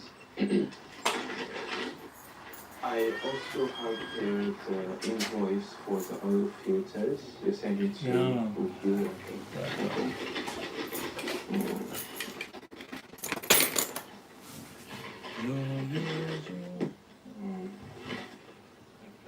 It's actually similar for like 6 months.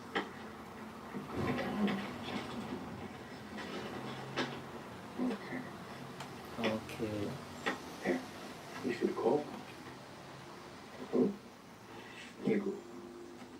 I know you miss her. Don't call her. Why are you being so hard on yourself, bro? Come on. You know you love the girl, bro. Come on. Calling her. He's gone. You love the girl. She was a good woman. The girl. I'm sure she would have wanted you to be happy. You love it. So call her. Call her. Ozzy, you don't understand. It's hot. I feel like I should have been the one on that plane. Not my family. I don't see things like this now. That's because it wasn't made for you, bro. Things happen for a reason. It's not your fault. If it was you, you will be gone a long time ago. But just that it wasn't made for you, bro. We all loved Rita. Yeah. And your son, Junior. And we miss them every single day. Yeah. But brother, you have to understand that life is for the living. Yeah. And you need to live. Yeah. While you're still breathing, you need to live of it, bro. Would never And move on. That's the life. happy times that you had with Rita. That's true. Please, brother, I'm begging you. And I'm so sorry. You need to live of it, bro. I'm sorry for your loss. I'm sorry that you lost everything in one single day. Yeah. Life crazy. Everything can spoil in a day. Just one day to change everything. Everything is one day, just one day. In a moment. Everything is spoiled. Or everything can be changed in one day also. For the good or for the bad, for the worse, you know. That's just it. Yeah, that's why you have to keep moving now. You know what we do. Married woman. I don't marry. I have found a man. Won't choke us. Don't worry, don't mind them. Don't mind them. Oh, we don't mind them. You know what other person? Huh? Stand now. Stand up. When you want to stand, when you don't use heartbreak, collect all the strength finish. Wow. Wow.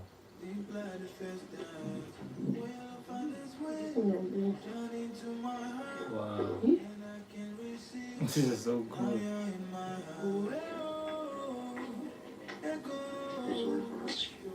Jealousy.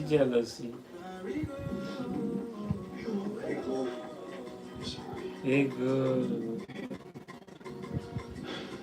I know I hurt you, Papa. I'm sorry. I shouldn't have sent you away. I shouldn't have asked you to leave. Please forgive me. What you do me no good. What you do me no good. Wow. Please. Ego. You make me happy. I've not been happy for a couple of years, but with you in my life, it's different. Wow. You make me laugh. You make me happy. And I miss that. I miss you around. And I want you in my life. I need you in my life.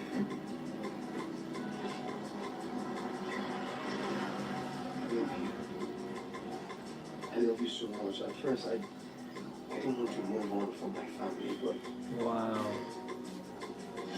I love you. What a life, bro. I'm gonna fall in love, bro. Hey. Yo, what's good? AJ Malan, Jamal. Hey, what's good? Welcome to the chat, bro. How's everything going, bro? Wow.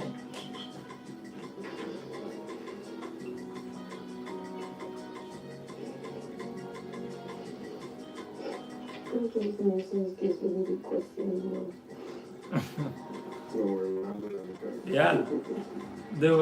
Right now they are dying. Massage you all day, all night. Don't mind them. Don't mind them. Wow.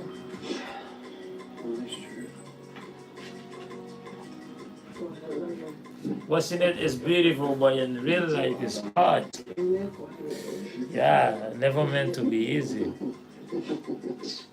Oh, what big shout out to India, bro.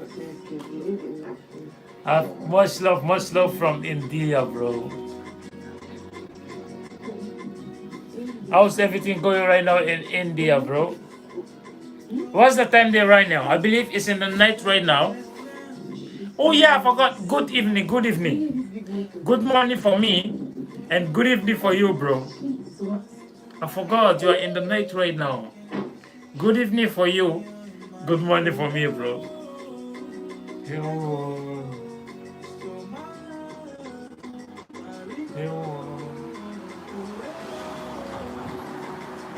W movie, bro. I'm just busy watching some movie for the day, bro, and try to complete the challenge. Yo. W movie, bro. Yo. Yo.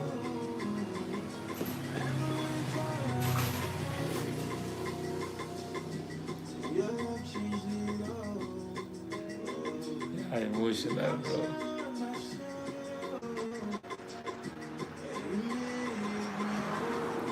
Wow. That means the politics is going everywhere, bro.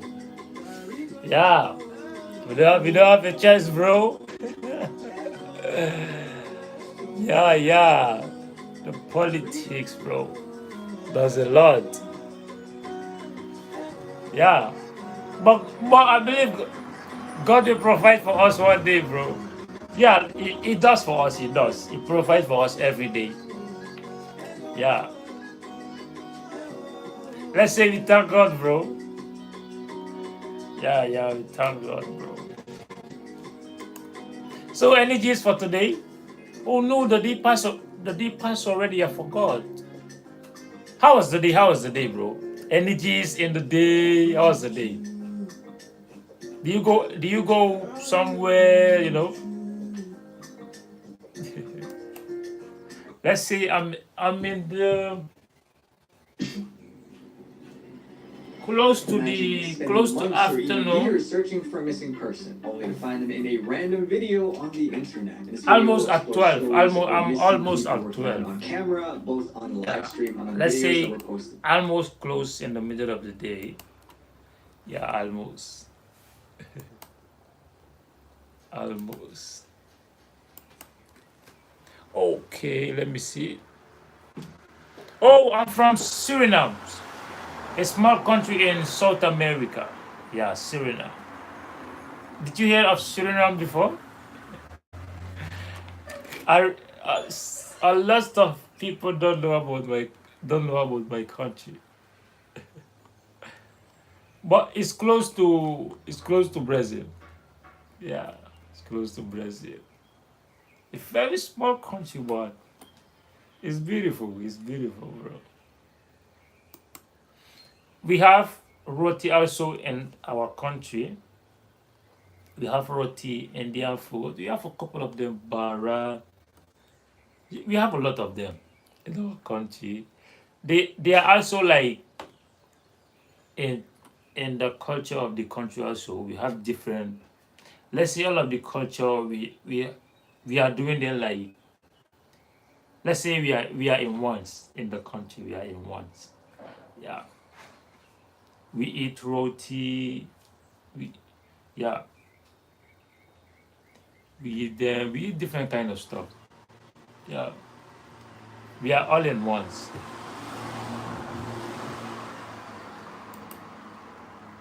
Yeah. It's a country that full of forests.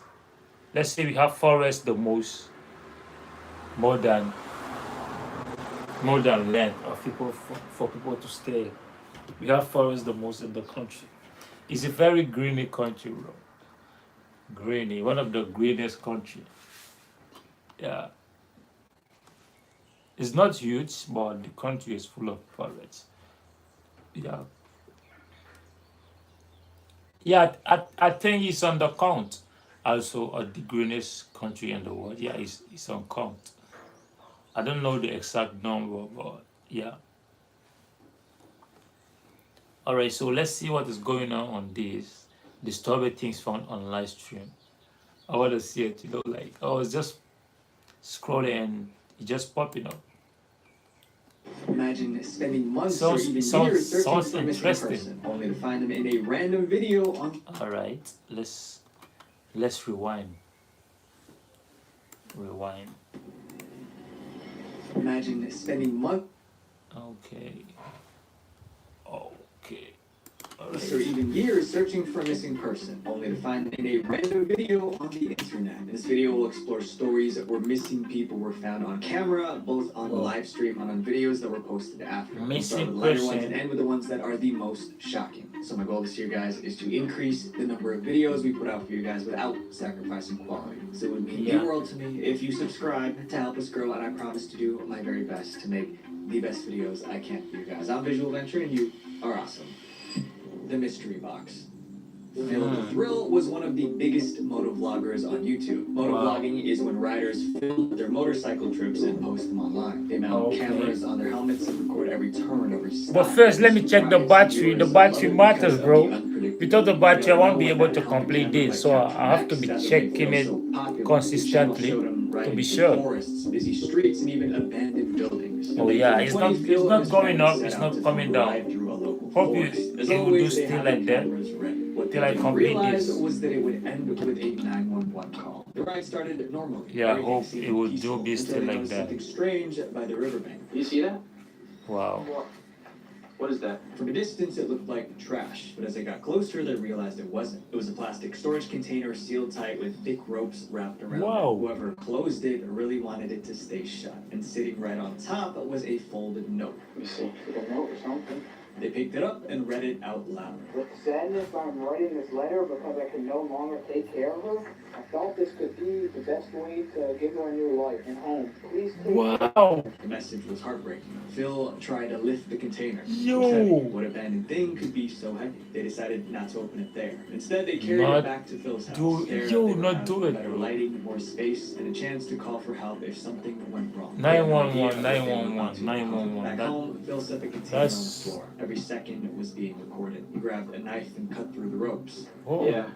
They really tied this up nice. Finally, it was time to open the container. Done. Hold it off. Let's see what's in it. That's a bend right there. It was a baby. For a few seconds, they froze, but the next move was obvious. They needed to contact the authorities. After that, I immediately called the police, and they were able to get the baby reunited with her parents. This video went viral. Millions watched. Comments poured in. Phil was called a hero, but as the video continued to circulate, the mood shifted. Viewers began rewatching the footage. They analyzed every frame. And suddenly, the story didn't add up. The first red flag appeared when Phil opened the box. Comments said there was a cut when you first lifted the lid. And they're right. There was a clear jump cut in the video right as the box was being opened. Why edit that exact part unless something was being staged? The viewers noticed another issue, the baby's condition. One person wrote, the baby didn't even cry. She looked like she was just relaxing in the box. And the clothing was fresh and neat. We are not easily fooled. For a baby supposedly abandoned in the woods, she looked well taken care of. It was as if someone carefully placed her there moments before filming. Viewers also questioned Phil's reaction. One said he's too calm for this to be real. And they had a point. Neither Phil nor his friend seemed shocked. They felt rehearsed, like they already knew what was inside. Then came the biggest red flag. No police report confirmed the discovery. No local news mentioned it. There was no recording of any baby being found. The viewers checked Phil's older videos, and that's when everything started to make sense. It turned out this wasn't Phil's first miracle discovery. Every few months, his channel would post another unbelievable video. He would find a lost child, a missing person, or a crime scene. Somehow, Phil was always in the right place at the right time. To viewers, it looked less like a coincidence, more like a formula.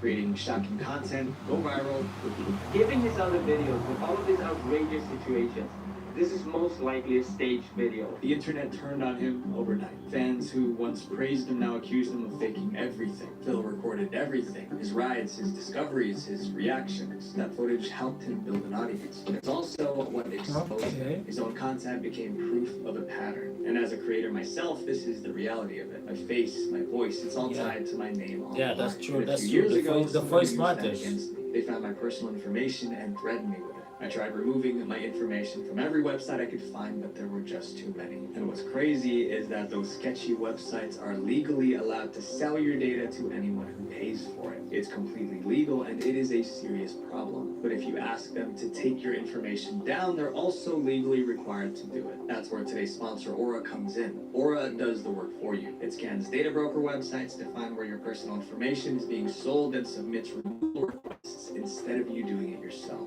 Within weeks, you'll start to get fewer spam calls, less junk mail, and your information becomes way harder to search online. But Aura does more than just data broker removal. They monitor the dark web and send you alerts if your data shows up there. If someone attempts to open a bank account under your name, you get notified immediately.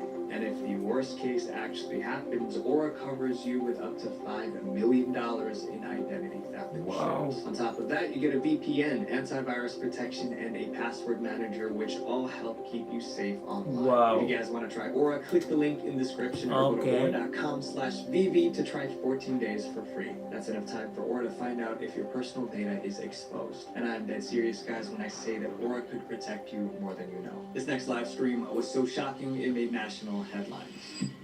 The Bear Cam Rescue. Chapter 2. Every year, 10 million people tune in to an event called Fat Bear Week. But this isn't the kind of stream people are used to seeing online. There are no gamers, no influencers, just grizzly bears. Fat Bear Week, the annual bracket-style tournament which ranks Katmai bears in their pre-hibernation bulk up in Katmai National Park, Alaska. Viewers watch as the bears fish, eat, and gain weight for hibernation. 12 cameras placed around the area film and stream the bears live. But in September 2023, one of those cameras caught something no one expected. It wasn't a bear. It was a man lost, cold, and desperate for help. The man stepped directly in front of the camera. He was wearing a green rain jacket. His clothes were soaked from the rain, and he looked exhausted. I've been keeping a close eye on that camera that day and saw no bears, but I did see a distressed man. The man's lips were moving, but the live stream had no sound. Viewers leaned closer trying to make sense of it. Then they realized what he was saying. He was mouthing the words, "Help me." He also gave a thumbs down sign. It was clear that he was in trouble. The camera he appeared on was placed high on Dumpling Mountain. The man was probably a hiker who went up the mountain and got lost in the fog. There was no cell service that high up, so he couldn't call for help. And he couldn't get back down on his own. When all hope seemed lost, the hiker found the bear camera. Viewers reacted in the live stream chat. "There's someone distressed on the camera," one person wrote. Moderators checked the footage and confirmed it was real. Within minutes, park rangers mobilized a search and rescue team. But getting that hiker off Dumpling Mountain wasn't going to be easy. Dumpling Mountain rises 2,200 feet above sea. The trail is steep. That's a lot. Especially when wet. That day, thick fog covered the mountain. Visibility was nearly zero, and the temperature was near freezing. Rescuers began their climb through the fog. Time was running out. After hours of searching, the team finally reached the summit. They found the hiker, cold, wet, and shivering, but he was alive. The search and rescue team was able to locate the hiker a few hours later and brought him to safety. It took about 3.5 hours from when he showed up on camera to when rescuers found him. When the news broke, viewers flooded the chat with relief. One person wrote, "I'm crying because I'm so relieved." Those rangers made it up there fast. Major news outlets picked up the story. Even the organizers of Fat Bear Week responded. Organizers for Fat Bear Week thanking those viewers for acting fast and helping save that hiker's life. This next case might be the creepiest on this list. Chapter 3. It was about 2:30 a.m. in Belmont, Michigan, May 8th, 2021. A group of friends were driving home after a night out. The road was dark, quiet, and surrounded by trees on both sides. Then their headlights caught something up ahead, something that didn't belong there. A figure stood at the edge of the road. As the car moved closer, they realized it was a woman. She was kneeling by the side of the road. The driver slowed down. One of them started recording. What the? Stop. No. Hell no. That's when they noticed something else. The woman was drenched. Water dripped from her hair and clothes. They drove past her, but couldn't shake what they saw. At that point, they needed to make a decision. Keep driving and forget it, or turn back and find out why a soaked woman was on a deserted road at 2 a.m. They decided to turn back. There she is, there she is, there she is. Whoa. Bro, what the? See? That was it. That was it. She's crying. The woman was sobbing uncontrollably. Something was clearly wrong, so they called 911. Emergency crews arrived within minutes. Paramedics realized the woman was suffering from cold exposure. As they treated her, police tried to piece together what happened. The first clue was nearby, the Rogue River. There were marks on the riverbank like someone crawled out of the water. Yep, she had to have come up out of the water. Yep, there's a dig spot there, so she came up from down there. That's had to have been why she was so wet. But that only raised a bigger question. How did she end up in the river to begin with? Yeah. The officers thought they would get the answers.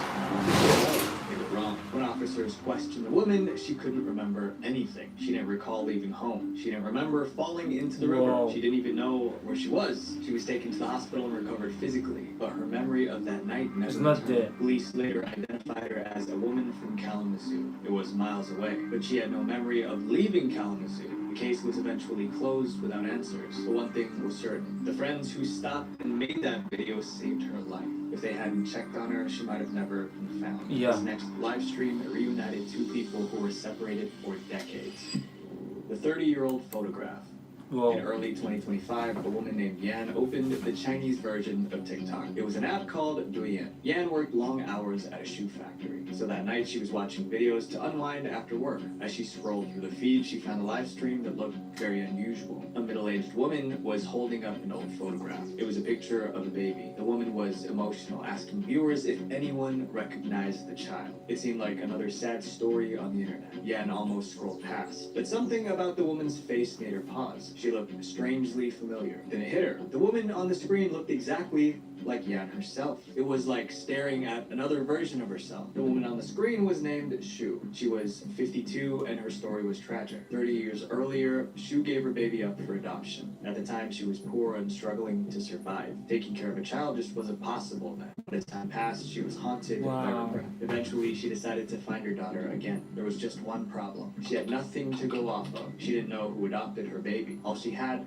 was one old faded photograph. So in 2022, Shu turned to social media. Every week, she went live on Douyin. She would hold up that photograph and ask, do you recognize this child? Could she be someone you know? And Yan stumbled upon one of those live streams. Yan always knew she was adopted, but she didn't know anything about her birth parents. Now she couldn't shake the feeling that this woman might be her mother. There was only one way to find out. Yan left a comment in the live stream chat. I might be your daughter. Shu saw the message and responded. She told Yan to contact the police so they could verify it. She didn't want either of them to get excited too soon. Yan agreed. Since they lived in different cities, police arranged DNA tests in both locations. Each woman provided a sample and scientists compared them to see if they were related. They still hadn't met in person. A few days later, the results came back. It was a match. Shu finally found her daughter. It became a huge story in China. They agreed to meet at a local police station. Reporters showed up to cover the reunion.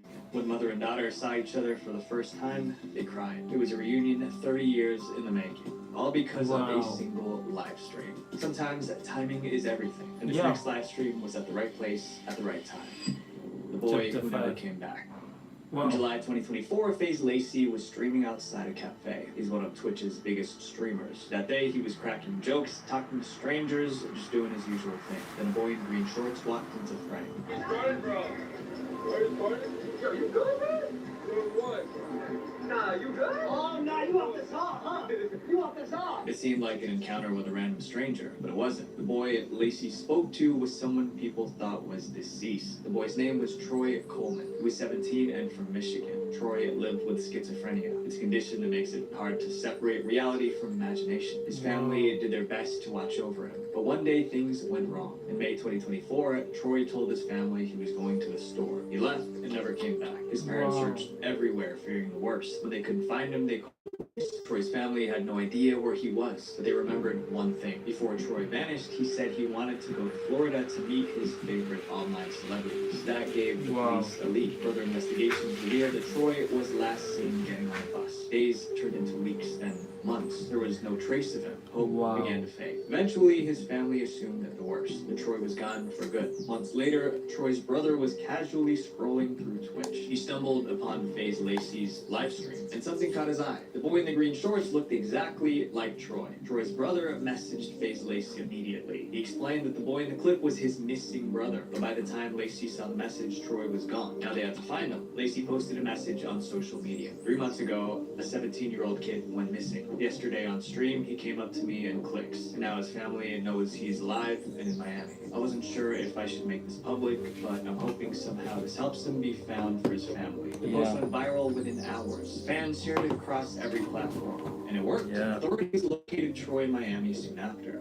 An update from Flint Township Police today says Coleman was found safe in Miami, Florida. The good news may be in part to the power of social media. After months of uncertainty, Troy was finally reunited with his family. What the police couldn't solve in months, one live stream did in no time. This next live streamer was searching for something shocking, but what he found was something far worse. The Ghost Hunter.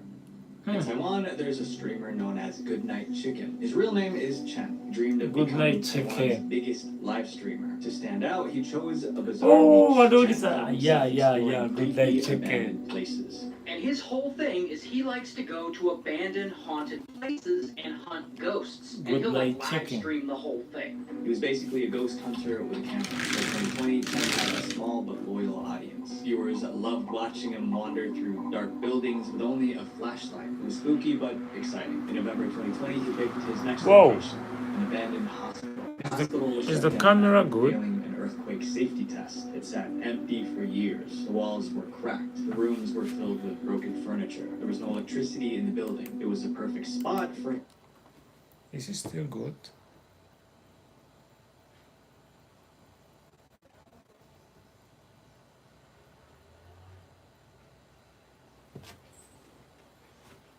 Sound like a little bit dark.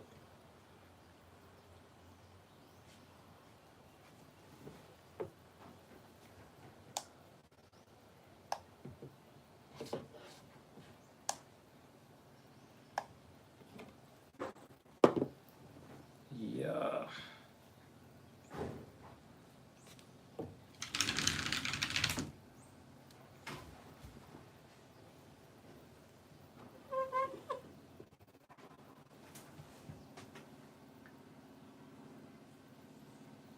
Wow.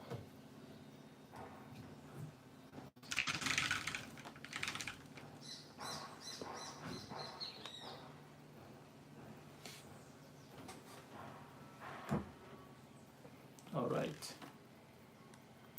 A ghost hunt. Chen went in expecting another fun night of ghost hunting, but what he found inside was far more disturbing. Chen moved through the dark halls, live streaming everything as he went. The air was thick with the smell of mold and rust. Then the smell changed. It turned foul and rotten. That is when Chicken starts to smell something pretty awful. And he just keeps going. And eventually, boom, he sees it. Something was hanging in the middle of a room. It was dried and shriveled, like a mummy. Chen was clearly disturbed. His voice trembled. He called the police. When officers arrived, they began to search the scene. They found a bag near the body. Inside were a cell phone and an ID card. The name matched a man who was reported missing more than a year earlier. The next day, police confirmed the man's identity. His family was given the news. It was heartbreaking, but it gave them closure. And so Goodnight Chicken's attempt to make a video in this location actually ends up bringing much-needed closure to the guy's family. Out of respect for the family, Chen deleted the live stream, but the memory haunted him. For weeks, Chen struggled to sleep. He kept dreaming about the hospital, the smell, and what he saw that night. This next case is about a live stream that confirmed what no one wanted to be true. The after-party tragedy. Whoa. In August 2022, a missing person flyers appeared on Facebook. They showed a girl with blonde hair and a bright smile. Her name was Kylie Rodney. She was 16, and just hours earlier, she disappeared without a trace. The last time anyone saw Kylie was at a party near a campground. About 300 teenagers were there, most of them students from nearby schools. Kylie reportedly had a good time. Later that night, she texted her mom saying she planned to leave the party in 45 minutes and would come straight home. Her mom told her to be safe and went to bed, but Kylie never made it home. Her mom called her phone again and again. No answer. There was no sign of Kylie's car. Police were called, and a massive search began. Officers combed through every inch of the surrounding area, but after a week, they found nothing. No car, no phone signal, no trace of Kylie. It was as if she vanished into thin air. Kylie's family was desperate, so they reached out to a group known for finding missing people when everyone else failed. It was called Adventures with Purpose. Yeah, tomorrow marks 2 weeks since the Truckee teenager disappeared after attending a party at a campground. We are learning tonight that a new group of volunteers are coming from out of state to help find her. Adventures with Purpose is a volunteer group of professional scuba divers. They search lakes and rivers for missing people and vehicles, and they live stream the entire process on YouTube. Their YouTube channel has over 3 million subscribers. On August 14th, 2022, the team arrived at Prosser Creek Reservoir. They were there to search for Kylie's car. As usual, they filmed the search. So we're looking for a silver vehicle. Her Honda CRV is silver in color. 35 minutes into the search, the sonar picked up something large beneath the surface. One of the divers dove into the cold, dark water. Before long, they found it. It was Kylie's car. Whoa. The vehicle is upside down. The piece is upside down. Wow. That's the vehicle now. The team contacted police immediately. Within hours, the car was pulled from the lake. The Nevada County Sheriff Coroner has confirmed the body found in the car that was pulled from Prosser Lake over the weekend is that of missing trucking teen Kylie Rodney. Authorities ruled it as an accident. The autopsy showed Kylie had substances in her system. Investigators believed she lost control of her car and accidentally drove into the lake. But for many, that explanation didn't sit right. When the official report was released, the internet exploded with questions. Many Reddit users suspected foul play. Even the divers from Adventures with Purpose weren't convinced it was just an accident. First, they didn't believe Kylie could have accidentally taken the road that led to the lake. In the area where her vehicle was found is not a wrong turn road. We're talking about a very beautifully paved road that leads in and out of this campground. They explained that even a tired or distracted driver would have realized they were off course. There's no mistaking it. Once you are put onto this road, you know exactly where you're at. You're on the wrong path. Then there was the text she sent her mother right before disappearing. It was written clearly without errors, not what you would expect from someone heavily intoxicated. If you want to take into consideration that she did text her mom that, she didn't misspell anything. She texted very legibly. But the strangest detail was where she was found in the car. Kylie wasn't in the driver's seat. She wasn't even in the back seat. She was in the cargo area of the car. The diver questioned why anyone would move to the back instead of escaping through an open window. Are you going to crawl back there and, not choose the window that's open or the window that's halfway open already? That doesn't seem, logical to happen in that scenario. His stance was clear. I personally do not believe that this was just an accident. Despite speculation, no new evidence was found. Was it an accident or was it something more sinister? No one knows for sure. What is certain is that Kylie Rodney lost her life far too soon. May she rest in peace. For every 100 creators faking content for views, there's someone using their platform to actually help. The question is, which side of the internet are you on? Because attention fades, but the impact you leave behind doesn't. Visual. Welcome to the chat. If you guys thought missing people being found on live stream is crazy, we've compiled the most disturbing moments ever captured on TV. We talk about a person who tied balloons to himself, flew away, and never came down. A military tank that ran through the city, smashing cars, and in the... I want to see this, like, what? Defecate? Interesting. Flew yourself with balloon like a defecate. That's a lot. Hundreds of thousands of Shop Channel 4 news viewers watched on television on the 4 o'clock news. San Diego looked like a war zone. We'll show you the incredible rampage by a hijacked tank. And then gradually, I thought, well, he's not moving, and well, there must be something wrong. My wife said, oh, there can't be anything wrong because they would have cut it out. I said, no, it's live. We are getting reports that your son has been found alive in your basement. What? You don't turn on the TV expecting to see something. I'm just going. It happens, you remember it for the rest of your life. These are the most disturbing moments that aired on TV. We'll begin with a lighter stuff and work our way to the worst of the worst. So my goal this year is to give you guys double the amount of videos without sacrificing quality. To do that, we got to keep growing, and it would mean the world to me if you follow me right now on this app, and I will do my very best to make the best videos I possibly can on Visual Venture, and you are awesome. The Flying Priest. In April 2008, Brazilians saw something insane on TV. A Catholic priest floated into the sky, but it wasn't magic. The priest tied 1,000 helium balloons to a chair. Then he strapped himself in. After he got off the ground, TV cameras caught the whole thing. At first, it looked beautiful, but what happened next made it beautiful dying. On live TV. So let's start with the biggest question: why was a priest trying to fly in the first place? The priest's name was Father Adelir Antonio de Carli, and he had a reputation as a troublemaker. But it wasn't because he caused harm. He was considered a troublemaker because he was determined to help people no matter what it took. Father Carly fought to protect human rights. He argued with city officials. He led protests. He didn't care about danger as long as he was helping someone. Then, around 2007, he got another idea to help people. It might have been the riskiest idea he ever had. Hundreds of truck drivers passed through Father Carly's town, and he loved preaching to these truckers. So he started building a roadside chapel meant to provide spiritual assistance to truckers. It was a place where truck drivers could park, rest, and hear about God. What? His church would cost him. Hey! So he came up with a plan to get donations. He would break a world record. Father Carly planned to fly. Let's see.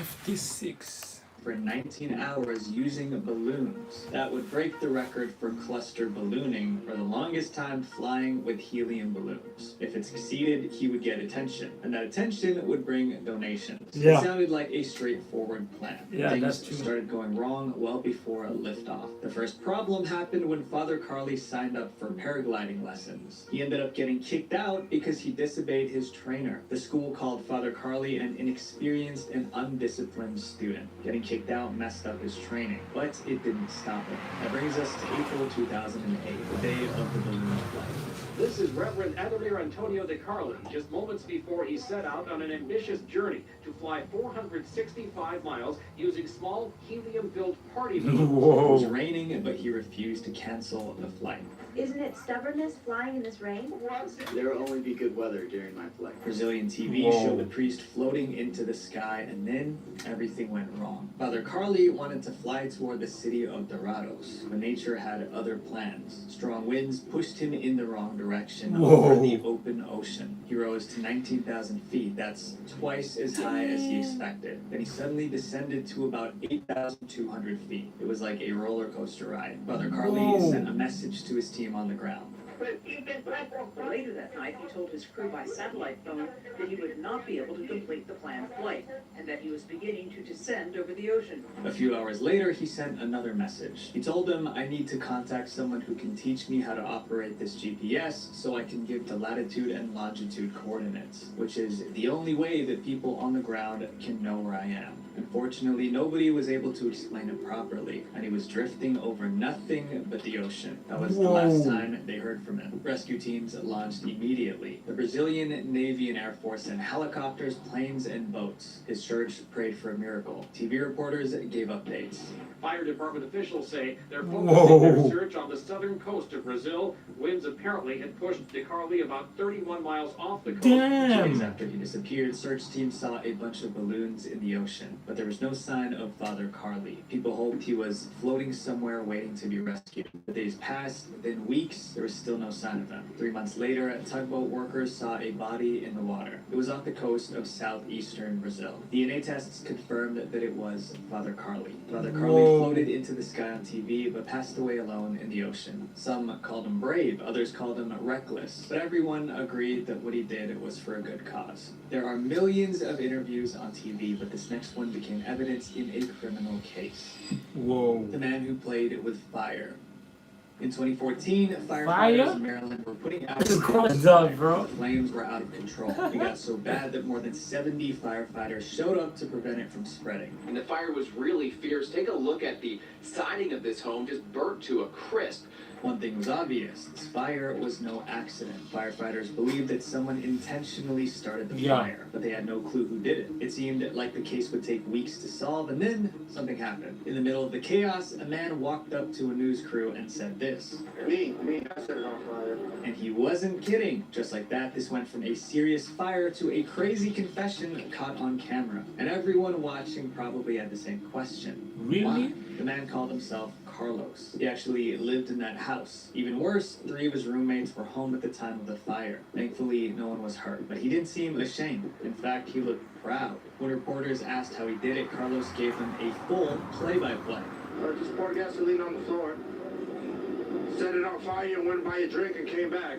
But the real question wasn't And how. went by a drink and came When back. asked why, Carlos repeatedly claimed he wanted police and the media to know about what he called deplorable living conditions inside this home. Carlos said he told the police about the awful conditions, but they ignored him. So his next best idea was to burn the whole place down. As crazy as all this sounds, Carlos had one last surprise up his sleeve. After confessing to the reporters, Carlos walked over to the police officers at the scene and he confessed again. Officers arrested him on the spot. He was charged with reckless endangerment and arson. Police later said his on-camera confession was a crucial piece of evidence. Nobody could understand why Carlos admitted to his crime on live TV, but his family had an explanation. They said Carlos was struggling with mental issues and alcoholism. It's unclear what happened to Carlos after the arrest, but one thing's certain: the fire caused $400,000 in damage. This next chapter is also about a crime, but this one was broadcast live. The Berlin Poker Heist. The European Poker Tour is the largest poker tournament in the world. Thousands of gamblers show up to compete, and the winner walks away with life-changing money. In 2010, the grand prize was $1.36 million.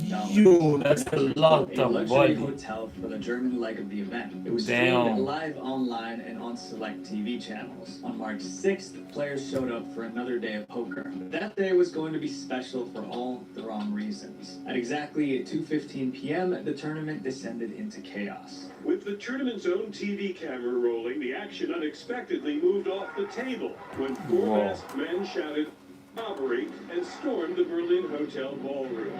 The robbers wore masks and carried different types of weapons, including a machete. People screamed and hid under the tables. But the intruders weren't there to rob the players. Their sights were set on one thing: the bags of cash at the registration desk. They snatched the money and made for the exit. But things got messier. A security guard tried to stop them. It was like a clumsy game of tag. But in the end, all 4 robbers managed to escape. They made away with about $250,000. And they did it in front of the cameras broadcast around the world. But the live robbery wasn't the dumbest thing they did, because these guys made mistakes at every stage, before, during, and after the robbery. It turns out one of the robbers played in the tournament before the robbery. He signed up so he could get in, scout the building, and study the security. Even with all that prep, it didn't take long. That's wise. They probably realized the cops were closing in, because less than a week later, one of the robbers turned himself in. And then he snitched on the rest of his gang. It only took 2 weeks for all 4 to be arrested. In 2011, they were sentenced to between 3 to 6 years in prison, but the money they stole was never found. Up next is a case of desperation and revenge. The man with nothing to lose. In 1995, Sean Nelson's life was a mess in every sense of the word. He was only 35, but he had been kicked out of the army for disciplinary issues. Then his wife left him. His business collapsed. His house was being foreclosed upon, and he started taking substances. Sean was broken and bitter, and when he finally snapped, it became breaking news on TV. On May 17th, 1995, Sean snuck into the National Guard Armory in San Diego, and he went straight to where they kept the tanks. He climbed into an M60 tank and got it running. Remember, Sean served in the military, so he knew his way around the tank. By the time someone at the armory tried to stop him, it was too late. Sean was already rolling that tank into the city of San Diego. The tank moved through the streets at 30 miles per hour, destroying everything in its path. There was no ammunition in the tank, but Nelson left a trail of crushed cars, broken utility poles, and gushing fire hydrants. He knocked out power to over 5,000 people, and at one point he tried to collapse a bridge by ramming its supports. Police followed in cars and helicopters, but following didn't stop him. TV stations interrupted regular programs to air the chase live. 58 tons of war machine on a rampage in San Diego. After 25 minutes of chaos, Sean drove the tank into State Route 163. When the tank got stuck, the police saw their chance. Officers climbed into the tank. They used bolt cutters to break through the hatch. Then they ordered Sean to surrender and get out of the tank. He refused, and because they didn't know if he was armed and dangerous, they fired. Sean didn't make it. The next day, that San Diego street looked like a war zone. He flattened at least 40 cars. The damage ran into hundreds of thousands of dollars. A man who reportedly had emotional and financial problems got a hold of an army tank last evening and took it on a wild ride through. By some miracle, no one else lost their life. What happened to Sean was a tragedy. He was struggling with mental health problems, and in the end, he just couldn't hold on. This next case is about a family whose darkest secret was exposed on live TV. Wow.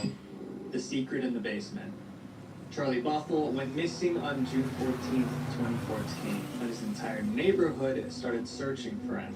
Take a close look at Charlie. Missing. This is my son, Charlie. Friends knock on door after door. Charlie was only 12. Naturally, his parents were panicking. At least that's what it looked like. His father, Charles, called the police, and a nationwide search began. Flyers were posted all over Detroit. Investigators swept through the house. Even cadaver dogs were brought to sniff the home and the neighborhood, but they found nothing. 11 days passed, and there was still no sign of Charlie. But his dad didn't give up. He went on TV pleading for help. Then, during a live interview on Nancy Grace, the story changed. The father of the missing boy, Charlie, with me is his father, Charlie Bothell. Charles was explaining his son's disappearance when Grace interrupted him. We are getting reports that your son has been found in your basement. Whoa.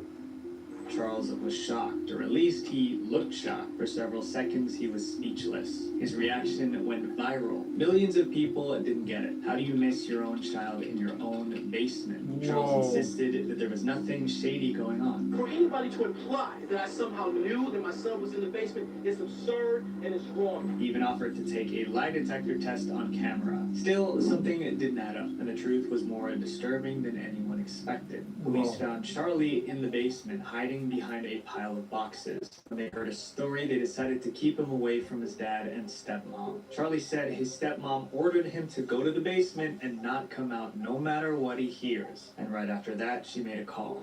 He then says she called his dad and said that she didn't know where Charlie was and couldn't find him. It sounded like the stepmom faked the whole thing, but Charlie said his dad wasn't innocent either. He gave many examples of how his dad treated him badly. Charles and his wife were immediately arrested. Then came the trial, and the kid testified. Second time now, a brave young man took the stand to testify against his own father and stepmother. Convicted, the parents faced life in jail, but in 2016, the dad accepted a plea deal. He avoided prison, got probation, and lost custody of his son. The stepmom took a deal too. More importantly, Charlie was safe. He went to live with other relatives. This next TV moment gives us a glimpse into the mind of a killer. The suspicious interview. Lauren Giddings was weeks away from becoming a lawyer. Then she disappeared. Local news showed up to cover the mystery, but they accidentally filmed one of the most disturbing moments ever caught on TV. In June 2011, no one could reach Lauren. She wasn't even answering her phone, so her friends went to her apartment in Georgia to check on her. But when they arrived, things only got weirder. Lauren's door was locked. They knocked and knocked, but no one answered. That's when Stephen McDaniel appeared. Stephen was the awkward guy next door. He mostly kept to himself. Now he was suddenly very involved. Stephen stood outside with Lauren's friends, asking questions, looking worried. It felt a little strange, but no one thought much of it. Later that day, Lauren was officially reported missing. Police launched a search of the area. That's when Stephen's behavior got even more suspicious. Lauren lived in an apartment complex. All the neighbors agreed to let police search their places. All the neighbors except Stephen. Stephen claimed he was just always protective of his space. But the search for Lauren didn't last long. A few hours later, police found her. She was in this trash bin right outside the building, lifeless. That meant there was a killer on the loose. Reporters rushed to the scene. They started talking to neighbors, trying to get the full story. One of those interviewed was Stephen McDaniel, the awkward neighbor, the same guy who refused to let the police search his apartment. Yeah, Lauren was my neighbor. We're just trying to find out where she is at this point. I mean, no one has seen her since Saturday. He even gave the reporter his own theory. The only thing we can think is maybe she went out running and someone snatched her. Based on his comments, Stephen didn't know the cops already found Lauren, so the reporters decided to tell him. The parking lot area, I know they've been doing a lot of, I think that's where they have recovered the body or whatever they recovered from there. Stephen's face dropped. His reaction looked like shock or maybe even fear. Are you okay, sir? I think I must sit down. Okay. Soon that reaction would go viral online. After what happened to Lauren, police started questioning everyone around her. Since Stephen lived next door, he was brought in right away. His attitude made it obvious he was hiding something. No matter what detectives asked, Stephen gave it short, evasive answers. Sometimes he just stared at the wall. Then the real evidence started coming in. Police got a search warrant for Stephen's apartment. One of the first things they found was a master key to the apartment complex. Turns out Stephen stole that master key, and on the night Lauren disappeared, he used it to sneak into her. Evil, bro. Evil, evil. Evil.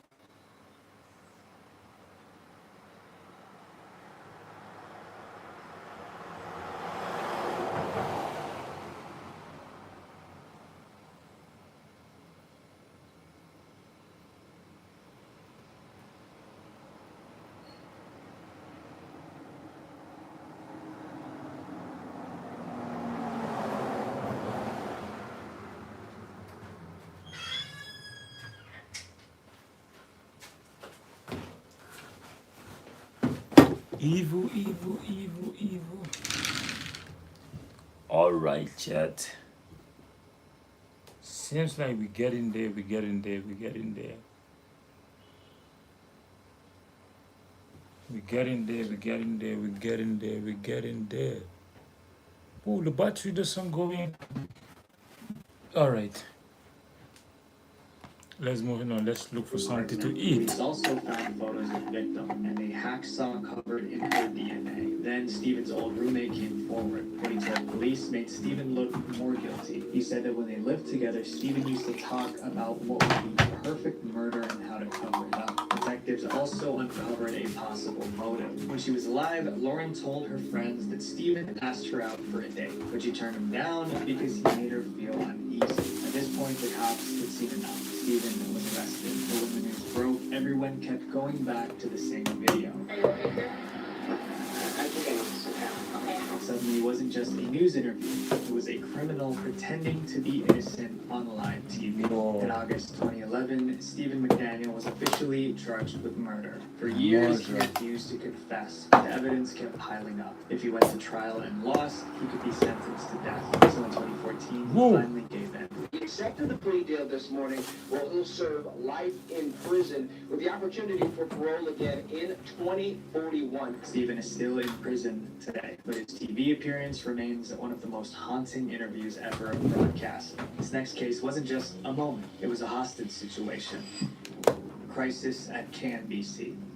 In August 1987, viewers tuned into KNBC's afternoon news. They had no idea they were about to witness a crime. A reporter, David Horowitz, was midway through his segment. Suddenly, a strange man stepped out of the shadows. He had been sitting quietly until David Horowitz was ready to begin broadcasting his consumer segment. The intruder was 34-year-old Gary Stolman, and he had a weapon. Gary stood right behind David Horowitz. Because, you know, one of the nicest things about shopping by mail order. Pardon me? What is this? Yeah. He handed a note to Horowitz and ordered him to read. Folks, we have someone on the set who's standing here and would like me to read this copy. Thousands were watching the broadcast live, and it was obvious this was a real hostage situation. Read or face consequences. The note was full of wild conspiracy theories, stuff about the CIA replacing people with clones and aliens living among us. It sounded crazy, but the broadcast continued, and the weapon never moved from Horowitz's back. I was warned in 1981 by someone with connections at the CIA to stay off the computers, that they didn't trust people on computers. Behind the scenes, producers were panicking. They decided to cut the feed. After 28 seconds of the live hostage situation, they went to the commercials. But the hostage taker didn't realize the broadcast had been cut. Horowitz kept reading, word for word. It took about 7 minutes to finish. But when the statement had been read, the gunman placed the gun on the desk, and anchorman John Beard grabbed it. Police rushed in moments later. Gary didn't resist. He let them arrest him without a struggle. That's when they realized it wasn't even a real weapon. It was a toy. But the surprises didn't end there. Everyone wanted to know who the intruder was and why he did it. Turns out he was mentally ill. After Gary's arrest, his father released a statement.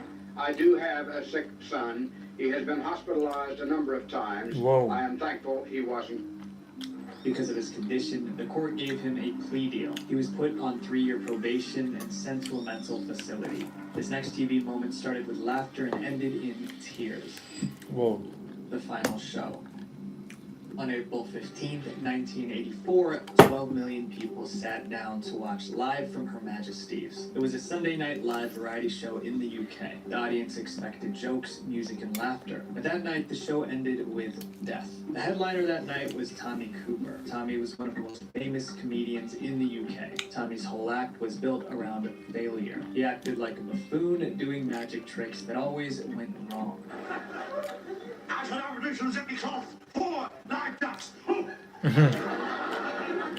By the 1970s, Tommy was a superstar in the UK, but off stage, his life was far from great. For starters, he smoked constantly. Some reports say he went through 40 cigars a day, and that wasn't his only vice. Tommy also drank constantly. He said drinking helped him overcome his stage fright, but that coping mechanism became a full-blown addiction. Tommy was usually intoxicated while performing on stage.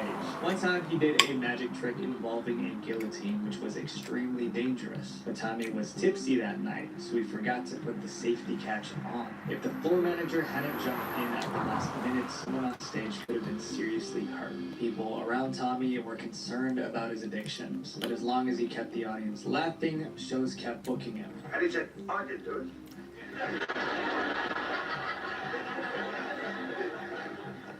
And he said, if I knew he did, I wouldn't tell you. So on that Sunday night, Tommy walked out for the show live from Her Majesty's. Tommy did his usual routine. He dropped cards, made jokes, and acted clumsily. The crowd was loving it. Then he moved on to his next bit. He asked his assistant for his cloak. He was going to magically pull stuff out of it. Immediately after the cloak was put on him, he uttered, "Thank you," before collapsing to the ground. At first, everyone laughed. They thought it was part of the act. Then the laughter faded, and Tommy didn't get back up. And then gradually, I thought, well, he's not moving, and I thought, well, there must be something wrong. And my wife said, oh, there can't be anything wrong, because they would have cut it out. They said, no, it's live. Backstage, the crew knew something was wrong. The director cut to a commercial break, and Tommy was carried off stage. They took him to the hospital as fast as they could, but it was too late. Doctors confirmed it was a heart attack. Tommy Cooper passed away that night. He was 63. When the news broke, people realized the awful truth. They clapped and laughed at the man while he was passing away. Tommy Cooper's hometown built him a statue in his honor. Whoa. TV networks refused to air the clip of his last moments, but somehow it leaked. In 2009, someone posted the video on YouTube, but it was taken down after public backlash. Ironically, Tommy Cooper built his whole career on making mistakes look funny. So when he needed someone to save his life, everyone thought he was just joking. This next TV moment was supposed to inspire kids, but it left them horrified. The NASA tragedy. Launching a rocket is always dangerous, but in 1986, NASA was so sure everything would go perfectly, they told the whole country to tune in. But they were about to see something devastating. Millions of Americans watched the launch live. Kids were told they were about to see history. NASA launched astronauts into space many times before, but this was different. For the first time ever, they were sending a teacher to space. Her name was Krista. She was a high school teacher from New Hampshire. I still can't believe that I'm going to actually be going into that shuttle. She didn't just get lucky, she earned it. Nearly 12,000 teachers from all across the country had applied to NASA. Only 114 of them, less than 1%, were selected to continue in the competition. Krista was going to be the first American civilian in space, so NASA turned her launch into a huge national event. She did interviews, posed for cameras, and answered tons of questions. But the big question was whether she felt safe. Space flight today really seems safe. Okay. We had a good example of that when NASA shut down the last one through the computer okay. because one of the backup systems wasn't working. Don't worry. Everything was ready to go, but the night before launch, the weather suddenly changed. Temperatures around the launch site dropped below freezing. That made some engineers really worried. They warned that the cold could damage parts of the shuttle, specifically the rocket boosters, and if that happened, it would be catastrophic. The engineers advised NASA to delay the launch, but NASA hesitated. There was too much hype. Millions were preparing to watch it live, and the launch had already been delayed 4 times. First, it was because of a scheduling issue, then a dust storm, then bad weather, then a technical problem with the door latch. Canceling again would be embarrassing. Inside NASA, it turned into a debate. Somebody would accuse the engineers of using It better be embarrassing than your life. Come on. delay the launch. In the end, they decided to proceed with the launch. They would regret that choice for the rest of their lives. It was January 28th, 1986, launch day. That morning, 7 people boarded the shuttle. 6 astronauts, 1 teacher. The shuttle was called the Challenger. Let's go down to the Kennedy Space Center and take a look at Challenger sitting on the pad. At 11:38 a.m., the Challenger lifted off into a clear blue sky. We have main engine start. 4, 3, 2, 1, and liftoff. For the first minute, everything looked perfect. The 73 seconds after takeoff, the shuttle turned into a ball of fire. We have a report from the flight dynamics officer that the vehicle has exploded. Flight director confirms that. They stared at their screens in shock at the Renault survivors. That night, the president addressed the country. Today is a day for mourning and remembering. The tragedy shook NASA to the core. They grounded every shuttle. NASA has appointed a committee of top engineers and scientists to investigate the catastrophe. To prevent this from happening again, NASA redesigned the rocket boosters and created a safety office. 7 people lost their lives while millions watched. That might be the most disturbing moment ever broadcast on TV. These stories are a reminder that life can flip in a second. So take care of yourself, but don't forget to enjoy the moments you're given. After all, what's the point of living if you're not really living? Visual venture. Wow. So we just talked about disturbing moments that aired on TV, but if you want to find out about actual Yeah, disturbing videos posted on YouTube, Okay, no problem, not at all. yes. The creepiest video ever posted on YouTube. Kind of like the videos. It's good. This video is cool. Like 20 times. Parents rocks my world. I'm not trying to be mean, but like, what kind of channel is this?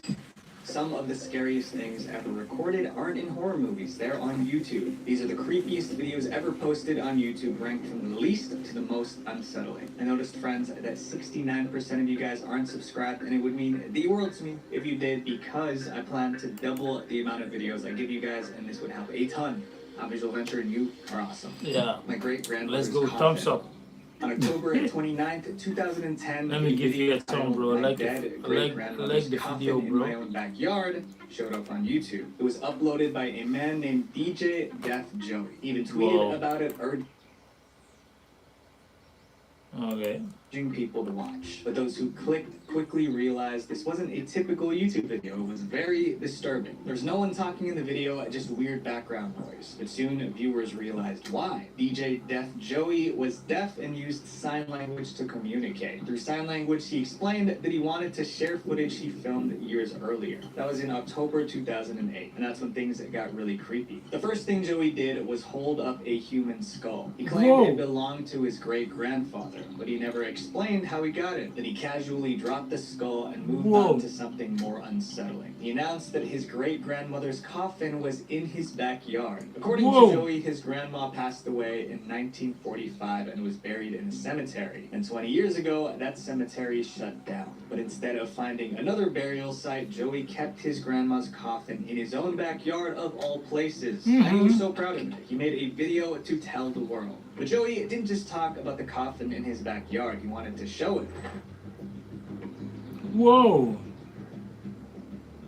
But simply showing the coffin wasn't enough. Joey wanted to take it a step further. He wanted to show what was inside. He signed, "I've been taking care of her casket, checking to make sure everything is okay, so wanted to see what she looked like today." He turned his camera toward the coffin and slowly lifted the lid. Inside was his great-grandmother's body, dry and stiff. If that wasn't creepy enough, Joey leaned in and he kissed his great-grandmother's corpse. A few seconds later, the video ended. Those who watched it were horrified.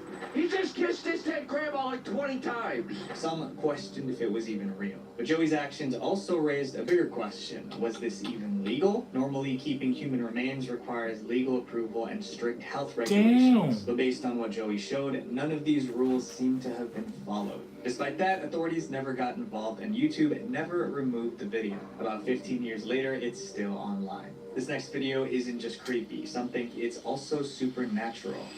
Robert the Doll.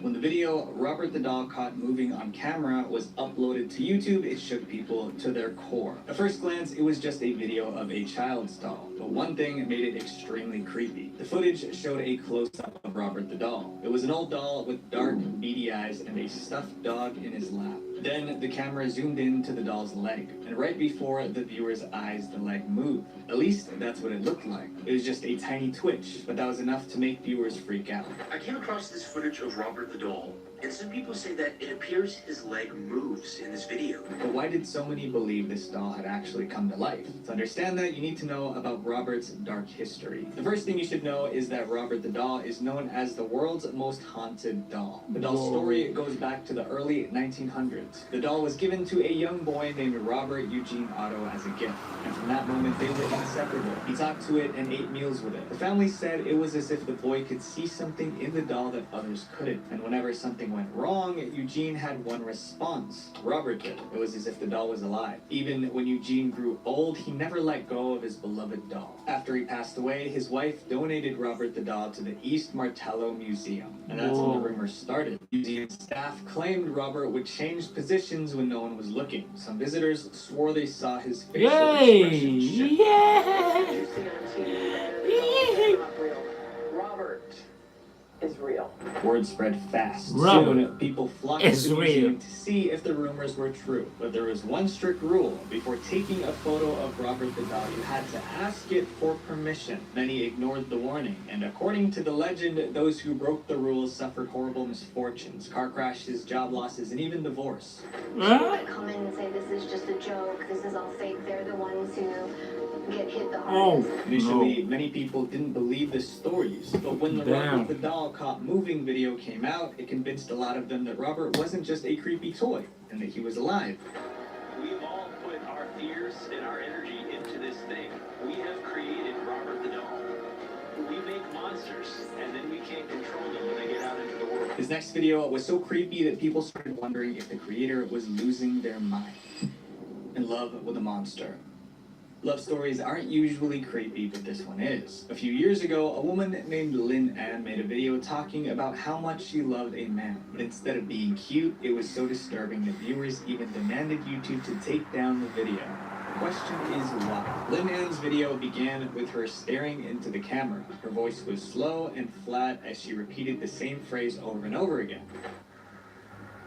Eric Harris rocks my world. Eric Harris rocks my world.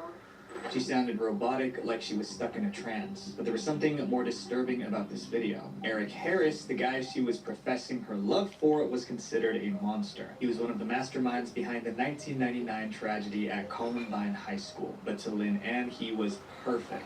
Social media exploded with reactions. Damn. Lynn Ann is a deranged. Yo. She's in her mid-30s and acts like an edgy What's good, teenager. Galia? Another who claimed to know her personality added, How's everything going, Galia? I'm just continuing. I'm watching some video. Creepiest videos ever posted on YouTube. Just some video like this, yeah. Oh, you haven't slept? Whoa.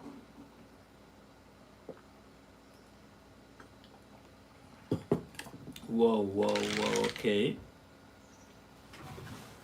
Don't worry, we'll come. Okay. But did you try and put down the phone? Okay, I'm happy that now that you got. Look what do we got to the chat also. Seems like you guys came at the same time. What's good, Flexum? What's good, bro? Welcome in the chat, bro. You guys came at the same time. Whoa. Whoa. Yeah, we got Flexum in the chat, Galia. How's everything going, bro? she really does. Oh yeah, he's in the night right now. Yeah, I guess he's in the night.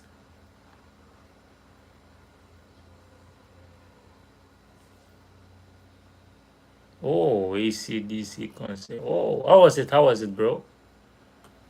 Okay. Cool, bro. How was it?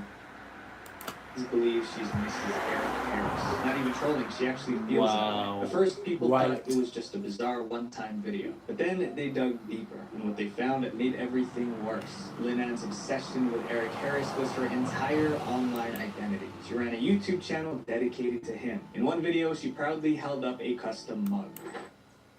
Wow. Yay! Creepy. Oh, cool, bro. That's cool. I mean, that's good, like, yeah. Dancing a bit. It's been a long time since I have.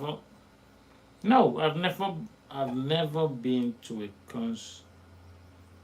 Oh yeah. I've been. Yeah. Yeah, I've been. One time. Yeah, one time. But it's good. That's cool, bro. Yeah, moving. Yeah. So, who is your favorite artist, bro? Who is your favorite artist? Whoa. Let's say I've never experienced like a real one. Yeah, a real concert. I've never been there. Never been there yet, bro. Yeah, like a real one. Yeah. I've never been on a concert before. Never in my life, bro. Yeah, it's a lot of things, bro, that I've never experienced in my life, bro. It's a lot of stuff, bro. It's a lot of stuff. Yeah. Yeah.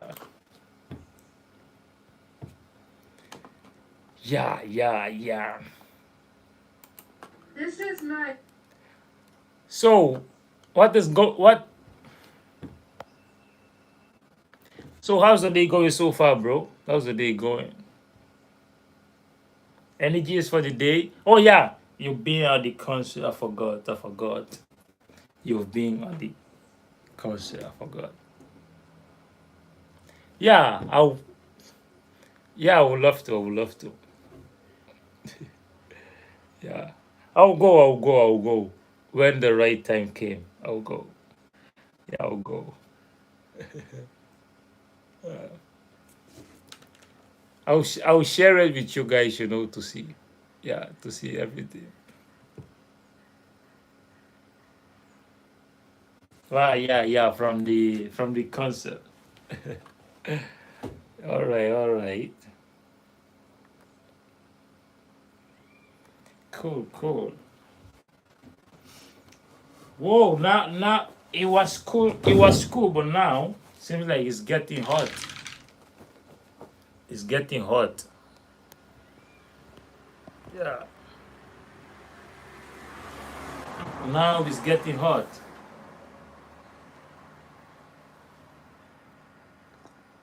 Yeah.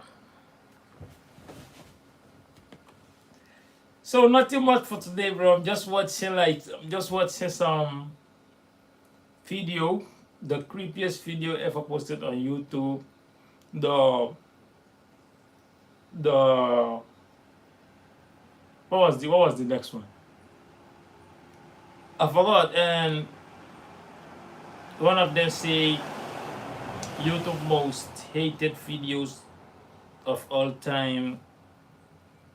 Yeah, video like that. Video like that. And they are fun. Yeah, they are fun. Video like that. Most hated. Yeah, I'm good. Yeah, I'm good. How about, yeah. We thank God, brother. And also, thanks for asking, bro. Thanks for asking. Yeah. So, any question? Any question at all? Any question? Any question? You guys have any question? If you don't have, it's also fine. Yeah, it's also fine. Yeah, we did. Yeah, we did some question. Me and Galia, we did some question this morning. It was cool. It was cool.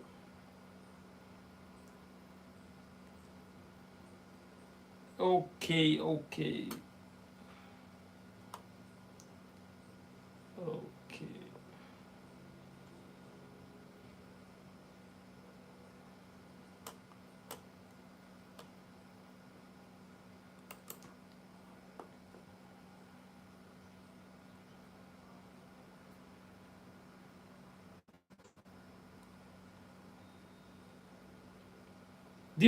Do you guys know Robert the dog?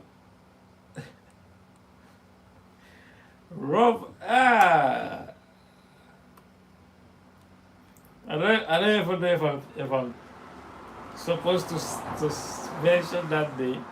Robert the dog. They say he's one of the most haunted doll in the world. One of the most haunted doll in the world. It's just popping it into my eyes. Yeah. And also, do you guys know the story of the flowing balloon with the guy that has got missing in the? Yeah, I think he was in the ocean. Yeah, he was in the ocean. Yeah, bro. Okay. Wait, let me try and flip the camera. Wait. Robert. Another who claimed to know her personality and considered a monster. He was one of the. Wait. We make monsters. Yeah. And then we can't control them when they get out into the world. His next video was so creepy that people started wondering if the creator was losing their mind. Robert the The doll. boy could see something in the doll that others couldn't, and whenever something went wrong, Eugene had one response. Robert did. It was as if the doll was alive. Even when Eugene grew old, he never let go of his beloved doll. After he passed away, his wife donated Robert the doll to the East Martello Museum, and that's when the rumors started. Museum staff claimed Robert would change positions when no one was looking. Some visitors swore they saw his facial expression shift. Things that you see on TV about other dolls, they're not real. Robert is real. Words spread fast. Soon, people flocked to the museum to see if the rumors were true. But there was one strict rule. Before taking a photo of Robert the doll, you had to ask it for permission. Many ignored the warning, and according to the legend, those who broke the rules suffered horrible misfortunes, car crashes, job losses, and even divorce. People that come and say this is just a That's a lot, bro. they're the ones who Oh, I'm laughing. I'm Initially, laughing. many Like, people couldn't yo, believe the stories, but when the Robert that's the a Doll lot. Not Moving video came out, it convinced a lot of them that Robert wasn't just a creepy toy. He was Robert. alive. We've all put our fears in They our make heads. something and it turn into monster. Robert the doll. Monsters, and then we can't control them when they get out into the world. His next video I don't was even so know if I'm freaky that scary people or started not. wondering if the creator was losing their mind. Yeah. In love with a monster. Robert. Love stories aren't usually creepy, but this one is. A few years ago, Yeah. a woman named Lynn Ann made a video talking about how much she loved a man. But instead of being cute, it was so disturbing that viewers even demanded YouTube to take down the video. The question is why? Lynn Ann's video began with her staring into the camera. Her voice was slow and flat as she repeated the same phrase over and over again. Eric Harris rocks my And also, world. do you guys know Eric?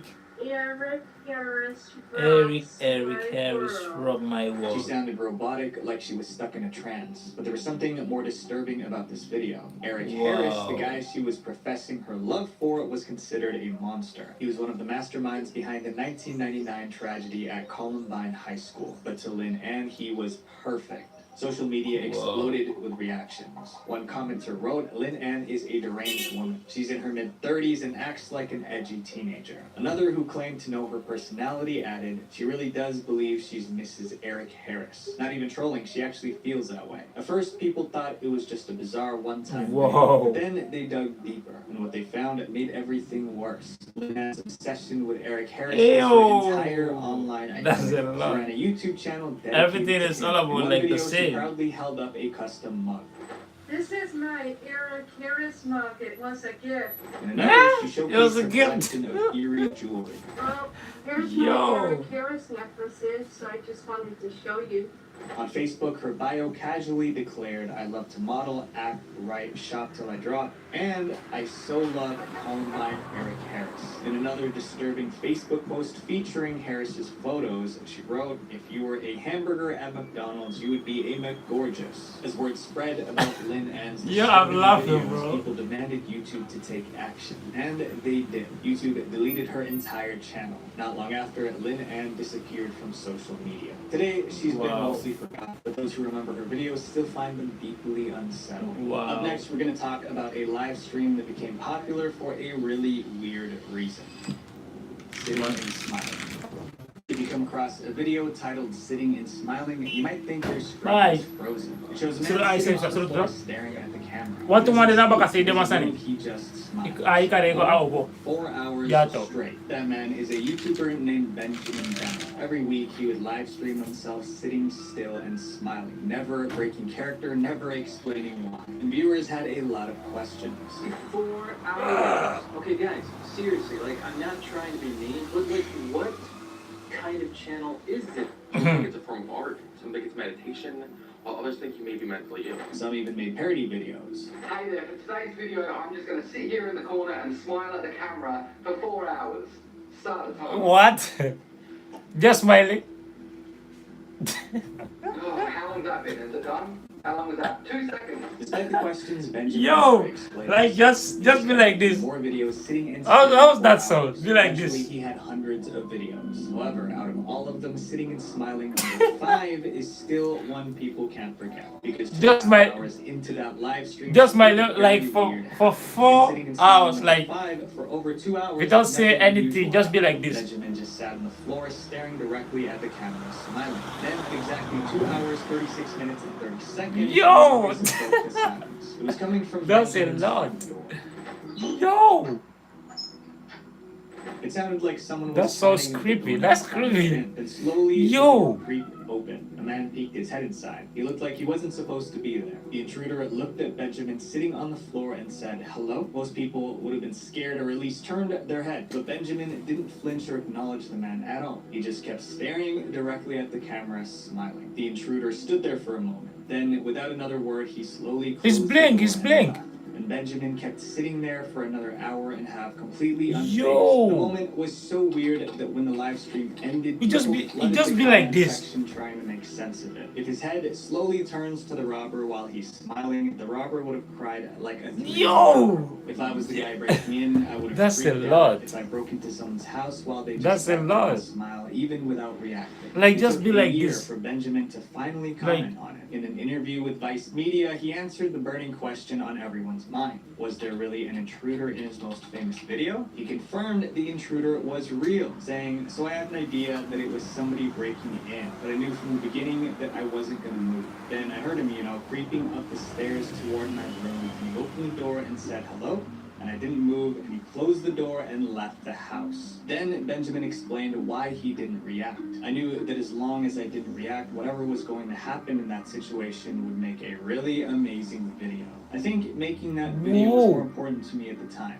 Benjamin said that after the live stream ended, he checked his home and thankfully nothing was stolen. Even after that, he still kept making the sitting and smiling videos, each one 4 hours long. Today, there are Wow, hundreds of that's a videos lot. on his channel, and each one is very Yo! Sometimes a video is so confusing it becomes creepy. That's exactly the case with this next one. Blank Room Wow. Soup. In 2005, Just a video wow. titled Blank Room Eee. Soup AVI appeared on YouTube, but nothing about the video made sense. No, A man nothing, no sits he- in an empty room no, with white walls, bro. eating soup with an oversized spoon. No, Then from behind no hello, just nothing. Just sit and stare at the camera like and smiling. Yo, that's a lot. Yo, that's a lot. Damn. That's weird, bro. That's weird. Yo. Behind Oh, a no. strange cartoonish character with massive head steps toward the Hey. man. The man doesn't react. He just keeps eating, then starts crying. The Wow. mascot pats his back to comfort him. Seconds later, another mascot steps What? into the frame to console the man. Then the video ends with no explanation and no context. That's when the internet started asking questions. Mind When blowing. Blank Room Soup went viral, everyone had theories about what it meant. Some seemed logical. Maybe This there's is a mind deeper blowing. meaning behind this. I definitely was thinking about that. If it is like an art house film or some kind of short film, like an interpretation. Yo. Yes. The most disturbing theory claimed that the man was being forced to eat the remains of his own family. Oh, that'd be so nasty. Being forced to eat human remains. Wee. What kind of human remains? I Yo. don't know, but I don't want to know. Others believed it was a punishment taped from the Chinese mafia, a brutal warning to their enemies. Then the mystery deepened. A second clip showed up, and it was called Blank Room Soup 2. It looked just like the first video, except this time the mascots rushed toward the man as if they were about to attack. But there was a break in the case. Internet detectives figured out where the mascots in the video were from. They were Ray Rays, which were cartoonish figures created by animator Raymond Percy. He used them for his live performances. Naturally, all eyes turned to Percy. But Percy denied everything. He claimed his Ray Ray costumes were stolen from his trailer months earlier. If that was true, then whoever stole them was likely behind the video. But no one knew who. For nearly 2 decades, the mystery has remained unsolved. Some say that Percy didn't file a police report, which was weird, but no one knows for sure. This next video wasn't staged or scripted. It was a disturbing moment in someone's real life. Wow. The elevator girl. On February 18th, 2023, the LA police uploaded an unsettling video to YouTube. It was CCTV footage from the Cecil Hotel. The clip showed a young woman acting strange inside an elevator. She pressed multiple buttons, looked around nervously, and stepped in and out. At one point, she waved her hands, almost like she was talking to someone, but no one was there. Then she walked away. It was the last time anyone saw her alive. Her name was Elisa Lam, a 21-year-old college student from Canada. Did you know this? Yeah, I think I've heard this story before. Yeah, this is not the first time. I know this one. Yeah, it was a hotel. I think that hotel is a remote hotel right now. Yeah, I think no one is allowed to go there at that hotel. Yeah, I think no one is allowed to go there. You know it, right? She was talking to like, but no one was there. After that, she's gone missing. They never saw her again. Yeah, I know this song. And also, I'm coming, bro. Let me go quickly to the toilet. I'm coming. Let me go pee. Coming right there. I'm gonna be right there.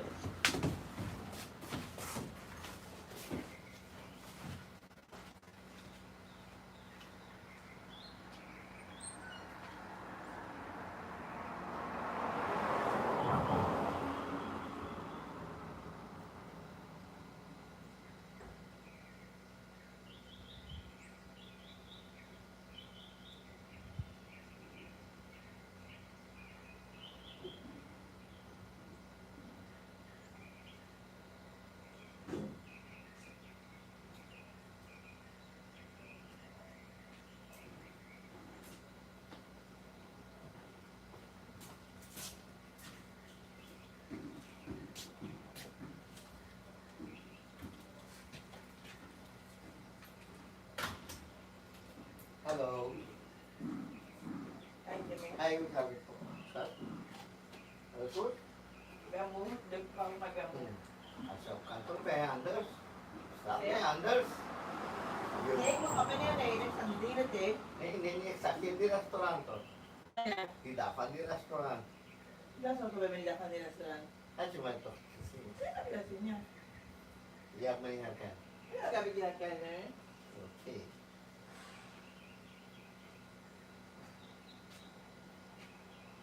भाई ये कागज इसी अपन जाता see this one bird sapphire petiga so on the main yama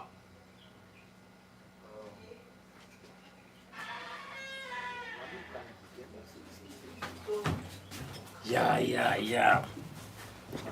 Hope I didn't stay.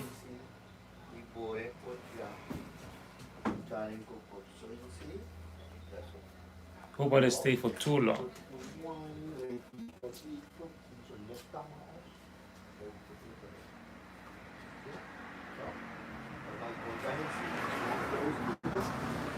All right. She arrived in Los Angeles in January 2013 and checked into the Cecil Hotel. But this wasn't just any hotel. The Cecil had a dark history. It was a scene of many violent crimes. At one point, Richard Ramirez, also known as the Night Stalker, stayed there while committing brutal crimes in the 1980s. When Lisa first checked in, she shared a room with another guest. The roommate quickly complained about Elisa's strange behavior. Elisa left unsettling notes around the room with messages like, "Go home and go away." She also locked the door and demanded a password before letting her roommate in. Before long, Elisa was moved to a private room. Elisa also kept in touch with her parents.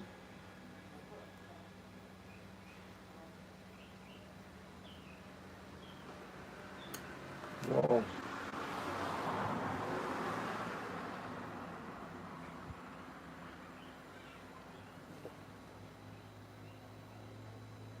Yeah, hi. Yeah, bro. Oh, okay. Yeah, that's true. Okay, bro. Yeah, that's good. That's good for the body, bro. Yeah. Get some rest, See you tomorrow, bro. All the best. You're the best, man. Have a wonderful day, man. Yeah, I'll just you tomorrow. How was it?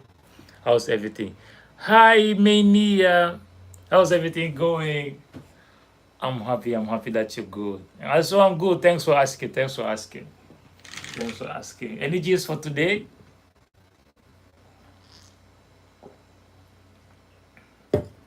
Any gist? Any gist? How's the day going, Mania? Welcome in the chat. Yeah. I'm trying to complete the challenge right now. Yeah, I'm trying to complete the challenge. But right now I'm busy watching. I was having some chat with my friend in the chat, Plexum, Galia. Yeah. And then we got you in the chat also. Yeah, but one of my friends is gonna go also. You know, it's midnight. Have to go and take some rest. Yeah. So I'm gonna gist him tomorrow. How was everything? Yeah, and also I'm busy watching some nothing much. Some creepiest video ever posted on YouTube. Yeah, nothing much. But yeah, some of them are very, very creepy to be honest. Creepy. Yeah, some of them are unbelievable. But yeah, to say it, I'm enjoying them. Yeah, like see what was happening there. Yeah. At the early days. Yeah, so I'm kind of like enjoying them. Yeah. Some of them are wild. But yeah, that's it. That's it. All right, let's see. I don't think I missed. Let's see. Yeah, I think it was Sunny here. Yeah, it was.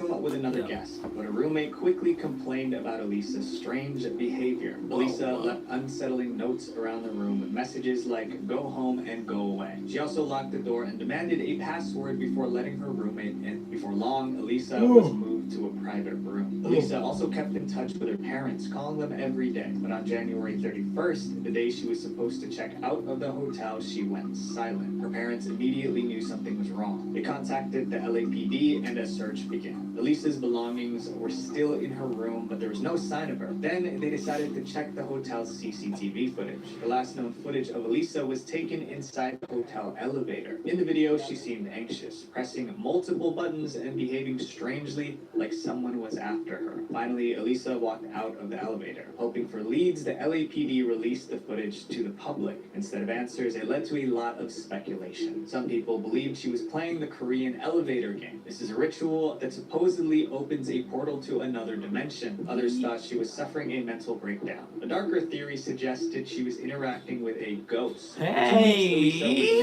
Then they found her in the last place anyone expected. Guests at the Cecil Hotel started complaining about the water. The pressure in the water was terrible. The shower was awful. The water and Terrible. The water hotel worker terrible. went to check the rooftop water tanks. When he opened the tank, he found Elisa floating face up inside. Nearly 3 weeks after Elisa Lam went missing, a body has been found in a water tank on the roof of her hotel. An autopsy was conducted. It was ruled an accidental drowning. But nothing about the case made sense. The rooftop was locked and only staff had access. The tanks were difficult to climb into and the lids were heavy. What? How did she get in? How did she lift the lid by herself? Her parents sued the hotel for failing to protect Elisa. This is not The normal. lawsuit was dismissed. To this day, no one knows exactly how Elisa got into the water tank. But one thing is certain, her elevator video is one of the creepiest videos ever posted on YouTube. But I think The story was I think unsettling, no and one the is video allowed was to even be there. stranger. It'll leave you I'm not questioning sure, but the lost boy. In May 2009, a teenager named The Will Lost Norton Boy. uploaded a video to his YouTube channel. It was titled, "I Nearly Died." In the video, Will Damn. described a terrifying event that nearly took his life. It's May 8, 2009, and today I nearly died. Looking Whoa. back now, the video felt really creepy because if you compare what Will said in that video to what happened next, it seemed like he unknowingly predicted his own fate. The video starts with Will Whoa. describing his morning, waking up to extreme weather. I wake up this morning and it is storming like crazy. I can hear the hail on the roof. I look out my window. The pool is going crazy. It's still pitch It's dark outside and it's like 7:20. Despite the storm, Will got into his Hummer and started driving to school, but he quickly realized it was a mistake. Traffic lights exploded as he passed. A power plant near his school blew up just seconds before he drove by. Suddenly, his car didn't feel so safe. Keep in mind, I drive a Hummer, so really I shouldn't have any reason to be scared. No. But then I turn on the main road of my town, and the wind is so crazy. When he finally arrived at school, he realized that no one else from his class had made it. The storm was too serious. Will ended the video by saying he felt lucky to have survived. Unfortunately, Will's luck was about to run out. Fast forward 2 years to May 22nd, 2011. That day, Will Norton was graduating from Joplin High School. He was surrounded by friends and family when suddenly the tornado sirens went off. That meant a tornado was coming, so people had to get to safety. Will and his father, Mark Norton, left the ceremony early, driving home in the same Hummer that Will used in the storm 2 years prior. Will and his dad were 20 minutes away from home when the tornado hit. It was an EF5 tornado with 200-mile-per-hour winds. Simply put, the tornado was strong enough to crush buildings and destroy everything in its path. The tornado grabbed the Hummer and tossed it around, flipping it over and over. Will's father managed to stay inside, but Will wasn't so lucky. The door ripped open and Will was sucked into the tornado. When the storm passed, rescue crews rushed in.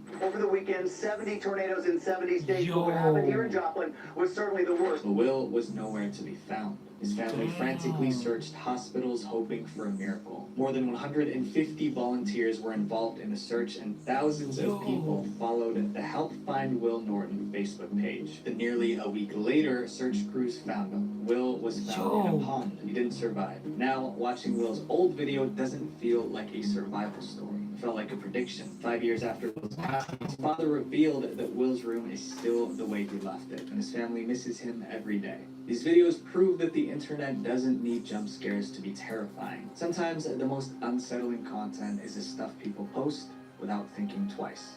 Visual Venture. Wait, before you go, make sure you guys watch my video on notorious videos deleted from YouTube because it's really close to this one. Love you guys. Peace. Yeah. Let's see this one. Yeah, this is gonna be the last one. I have a severe, continuous lapse in my judgment, and I don't expect to be forgiven. I'm simply here to apologize. This is Logan Paul.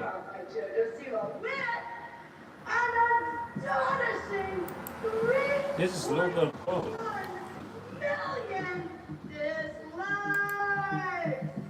Damn! It's rewind time. 1 million. On YouTube, videos go viral when they have more views and more likes. But sometimes a video goes viral for a different reason. Pure hatred. These are YouTube's most hated videos, ranked from the least to the most dislikes. I'm Visual Venture, and I hope you guys have a wonderful day ahead. The React announcement. Wow. First up, we've got a video that was meant to be a quick announcement. However, people hated it so much that it caused a firestorm on YouTube. We're excited to announce React World, the first of its kind program that allows people and companies to license all our popular shows online so that anyone, even you watching right now, can create your own versions in a fully legal way and be part of a new and exciting global community. This announcement was made by two brothers, Benny and Rafi Fine, but everyone Whoa. called them the Fine Brothers. Fine They ran Brothers. a YouTube channel called React that had millions of subscribers. Since joining YouTube in 2007, the Fine Fine Bros have Brothers. uploaded different reaction series like Kids React, Teens React, and YouTubers React. These shows gave the React channel billions of views, making it one of the biggest channels on YouTube. The channel's success is a big reason why reaction videos are so popular on YouTube today. However, in their attempt to protect their content and grow their React brand, the Fine Bros made a huge mistake. On January 26, 2016, the Fine Bros released a video announcing their new program, React World. The idea was that their fans who wanted to create reaction videos could apply for permission from the Fine Brothers. If approved, they could use names like Kids React or Teens React for their videos, and the Fine Brothers would help promote them. However, any money the fans made from these videos would have to be shared with the Fine Bros. Initially, the idea didn't sound bad. That was until the Fine Brothers revealed how they were trying to trademark the word React itself. That's when the video took a turn for the worse. Trademarking the word React was a major issue. Reaction videos were very popular on YouTube, and many of them had the word React in their titles. channels. If the Fine Brothers got the trademark, they would be able to control any video that used the word react. This meant that they could take down any YouTube video with that word in it or claim copyright to make money off of other creators' videos. By trying to trademark the word react, the Fine Brothers were going to war with millions of content creators and subscribers. The news made a lot of people mad. Longtime fans of the Fine Brothers turned against them, accusing the Fine Bros of trying to control a concept that they didn't own. It wasn't just the fans who were upset. Other YouTubers made videos bashing the brothers.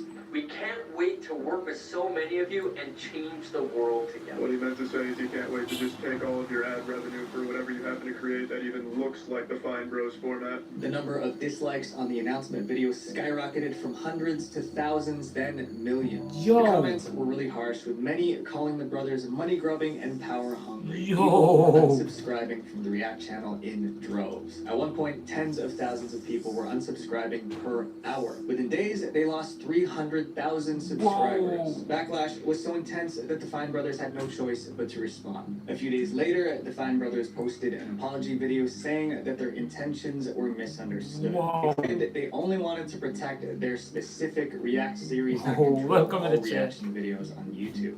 We were never trying to say that every video where someone reacts to something else is something we would try to control. When we reference licensing the React format, we only meant our specific series, not the overall genre of reaction videos. We do not own the genre. However, just weeks after the announcement, smaller channels on Reddit started posting about how the Fine Brothers were copyright claiming their videos. The Fine Brothers eventually removed the React World announcement video and dropped the entire idea. By then, the damage had already been done. The React channel's reputation never fully recovered, and almost 10 years later, the React World announcement is still one of the most disliked videos in YouTube history. Logan Paul's apology. Logan Paul's apology video, titled "So Sorry," is next on our list of most hated YouTube videos. The controversy began when Logan Paul uploaded a vlog where he and his friends explored the Aokigahara forest in Japan. The forest was infamous for being a place where many people go to end their lives. Although Logan knew this, he decided to explore the forest with his camera rolling. While there, he and his friends came across the body of someone who had recently passed. Instead of treating the situation with seriousness and respect, Logan made jokes and continued to record. How our lives unfold. There's no going back. I've seen things I can't unsee. We found a dead body. He then uploaded the video to his YouTube channel, showing millions of viewers the disturbing footage. It didn't take long for the backlash to hit. Viewers were outraged, calling Logan disrespectful and heartless. The video got hundreds of thousands of dislikes before it was deleted by Logan himself that same day. In response to the backlash, Logan released an apology video titled "So Sorry."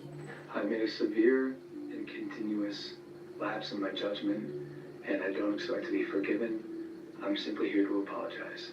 But rather than calming the storm, this apology video fueled even more anger, racking up over 1 million dislikes in just a few hours. It wasn't his vlog that was the most disliked, but his apology. Logan even trended on Twitter with countless tweets blasting him for exploiting someone's pain for clout. But if Logan already apologized, why was everyone still mad? For many viewers, Logan's apology seemed fake. They felt like he was only saying sorry because he got in trouble and faced backlash, not because he really understood how wrong he was. It felt more like a performance meant to save his reputation rather than a true expression of regret. The apology video is still on Logan's channel with over 63 million views and almost 3 million dislikes. The dislikes on Logan's apology video weren't the only problem. The real consequences were much worse. YouTube kicked him out of their Google Preferred program, potentially costing him millions in ad revenue. On top of that, he lost several deals with brands and advertisers. The movie he was working on got put on hold, and even the Hollywood actor The Rock told Logan to delete every picture and video of them together. And it wasn't over. Logan's own business partners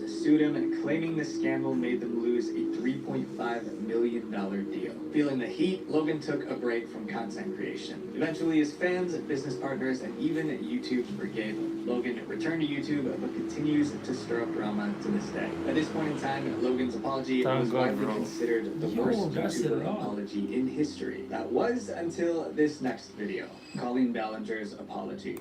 The video you're about to see isn't just one of YouTube's most hated videos, it's also a perfect example of a terrible apology.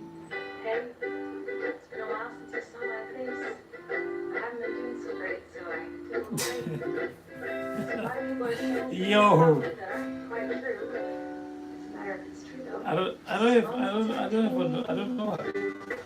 This is my The first video time was seeing posted by YouTuber Colleen Ballinger after she was accused of something so serious that it could have landed her in Wait, jail. But instead of I guess making a this is the normal girl with apology video, she did something totally unexpected. the She kid. sang her apology while playing a ukulele. The No, video went no. viral, I'm eventually not sure. becoming I'm a not meme sure. known as the ukulele apology. This was a ridiculous way to apologize for a potentially Ukulele serious crime. apology. But what exactly was she saying sorry for? Colleen Ballinger started on YouTube in 2006, but didn't have much success. In 2008, she introduced the goofy Miranda Sings character, which gained her millions of fans. Over the course of 10 years, her channel amassed over 10 million subscribers, making her one of YouTube's biggest stars. But in April 2020, Colleen found herself at the center of a career-ending scandal. One of her fans made a video accusing Colleen of inappropriate behavior with him when he was young. This inappropriate behavior included sending him weird messages, asking him for photos, and even mailing him her lingerie.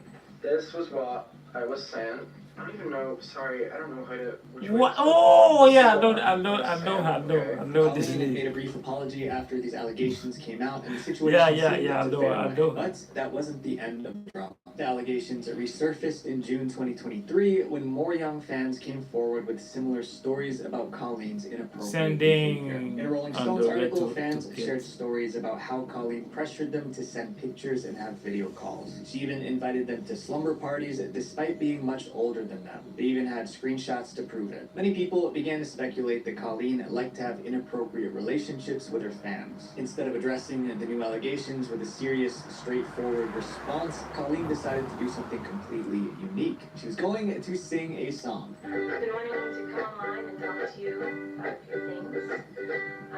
Even though my team has strongly advised me to not say what I want to say, Yeah. I recently realized that they never said that I couldn't sing. But you doesn't have to kill like with music. That's really you kind of like a real explanation for her actions. I Instead, don't know. she sang lyrics that downplayed the allegations and made You're not taking it excuses for her seriously for behavior. the Viewers apologize. could hardly believe what they were seeing, so in anger, they downvoted it. Colleen's High video currently has over 2 million dislikes and 2 million views. Fans expected a sincere apology, but instead it got a song that was disrespectful and insensitive. After the backlash from her ukulele apology, Colleen took a 4-month break from YouTube. When she finally returned, she posted a new video where she apologized again, That's a this lot. time without the ukulele. She made a more serious apology saying, I don't expect anyone to welcome me back with open arms. What? I don't expect Galia, I didn't mind with this I video. didn't just know wanted you to were in the come on chat, and say, Galia. I didn't know.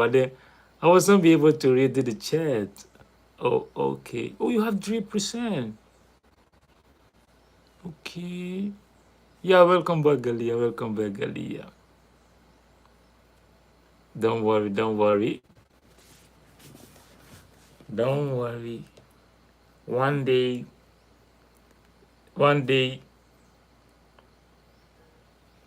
you will see Alex. Okay.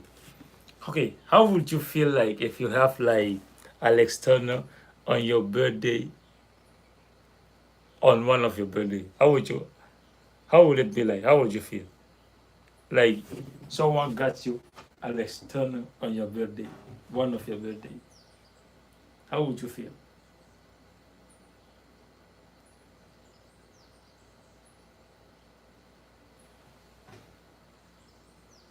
Yeah, no problem, Galia, no problem.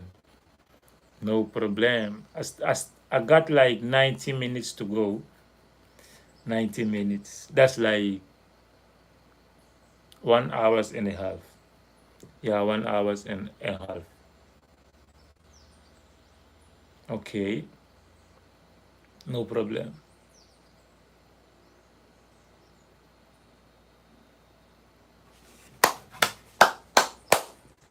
Tell you, bro. You got it. I know you're smart, bro. I know you're smart. Yeah, bro. Keep it up. Keep it up, bro. Keep it up, bro. That's good. That's good news. Keep it up. You got it. I know you're smart. I believe in you, bro. I believe in you. Keep it up, bro. Nah, it's all you, bro. It's all you. It's all you, bro. It's all you. You got it. You're the one that made it, bro. You got it, bro. Oh, it's about to turn 40. What's month? What's month? But you say you do, but you say you do,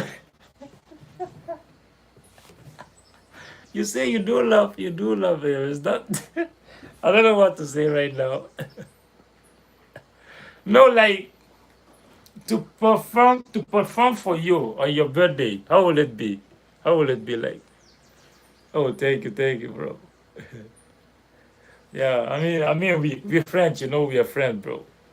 Yeah, so yeah, I mean, we help each other. Like yeah,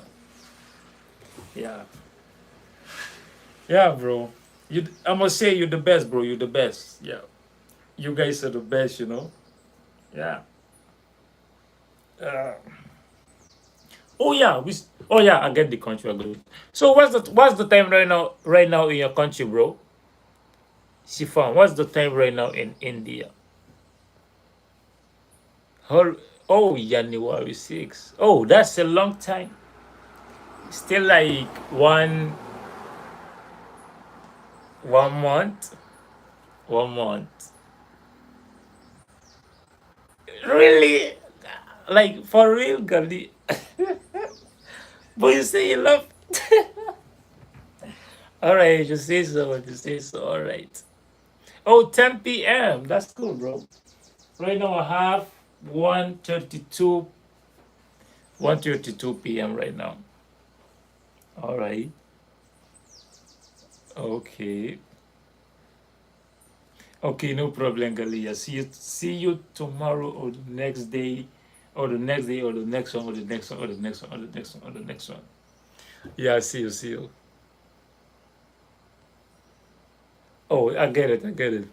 Yeah, go and charge your phone and also try and get some rest. Yeah, try and get some rest. Because tomorrow I wanna see like, yeah, yesterday I rest really, really well.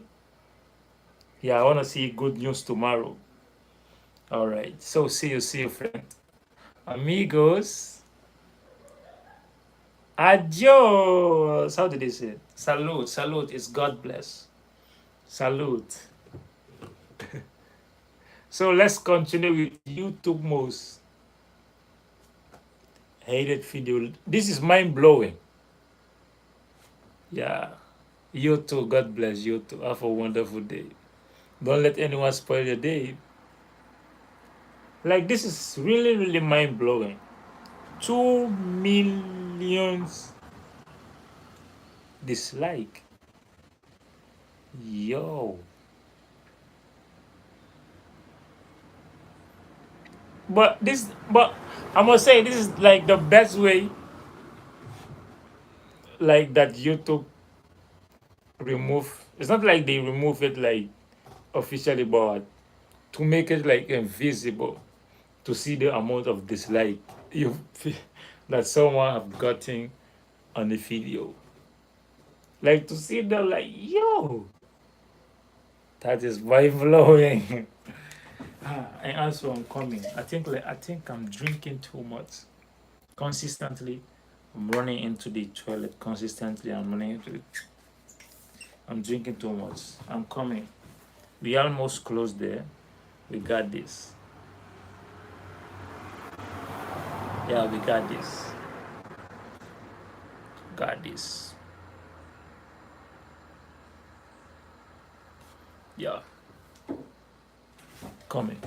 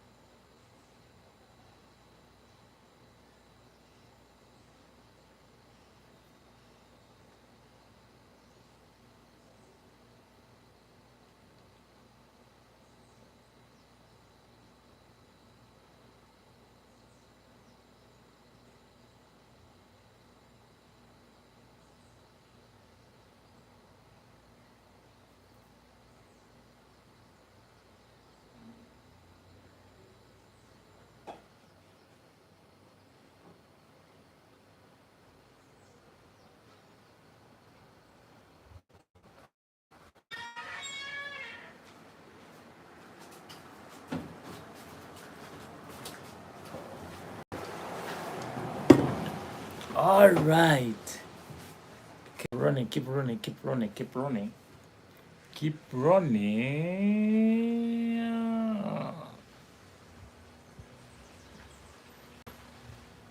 All right.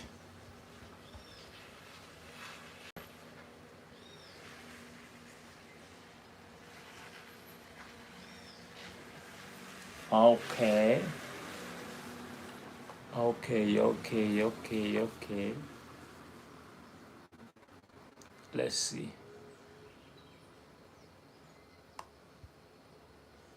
Oh, this is like a, let's see.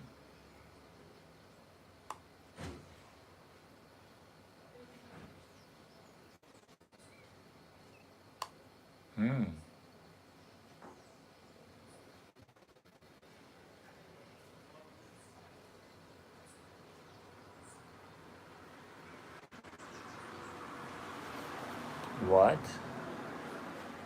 Okay. No, that's, whoa. Yeah, I want to see this also. This is very important. It's very important. I need to know it also. I need to know it. It's very important.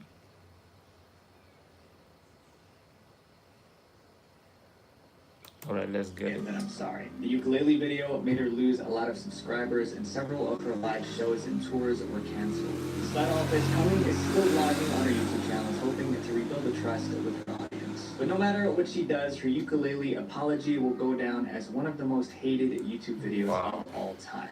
JoJo Siwa's Karma music video. This year, 2024, JoJo Siwa's music video for single Karma made history for all the wrong reasons. Your number one first place overall goes to Karma by JoJo Siwa with an astonishing, record-breaking 3.1 million dislikes.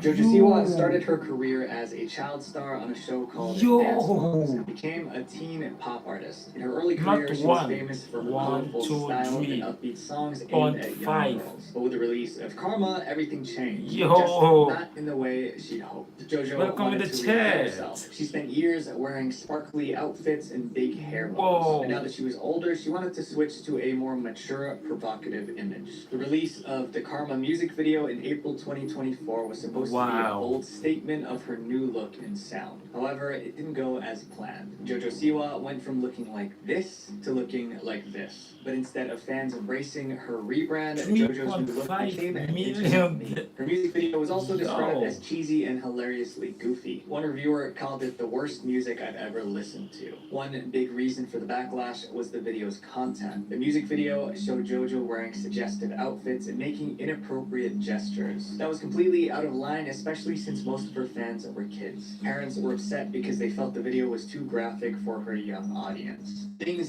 got worse after JoJo's performance at the LA Pride event in June 2024. During the performance, she danced provocatively with her background dancers, drank from a bottle of vodka on stage, and swore loudly into the mic multiple times. This behavior didn't sit well with fans, especially since many of her younger audience members were in the crowd. As news of JoJo's behavior spread, the dislikes on her Karma video skyrocketed until it hit 3.1 million dislikes, becoming one of the most disliked videos on the platform.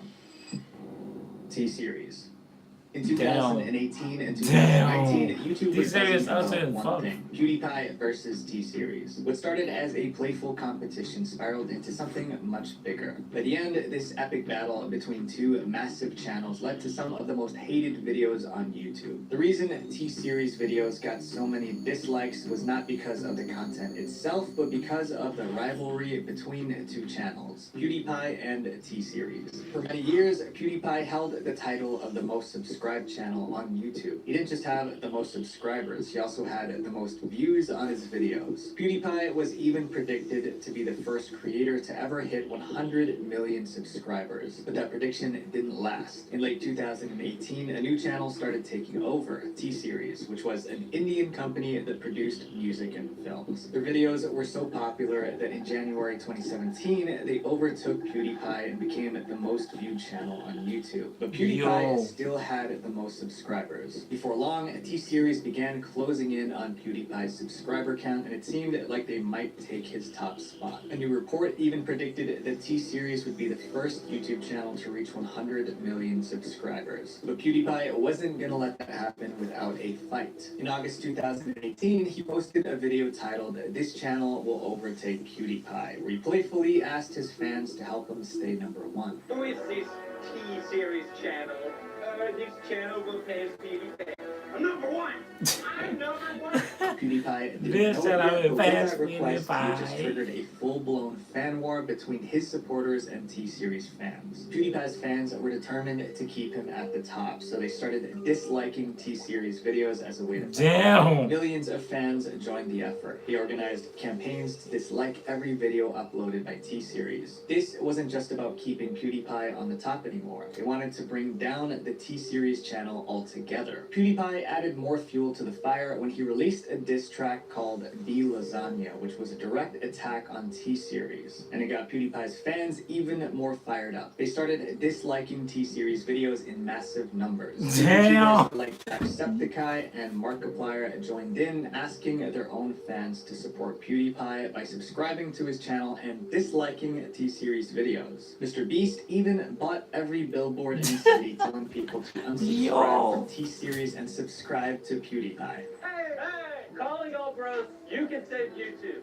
Subscribe to PewDiePie, unsubscribe from T-Series. Truer words have never been spoken. There was a march in Pakistan where protesters held signs reading "Unsubscribe T-Series" and expressed their support for PewDiePie. Hackers around the world hijacked printers, making them print over 100,000 flyers supporting PewDiePie. Needless to say, this rivalry got out of hand. But despite the millions of dislikes on their videos, T-Series won the battle. It all came to an end on May 29th, 2019, when T-Series officially passed PewDiePie and became the first channel to hit 100 million subscribers. The PewDiePie versus T-Series rivalry led to some of the most disliked videos on the platform. This next video on our list is much more serious than this competition. It involves compromising kids for money.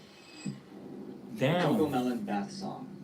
The Cocomelon Bath Song is one of the most hated videos on YouTube, and its high number of dislikes reveal just how much controversy surrounds it. This video, created by the popular children's channel Cocomelon, has racked up over 6 billion views and 16 million likes. However, the number that stands out the most is its 12 million dislikes. That's a 42% dislike to like ratio. When parents were asked why they disliked Cocomelon, most of them had the same answer: addiction. Parents can't stand the Bath Song and other Cocomelon videos because they're too addictive for toddlers. At such a young age, the content should be safe for their growing minds, but Cocomelon is far from that. It's like poison for their brains. Cocomelon is designed to keep kids to their screens. It uses bright colors and flashy effects to grab their attention, and the scenes change every few seconds to keep things exciting. These tactics make it hard for kids to stop watching. For example, in the Bath Song, the scene often changes every 1 to 2 seconds.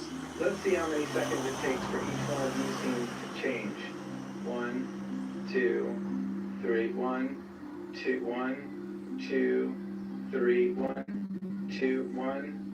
2, 1, 1, 1, 1. Parents also complain that Cocomelon adds absolutely zero value to their kids. The videos don't teach the kids anything. It just turns them into zombies that stare at the screen. Some parents even said that their kids throw tantrums when a Cocomelon video is turned off. Given all this, it's no surprise that the Cocomelon Bath Song has 12 million dislikes. Parents believe that Cocomelon isn't just entertainment, it's making their kids addicted to screens. And to show their frustration, they've made it one of the most hated videos on YouTube. If you guys want a more in-depth breakdown of this situation, check out my video, How the Internet Destroyed Generation Alpha. The next hated video on our list was also created by a popular company, but after one tragic incident, they went from loved to absolutely hated. The Sadak 2 trailer. It might surprise you, but the second most disliked video on YouTube is actually a movie trailer. The trailer for the beloved movie Sadak 2 received a whopping 13.9 million dislikes. With 81 million views, the trailer only managed to gather around 700,000 likes. That's a 95% dislike rate. That technically makes the Sadak 2 trailer the most disliked video on YouTube if we're going by the dislike to like ratio. People didn't just dislike the Sadak 2 trailer because of the movie itself. It had to do with a much bigger issue, the death of a beloved Bollywood actor. Big breaking news that is coming in at the moment. Actor Sushant Singh Rajput has committed On June 14th, 2020, all of India was heartbroken after hearing about the passing of actor Sushant Singh Rajput. The 34-year-old was a rising movie star in India. Police reported that he took his own life. However, investigations began to reveal a darker story, one that would lead everyone to hating the Sadak 2 movie. It turns out, before his demise, Sushant was almost given the lead role in the Sadak 2 film, but at the last minute, he was kicked out of the project and replaced. Why? Alia Bhatt, the film's lead actress, didn't want to work with him. Alia wasn't just an actress, but also the daughter of the director of the movie. This made people believe that Alia might have influenced her father to replace Sushant with another actor. Old clips of Alia mocking Sushant surfaced, which fueled the public's anger. On a talk show, Alia talked down on Sushant's achievements. Sushant's fans felt like he was treated unfairly by powerful people in Bollywood, including the Bhatt family. They believed that getting kicked out of the Sadak 2 movie because of nepotism drove Sushant to do what he did. So when the Sadak 2 trailer was released just 2 months after Sushant's passing, it became a target for angry fans who were still mourning him. They flooded the video with dislikes as a way to protest nepotism in Bollywood. The hate continued until 13.6 million dislikes, setting a new YouTube record. The next video on our list probably took millions of dollars to create, only to take the crown as the most hated video in regional history. YouTube Rewind 2018.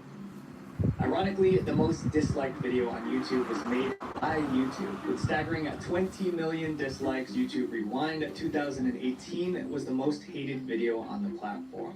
20 million. It's rewind time. But why did this video, which was meant to celebrate the year's biggest trends, end up getting so much hate? Every year from 2010 to 2019, YouTube released a video called YouTube Rewind to recap the most popular moments on the platform. In the beginning, it was a simple collection of the biggest viral videos, but over time, it became a full production. By 2012, YouTube featured popular creators to perform viral trends in their videos. At first, this format worked well, but by the time YouTube Rewind 2018 came around, things took a turn for the worse. That year, it seemed like YouTube completely ignored what its community wanted. YouTube Rewind 2018 felt disconnected from the creators and events that people cared about. Many viewers were annoyed that YouTube left out major moments, like the huge PewDiePie versus T-Series rivalry, which was one of the biggest stories on the platform that year. PewDiePie, who was also YouTube's most popular individual creator, wasn't even mentioned in the video.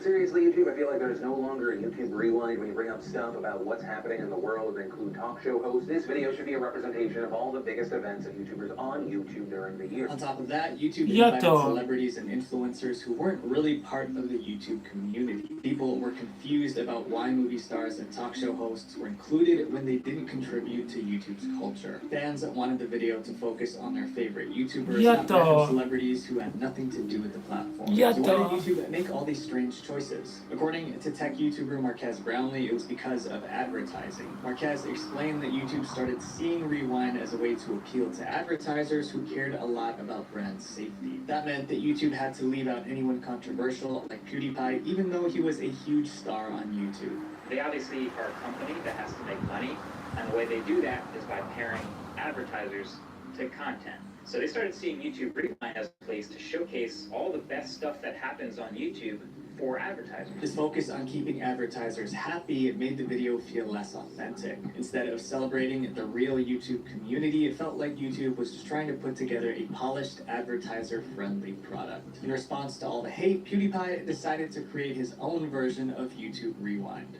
Yeah! It's rewind time.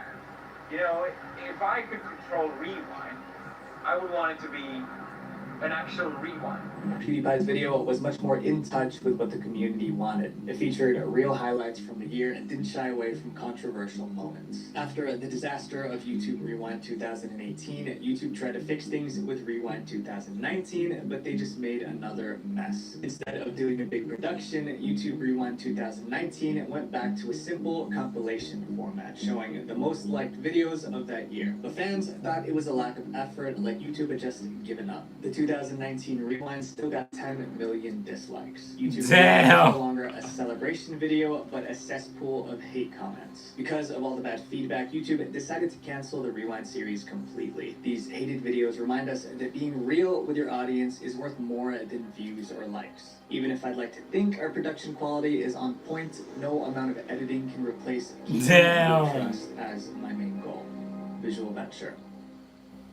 Wait, before you guys go, make sure you guys watch my video on the most unsettling band YouTube channels. Thank you guys for everything, and I guess now it's the road to 1 million subs. Let me check it out. On band. Why is this guy still allowed when he has an actual FBI warrant and he's on the most wanted list? A woman who adopted 7 children and used them to make social media videos is Whoa. now under arrest. A year later, he has He's actually now been under arrest. arrested by the police, possibly facing extradition for running a literal cult. Obviously, not every video on YouTube is cute or funny. Some channels push the limits so hard, they get kicked off of YouTube forever. But what type of content could be so bad that it forces YouTube to ban an entire channel? Let's find out. These are YouTube channels banned for disturbing reasons, part 2. As usual, we'll begin with the lighter cases and move on to the more disturbing ones at the end. I'm Visual Venture, and you are awesome. The Catch Me Killer. Wow. In February 2009, a new channel appeared on YouTube, but their first video was so disturbing that it left viewers feeling disgusted and angry. A man using the name Catch Me Killer posted a video saying he was responsible for several unsolved crimes. Whoa. The YouTuber blurred his face and distorted his voice so no one could identify him. And then he began his confession. I'm sorry to do on YouTube because there's millions of people who have one audience. Whenever one audience found, committed to listening to that body. He claimed he'd taken the lives of 16 women and hidden the remains. Although he said he was confessing, there was no regret in his voice. Instead, he sounded proud. The end of the video was the worst part. This mystery man issued a challenge to everyone watching.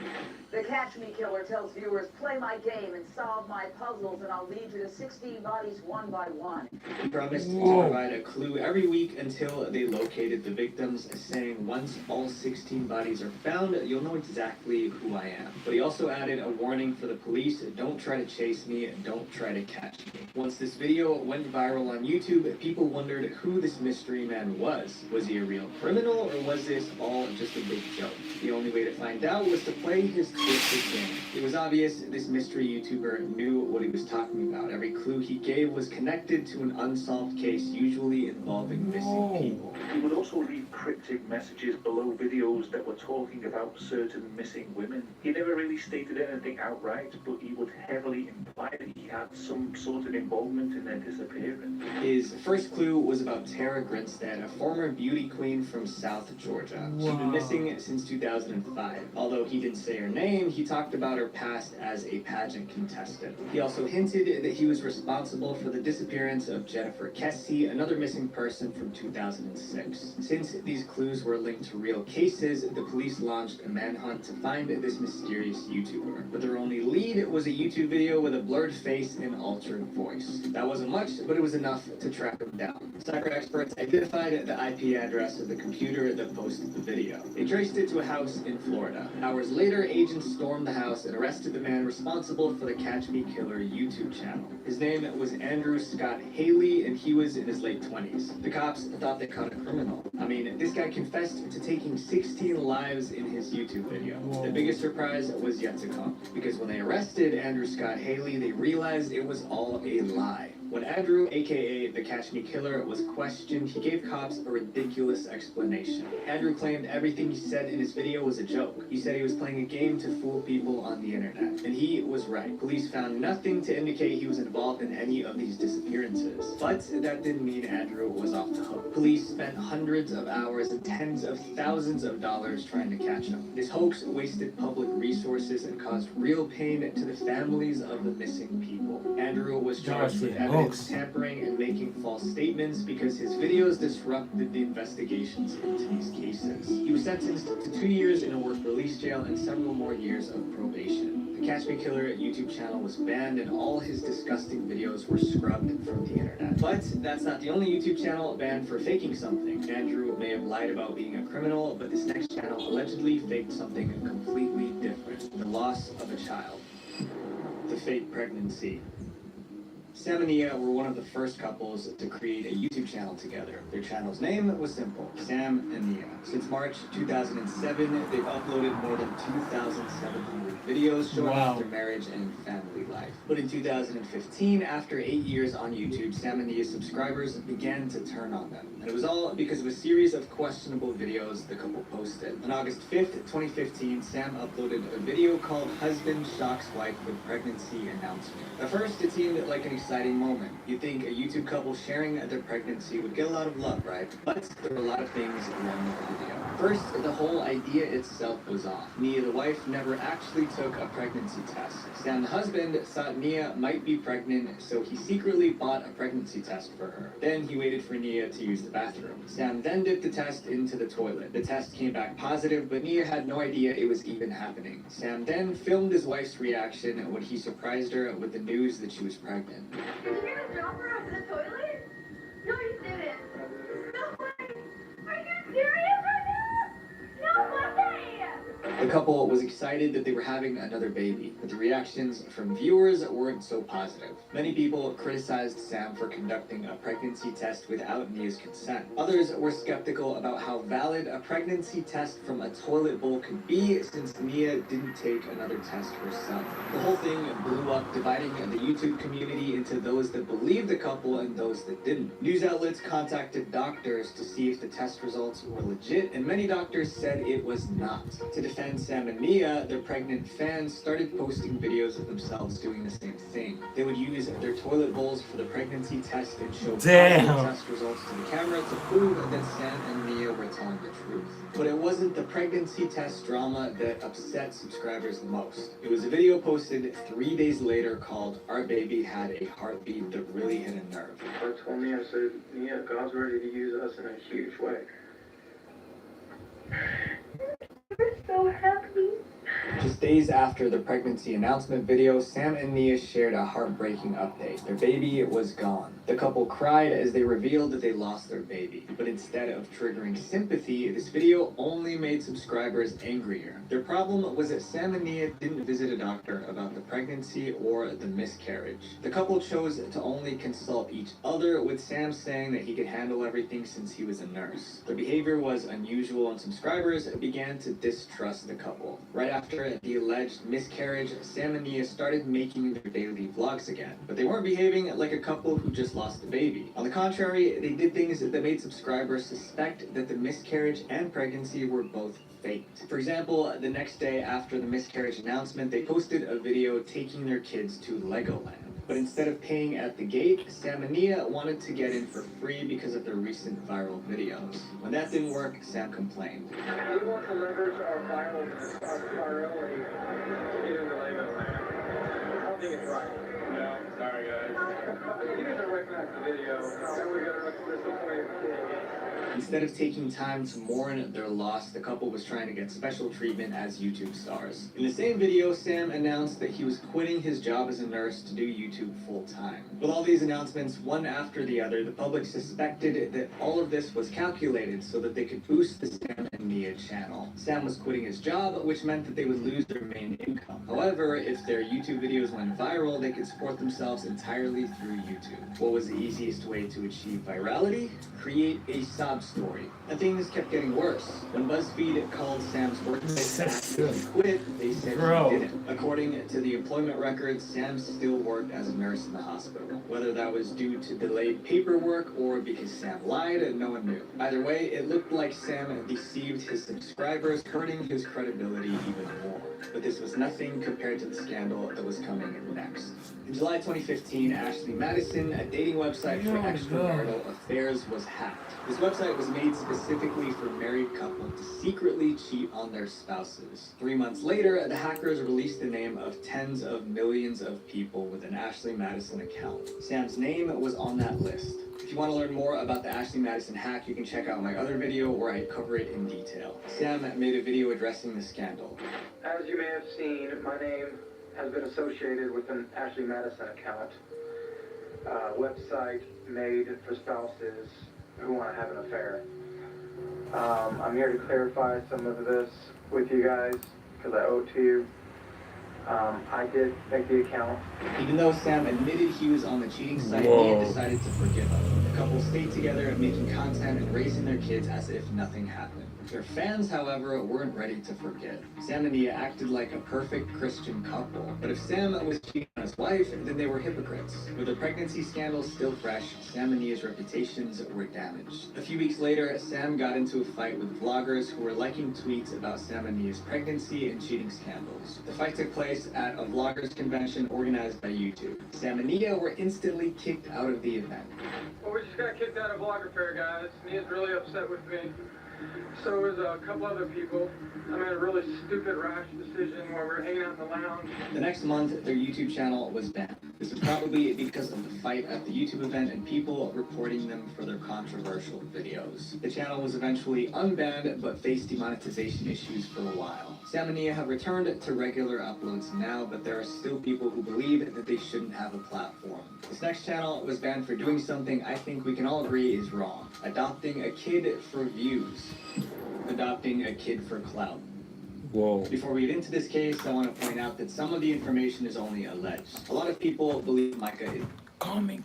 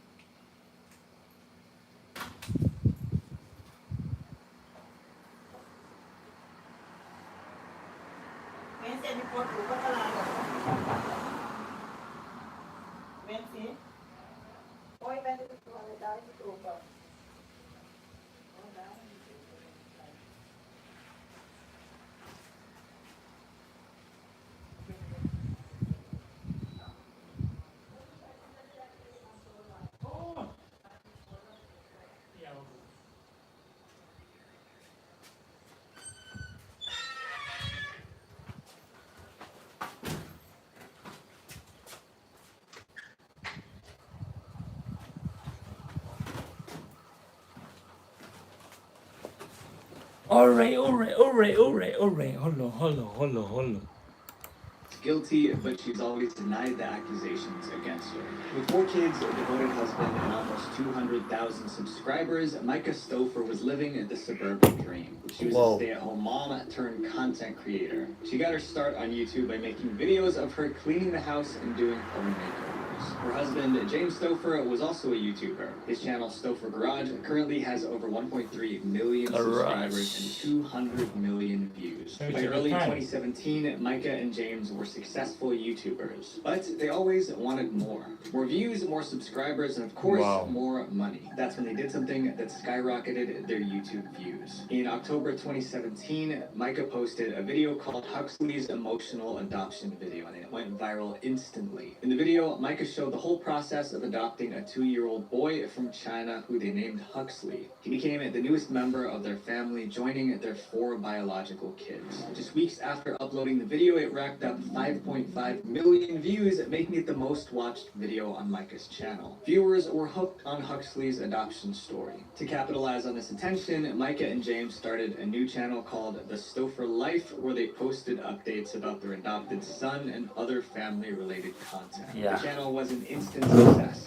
The channel grew from 80,000 to 131,000 subscribers in just that month alone.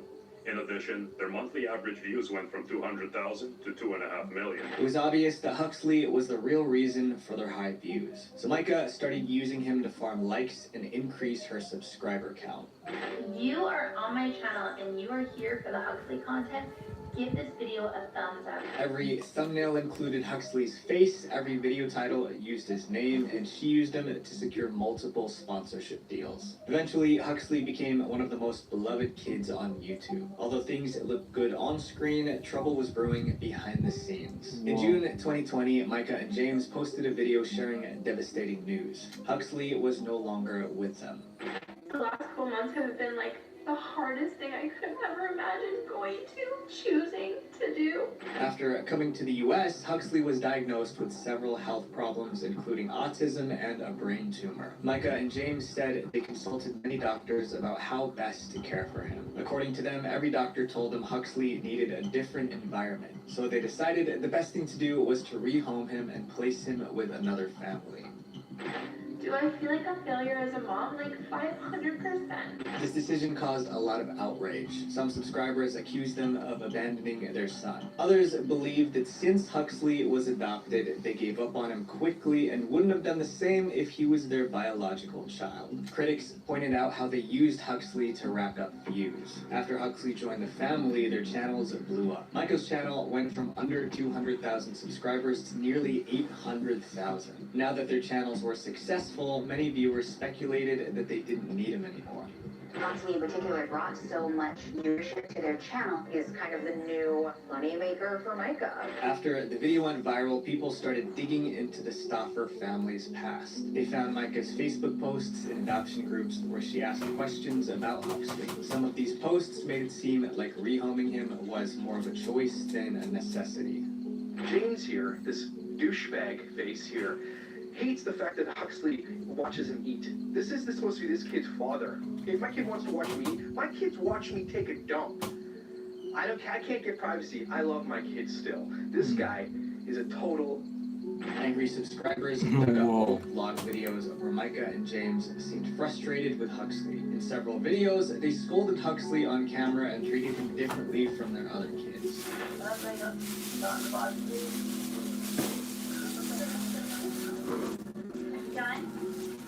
He's just having a bad day.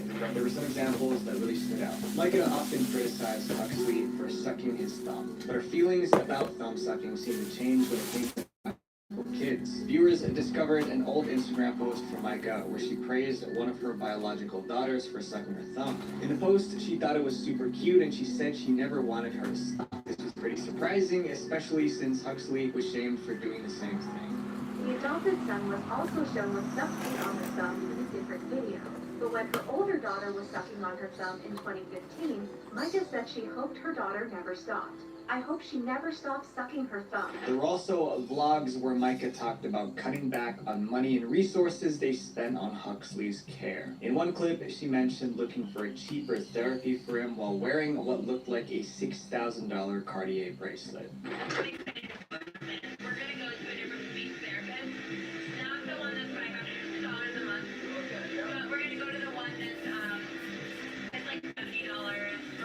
Whoa.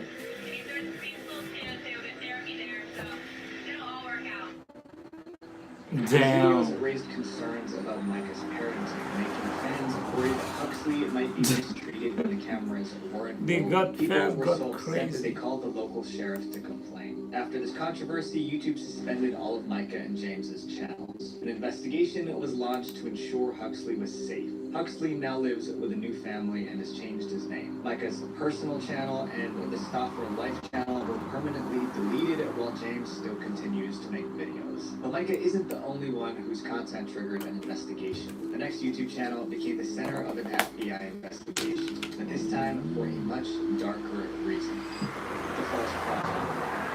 The YouTube channel Sunshine Media Network International, or SMNI News, is one of the most controversial channels in YouTube history.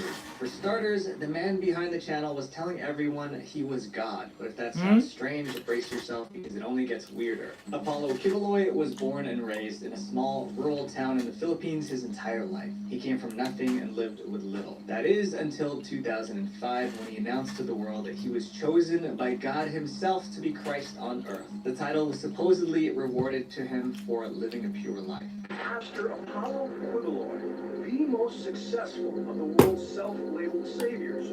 The official coming of the Son of God was in April 13, 2005. But years before then, in 1985, Apollo was the leader of a church called the Kingdom of Jesus Christ in the Philippines. A few years after the church was created, he created SMNI News, which aired on television. But he went on to create the SMNI YouTube channel, which was a huge part of his media empire, giving him exposure to billions of people. But there was a big problem. Apollo was saying some extreme things on YouTube. As far back as 2005, Apollo called himself the Messiah and the appointed Son of God, basically implying he was God on earth. He made YouTube videos talking about how he was divine and tried to recruit more followers. But Apollo had a lot of enemies, and he often threatened and insulted them in his videos. Other videos showed him living in luxury while treating his followers like they were his servants. This may be the most beautiful spot in the Philippines, and it's paid for by people who live on $2 a day. So how do you justify your lifestyle? I mean, your watch could probably feed 100 families for a month. If it's not God's will for me to have these things I have, yeah, you can take it away. Despite all this, SMNI managed to avoid getting banned. That was until June 2023. One man made it his mission to get the channel kicked off of YouTube. Mudahar from Some Ordinary Gamers tweeted at the YouTube team asking them to take down the news channel. He had a really good reason for this request. It turns out that Apollo Kibuloy, the man running the channel, was wanted by the FBI. Why is this guy still allowed when he has an actual FBI warrant and he's on the most wanted list? The tweet read, "Someone at Team YouTube has to help the feds or shut this account down. Priest is running a channel still reaching out to victims." After his tweet got a couple thousand likes, YouTube decided to investigate, and what they found was very disturbing. The FBI accused Apollo Kibuloy for running a labor trafficking ring. He was allegedly bringing church members to the US using fake visas. Once they arrived, the members would roam the streets asking people to donate to a kids charity called the Children's Joy Foundation. But the charity was just a front. All donations were going straight to Apollo's pockets. Besides the charity scam, Apollo was involved in other illegal activities like his fixation with selecting the perfect personal assistant. He would handpick female church members to be his personal assistants. These women were forced to work at his house during the night doing things that were far from normal assistant duties. The worst part, some of them were on the younger side. The FBI found out about his crimes, and in 2022, they added Apollo to their most wanted list. What really worried YouTube was that Apollo's SMNI channel, which had over 47,000 subscribers, was allegedly being used to recruit victims.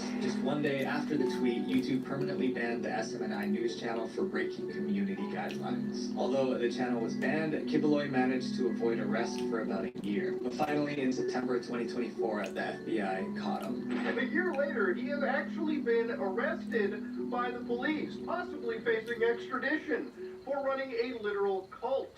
The Next Fan channel seemed like it was making wholesome, family-friendly content, but behind the scenes, it was a house of horrors.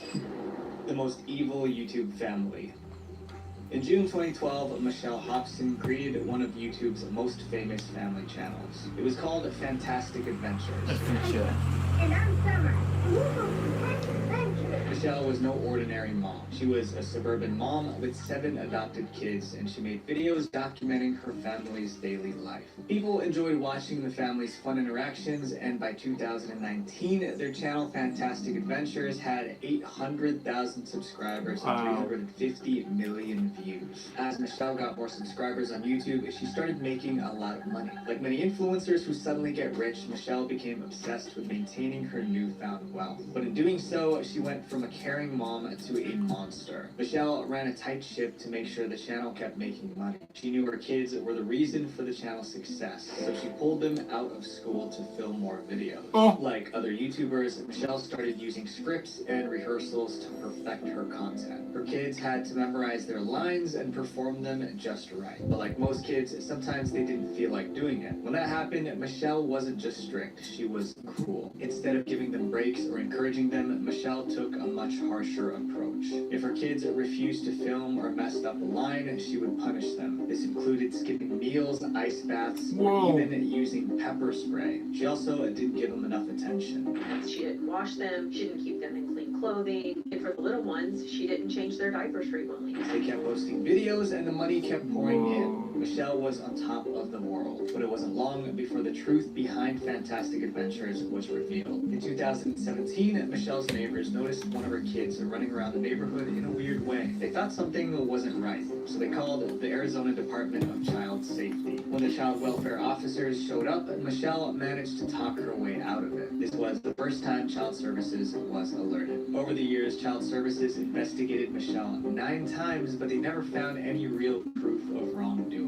But in 2019, Michelle finally faced the consequences of her actions. In addition to her 7 adopted kids, Michelle had other adult children, including a biological daughter named Megan. Megan saw how badly her mom treated the others. So in March 2019, Megan called the local police to report her mother. When the officers stopped by the house for a welfare check, they immediately realized that Michelle was unfit to be a mother. The kids were in terrible shape. Michelle was arrested and charged with 30 felony counts of mistreatment. A woman who adopted 7 children and used them to make social media videos is now under arrest. On March 19th, 2019, Michelle's mugshot was all over the news. Subscribers of Fantastic Adventures were shocked to find out the happy family they'd been watching was all an act. Once Michelle was arrested, YouTube immediately terminated the Fantastic Adventures channel. Michelle passed away in November 2019, just months after she was arrested. It's unclear where Michelle's kids are now, but one thing's for sure, they're no longer in the house of horrors. These stories show us how people will do anything to achieve fame. They get lost chasing their dreams, but in reality, true success comes from the connections we build, not the attention we seek. Visual Venture. That's true. Make sure you guys click here to watch part 1 of this disturbing band channel's video, which I created. I wanna see this unsettling band. Unsettling. This is gonna be the last one.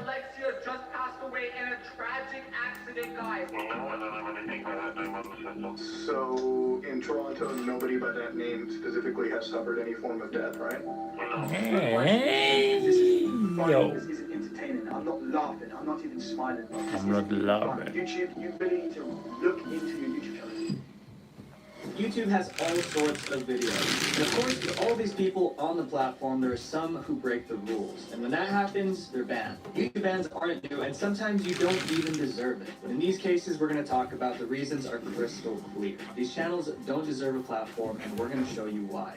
First, I want to say thank you to you watching. Yes, you right there. So we'll start with the lighter stuff, but as we go along, we'll dive into talking about some really messed up people. So get ready for a journey down the rabbit hole of banned YouTube channels. The Fortnite scammer. If you spend any time on the internet, you might have heard of this little indie game called Fortnite. Just kidding. If you haven't, let me give you a breakdown. Fortnite is a massively popular online battle royale video game. With over 230 million people playing every month, Fortnite is a huge deal to gamers. And with almost 63% of players being under 24, this game has a massive young player base. Since there are so many young players, many Fortnite YouTubers have catered their content to appeal to them. But while some try to keep things family-friendly, others find a way to use their young fans to their advantage. Meet Vorfi, a Fortnite YouTuber that has caught some serious heat for lying to his fans. He was best known for his 24/7 live stream on his channel, where he would invite viewers to join him in games and events in Fortnite. His popularity skyrocketed, and he gained tens of thousands of subscribers with these streams, easily breaking 1,000 viewers each stream. He quickly built up a loyal community of fans that would spend countless hours liking his videos, engaging in his chat, and even donating money for the chance to play Fortnite with him. While Vorfi did play the game, most of his streams had a catch. He'd ask his viewers to do more than just like or subscribe. His main demand was to use his special Fortnite creator code when making in-game purchases. For context, a Fortnite creator code is a unique discount code provided to Fortnite content creators. If the code was used to purchase something in-game, the creator is given a 5% cut on each sale. Vorfi told his viewers that doing what he asked would up their odds of getting to play a game with him or join one of his special events. One of these events was called the Fortnite Fashion Show, which became Vorfi's most popular event on his channel. Many of his viewers went to great lengths to try and secure an invite to the fashion show. Vorfi knew this and used it to his advantage. He made it clear that if they don't do what he demands, they would be kicked out of the running for a fashion show invite. With many of his fans being young kids who idolized him, they did exactly what he asked.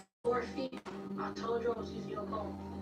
Peach bumper, Vorfi, right there, bro. I got you. But despite his loyal community, Vorfi wouldn't maintain his success for long. In 2020, Fortnite rolled out an in-game event called Doomsday. To clickbait more viewers, Vorfi would say that he had insider information about the event. Thousands of new faces tuned in trying to learn more about the event, but in reality, he knew nothing at all. He was just making things up to boost his numbers. Although this skyrocketed his popularity, it was about to backfire. His own personal Doomsday things was for yet to short come. term As does the actual less. Doomsday event got closer, Fortnite put a countdown timer in the game's main lobby screen. This timer was ticking down the days, hours, and minutes until the big event. Everyone playing Fortnite could see this timer. You'd think Vorfi, being a live streamer, would have an accurate timer that matched. Since he was supposed to be playing live, well, his timer never moved. It wasn't in sync with the real one everyone was watching. Redditors called this out immediately. They claimed that Vorfi was not actually live streaming. Instead, he seemed to be replaying the same 30-minute clip over and over. Most of his viewers were kids and they didn't seem to notice. The older members of the Fortnite community, however, were enraged at Vorfi for misusing his influence to make money off of young, unsuspecting viewers. This wasn't just a case of clickbait. This was a scam. Vorfi was promising his viewers an invite to games and events that didn't even exist. He was also giving insider leaks about new updates to the game that were all made up. His entire stream was a lie. He has been saying Doomsday Heist has been coming out on Fortnite like for 2 days, and it has 5 days until it happens.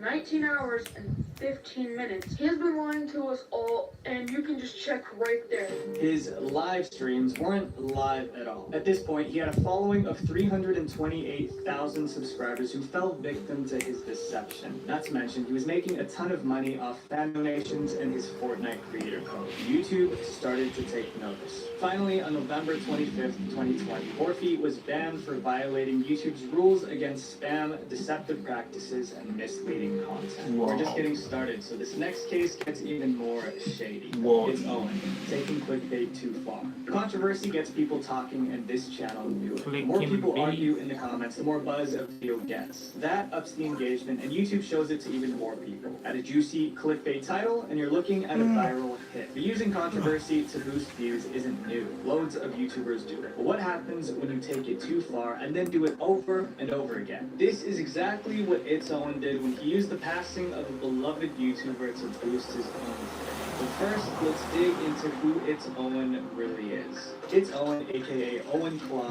was a YouTuber that started out doing gaming-related content. During this era of his YouTube career, It's Owen had a few questionable growth strategies, but nothing too bad. He would do stuff like regularly self-promote his channel in the comments of other videos. He also had a series on his channel called Shoutout Sundays, where he had viewers make videos shouting out his channel, and in return, they might get a shout out back from him. Many people speculated that this all was just a way to get more subscribers without actually following through, and he faced backlash for this. But that wasn't even the tip of the iceberg in It's Owen's controversies. As Owen's channel grew, it seemed like he let fame get to his head. In 2017, It's Owen was under fire for partaking in live stream giveaways with known scam channels. In these live streams, viewers were promised a chance to win a brand new iPhone 7 if they subscribed. All the channels involved, including It's Owen, gained thousands of subscribers within a matter of days, but no winners were ever announced. The streams gained so much virality that even Keemstar from the Drama Alert YouTube channel tweeted about it, exposing them as complete scams. After this incident, It's Owen doubled down even more on his unethical ways. He started posting drama baiting videos, often at the expense of others. He would post clickbait videos about popular YouTubers like Ninja and Tfue that were filled with lies to get more views. Of course, one could argue that this was the optimal strategy on YouTube these days, but where do you draw the line? Well, It's Owen was about to get a hard lesson on what happens when you step over it. On June 30th, 2022, Minecraft YouTuber Technoblade passed away after a year-long fight against cancer. A heartbreaking video called So Long Nerds was posted to his channel, which featured Technoblade's father reading a message that Technoblade left for his fans. The gaming community grieved this loss. While some showcased their support and love for the YouTuber, others were not so kind. They found ways to capitalize off of Technoblade's tragic passing, and It's Owen was at the forefront of it all. Shortly after news broke about Technoblade's passing, It's Owen posted a video on his channel called Mr. Beast Final Goodbye to Technoblade, and it went viral. In under 20 hours, the video gained over 800,000 views and even made it onto the YouTube trending page. But not all publicity is good publicity. The video just showed a clip of Mr. Beast and Technoblade playing Minecraft with a fake tweet from Mr. Beast at the end of the video.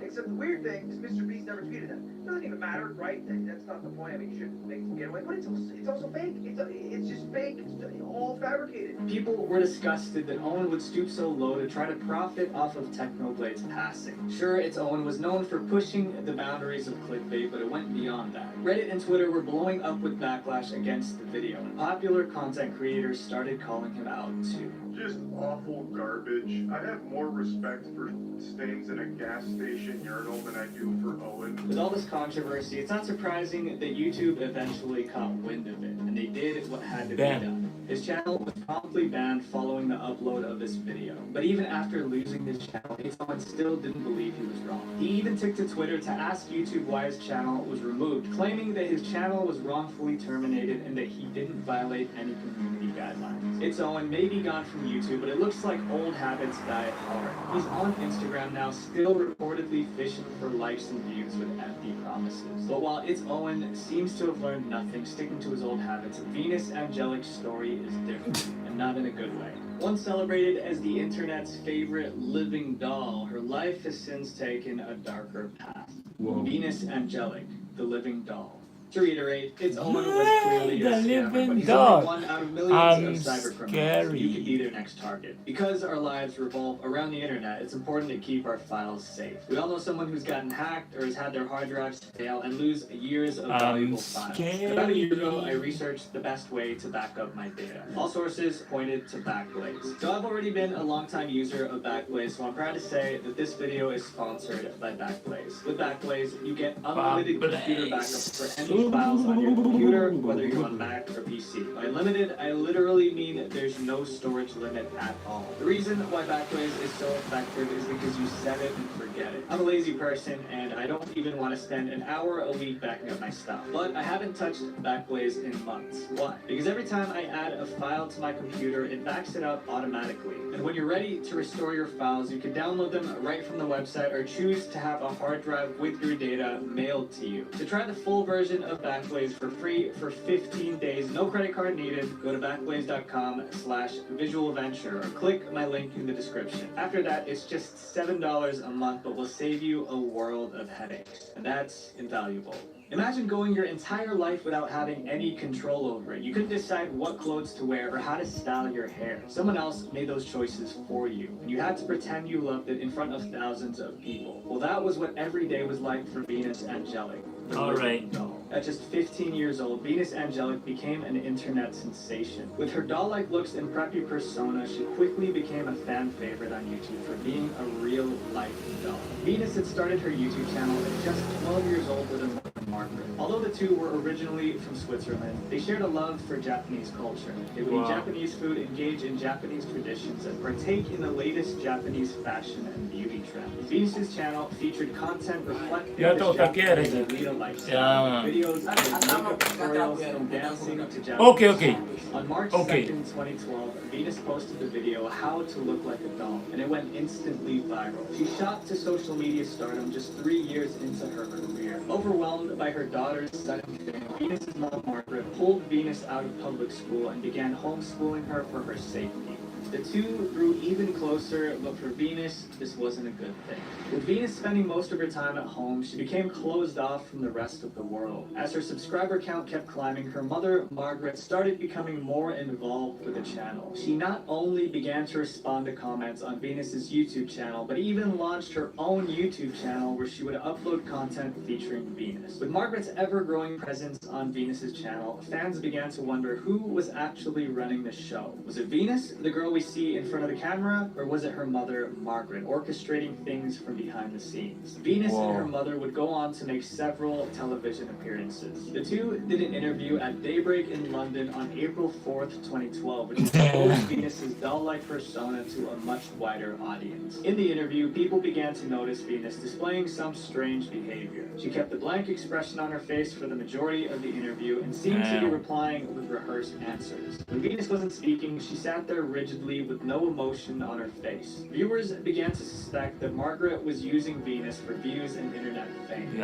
As the years went on, Venus maintained her doll-like childish persona. It seemed like she was aging, but not actually growing up. Fans became concerned with Venus's stunt immaturity, fearing something was going on off camera. And they were right. Venus's channel kept growing, and with a guest spot on TLC's My Strange Addiction, things seemed to be going well for her. But then, in 2014, her life took an unexpected turn. Venus fell in love. She met Manaki, who was a longtime fan of hers, and the two instantly clicked. Manaki started making regular appearances on Venus's channel and social media, and fans were supportive of their relationship. Then suddenly, all signs of Manaki disappeared from Venus's online world. Fans were puzzled, but figured they just had a messy breakup. However, the true reason for his disappearance was more complicated than anyone could have guessed. In 2016, Venus shocked the internet when a video called How I Ran Away From Home was uploaded on her channel. In this video, Venus did a tell-all about her relationship with her mom and what happened to Manaki, the origins of the Venus Angelic channel. She revealed that she and Manaki had not broken up and that she had run away from home due to severing ties with her mother, Margaret. Venus would go on to detail how Margaret had practically full control over her accounts, and that it was her mother's idea to create a YouTube channel in the first place. A couple of things that have bothered me since the past few years include, I don't like that my mom posted on my social media in my name, things which I would never say. Since Venus was young, Margaret would force her to act like a doll on camera to rake in views, likes, and subscribers. Venus had little to no say in what was posted. It was her mother pulling the strings behind the Venus Angelic brand. Venus also said that it was hard to say no to her mother because whenever she tried, her mother would use emotional tactics to make her comply. I couldn't just say no because if I say no or that is a bad idea, then she will get really depressed. Venus ended the video by assuring her viewers that she changed all her passwords, making sure her mother could no longer access her accounts. Now, for the first time, Venus was the true owner of her social media presence. Margaret, Venus's mother, fired back with her own video titled A Venus Angelic Marriage Story. In it, she dropped a bombshell. Venus and Manaki were actually married. The video was supposed to explain her side of things, but it quickly spiraled into something more as she explained her distaste for Manaki. The situation escalated as the video went on, leaving viewers even more conflicted.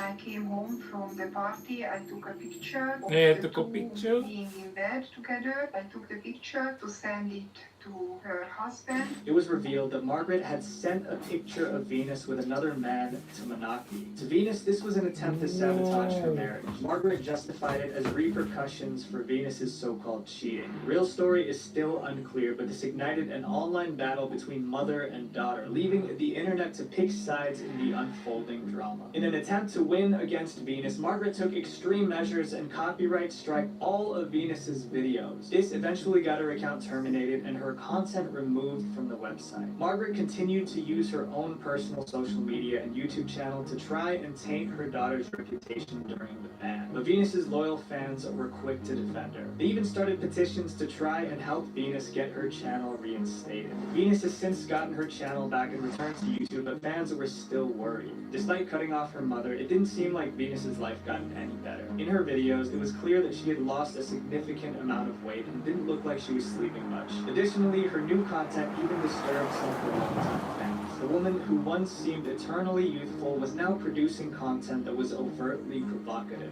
Many fans couldn't help but wonder if the years of manipulation from her mother, along with the unending spotlight of the internet, had finally taken a toll on her well-being. Although Venus is finally free from her mother's grasp, her future remains unclear. It's a transition from a life with zero control to complete freedom. How does one go from having every decision made for them to having to do it all by yourself? Only time will tell. But Venus isn't the only person that's been taken advantage of for YouTube fame. As we dive into the next chapter, you'll see how far some people go to mistreat their loved ones, all for clicks and views. I'm J Station, the Ghost Hunter. How far are you willing to go to get what you want? Telling a white lie or two? Breaking a few morals? How about pretending your girlfriend has passed and claiming you're talking to her spirit beyond the grave? As absolutely insane as that sounds, that's exactly the stunt that YouTuber I'm J Station pulled. Known for his controversial supernatural videos, I'm J Station, aka Jason Ether, was a popular YouTuber with almost 6.3 million subscribers. At his peak, his channel was averaging over 30 million views per month. What was his secret behind his viral fame? It was his knack for creating supernatural content. One of the main reasons behind I'm J Station's success was a viral series on his channel called the 3 a.m. Challenges. In these videos, he would use the passing of celebrities like Mac Miller and XXX Tentacion for content, clickbaiting viewers into believing that he was talking to them through a Ouija board. Of course, this already raised a few red flags for many viewers. Trying to profit off someone's passing is hugely frowned upon, like you've already seen with its own. But these didn't even come close to being one of his worst videos. When popular content creator Etika passed away, I'm J Station once again took advantage of the devastating situation to create yet another 3 a.m. challenge. Etika was adored by many in the YouTube community, making Jason's decision to monetize his passing even worse. It not only struck a nerve, but also crossed lines that many in the YouTube community found inexcusable. Who the finds this entertaining? Please tell me. Who finds this entertaining? Because this isn't even funny. This isn't entertaining. I'm not laughing. I'm not even smiling, bro.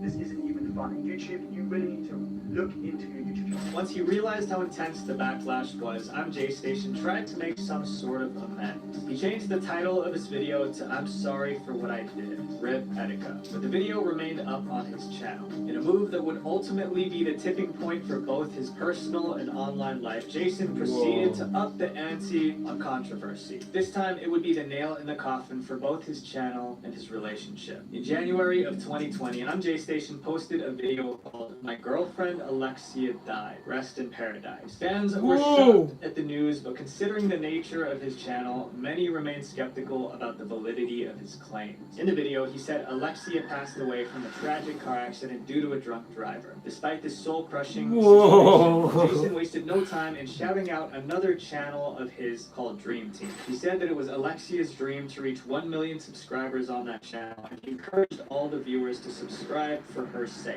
It was her dream to get 1 million subscribers, so out of respect for her, because I know that's what she would want, I'm gonna post those videos there.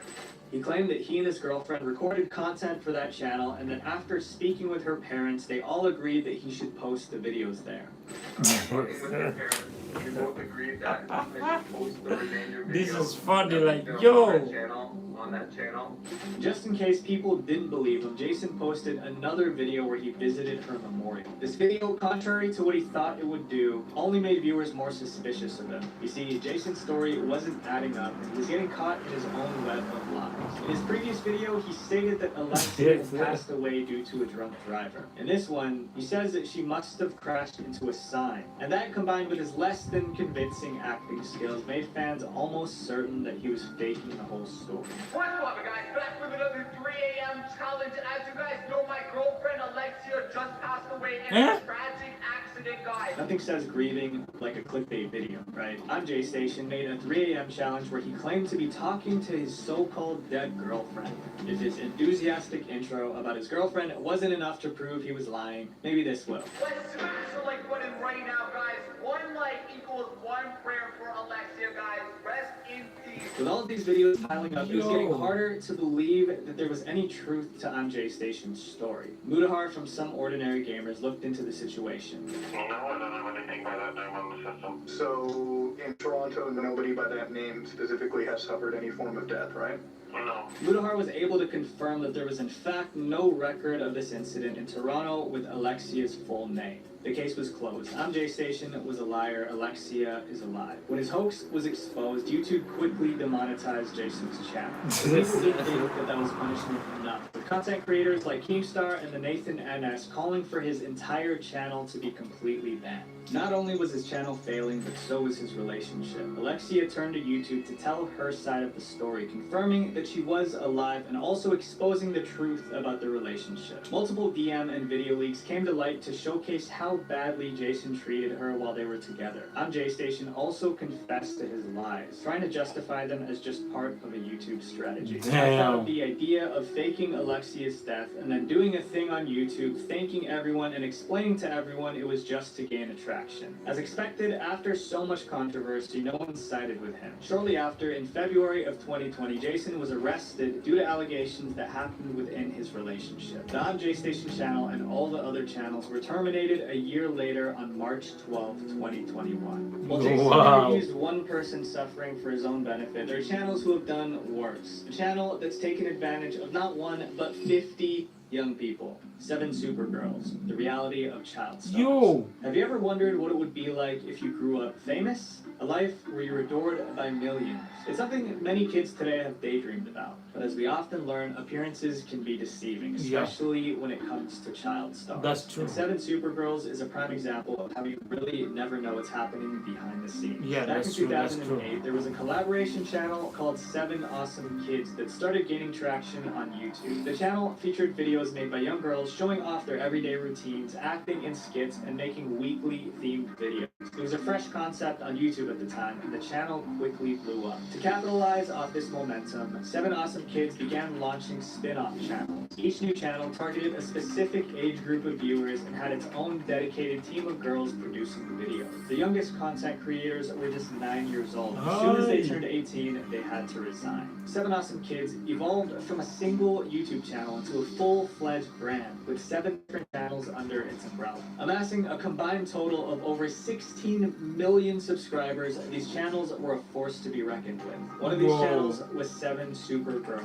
which targeted the tweens demographic, which is from ages 8 to 12. 7 Supergirls soared in popularity by serving up content that young girls could easily relate to. The channel not only amassed over 9 million subscribers, but also became a magnet for fan admiration. Many of their young audience idolized the girls featured on the channel, making it one of the crown jewels in the 7 Awesome Kids empire. While all the youthful faces on screen led viewers to think that it was all just lighthearted fun, the reality was far different. Behind the scenes, an organized team of adults carried out a strict system to hold everything together. Emily J, who was a former 7 Supergirls member, gave a breakdown of the entire process. The girls would have to audition for a spot on one of the channels. If they passed, they were required to prepare 1 video per week that would be posted on their designated upload day. The parents would help the girls film the videos, which were then sent to the manager for approval before upload. The 7 channels were ranked from least popular to most popular, with 7 Supergirls being at the top. The girls had to work their way up and grow their fan bases in hopes of having a shot at being on 7 Supergirls. As the girls moved to higher ranking channels, they became subject to stricter rules.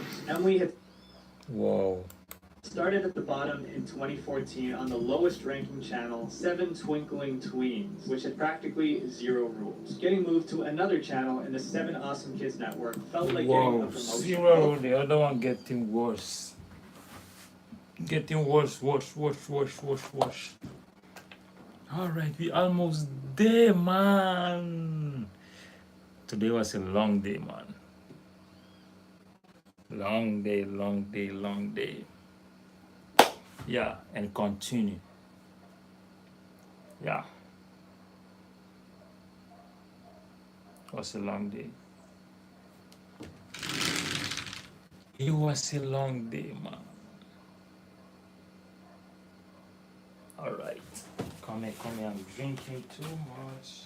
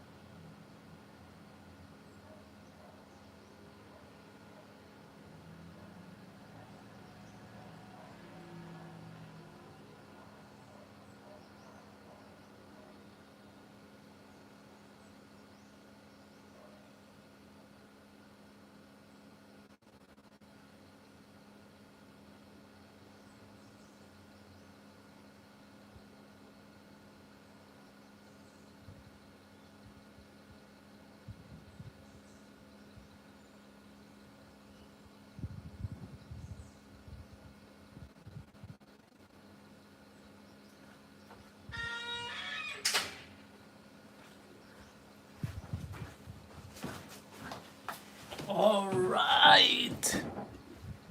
So, Though you had more perks, like a bigger fan base, you also had way more responsibility. After being bumped to 7 cool tweets, Emily found that she had to follow a stricter content creation process. So I got on 7 cool tweens, and I think there was a few rules there.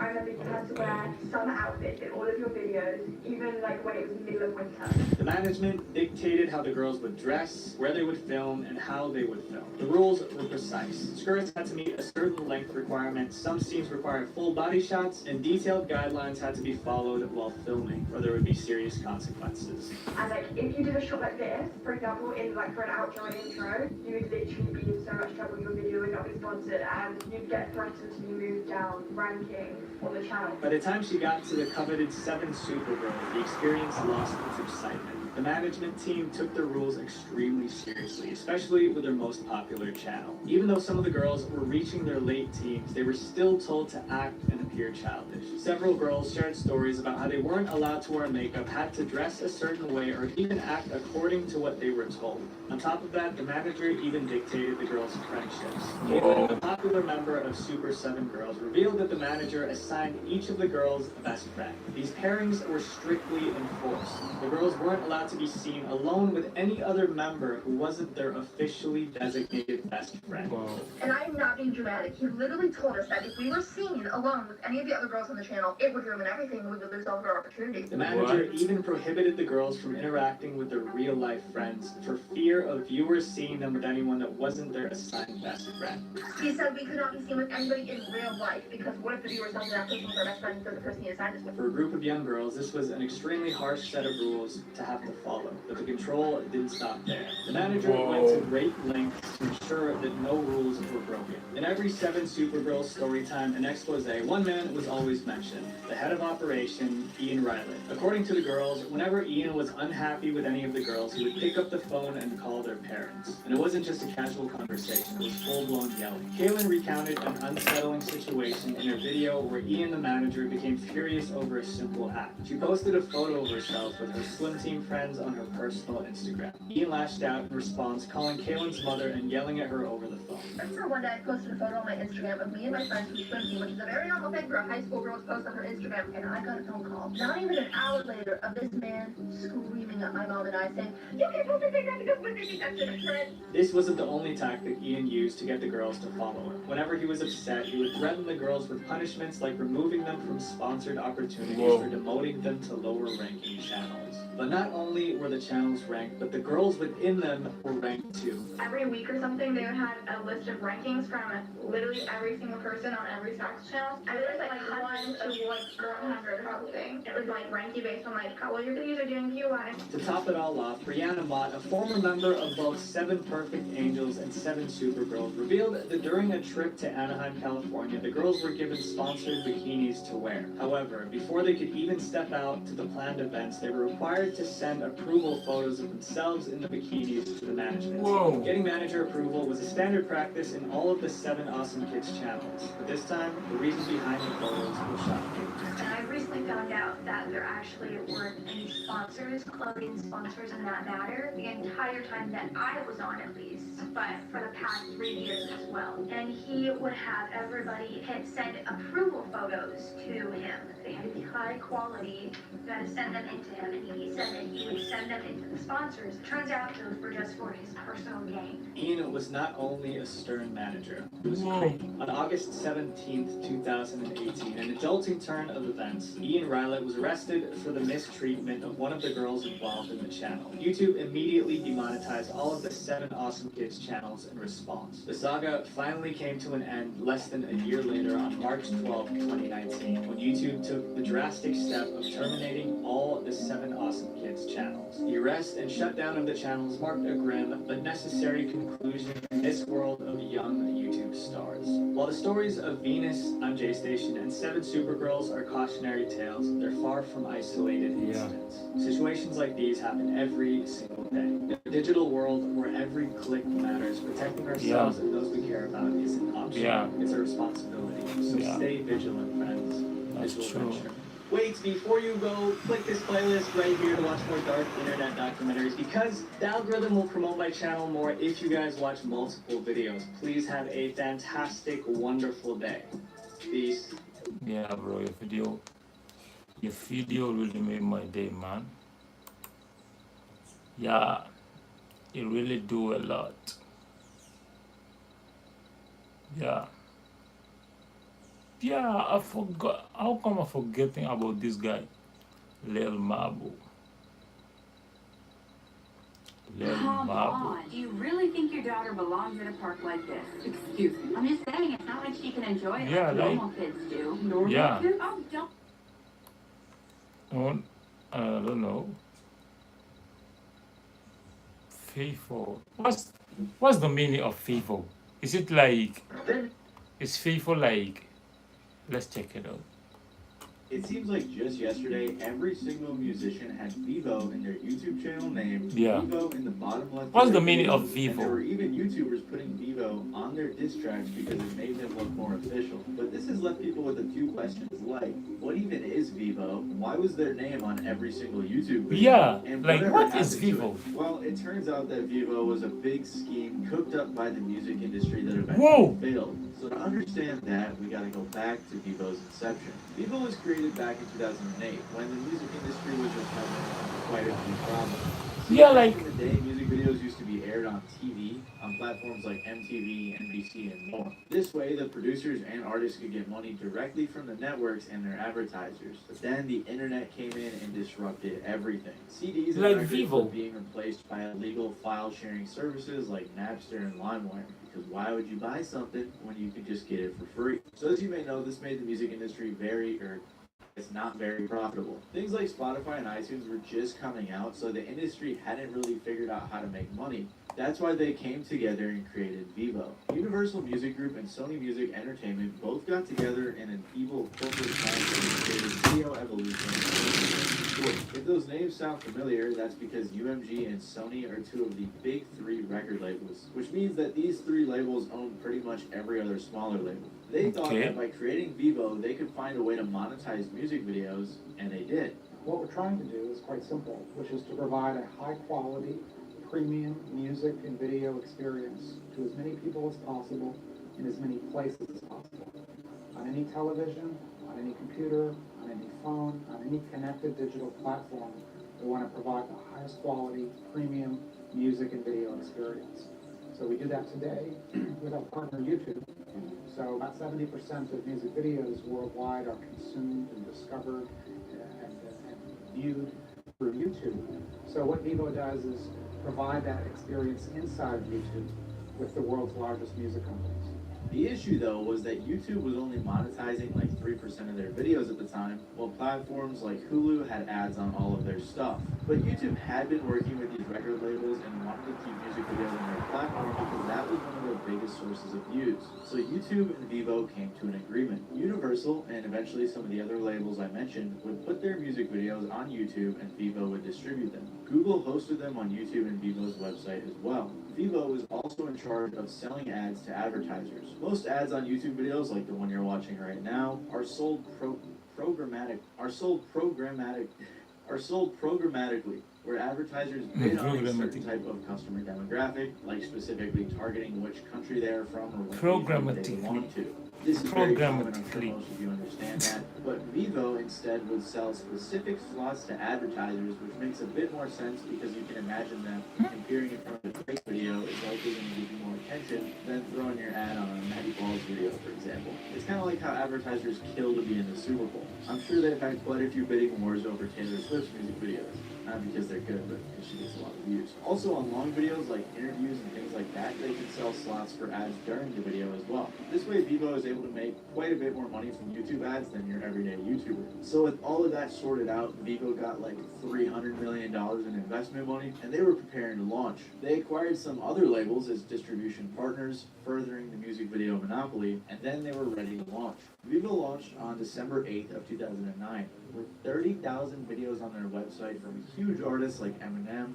Lil Wayne, Michael Jackson, Lady Gaga, Kesha, Miley Cyrus, and many more. The website actually crashed on launch and in the first month got over 35 million views. Apparently they had already surpassed other websites like AOL Music, MySpace Music, MTV, Warner Music, and more. I was 7 when all of this was going down, so hearing about MySpace Music is new to me and pretty interesting. Regardless, Vivo was going crazy, launching in different markets internationally like European countries, Mexico, and more. They even got the other big 3 record label, Warner, to sign with them as a content distribution partner. And they were also distributing videos on MTV.com, which was a whole lot cooler back then. At this time, Vivo was getting most of its views, 80% to be exact, from YouTube. Because Vivo was a conglomerate of pretty much every big record label and small one, and they distributed these videos to YouTube, that's why every artist had their own Vivo page, like Eminem Vivo or Rihanna Vivo. That's also why pretty much every music video in the early 2010s and even up until this day have Vivo in the bottom left corner, or right, I can't remember. But that still leaves us with one question. What happened to Vivo, and why did I say they failed earlier? Well, they had a problem. Vivo wasn't making that much money as an actual company. Most of the money was going to YouTube and then to the record labels, leaving Vivo to pick up the scraps. Apparently, Vivo was also very expensive to run because of everything I mentioned, so pretty early on into the company's life, they tried to find a buyer for $1 billion, which didn't really work out. So Vivo had to come up with some other ways to make money. First, they started making other types of content on YouTube and their own website, like interviews, live stream concerts, and things along those lines, although that content was never super successful. Then they released an app to watch music videos on your phone, and when it first launched, it was actually very successful. By early 2011, they were bigger than Facebook and right behind YouTube for video viewed content. By the end of 2011, Vivo was getting over 3.7 billion views a month. They had over 13 million downloads of their app. All right. Yeah, we have come to the end of 400 minutes live. Can't believe I just did it, bro. I did it for the first time. This is like the longest stream I've ever done in my life, bro. The longest. And there is still more to come. But this is the longest. So grateful, so happy, man. Also, before I go, I want to thank everyone that popping into the chat this morning. You guys are the best. Just want to say I love you all. Yeah. I don't have nothing much to say, but yeah, I'm grateful. Thank you all for coming. You guys are the best. I love you all. Yeah. It's not like I'm going. I'm not gonna go, but I'm not gonna be here also. I'm not gonna leave him. But I'm not gonna be here also. So all I wanna say is I wanna say peace out, man. Peace out.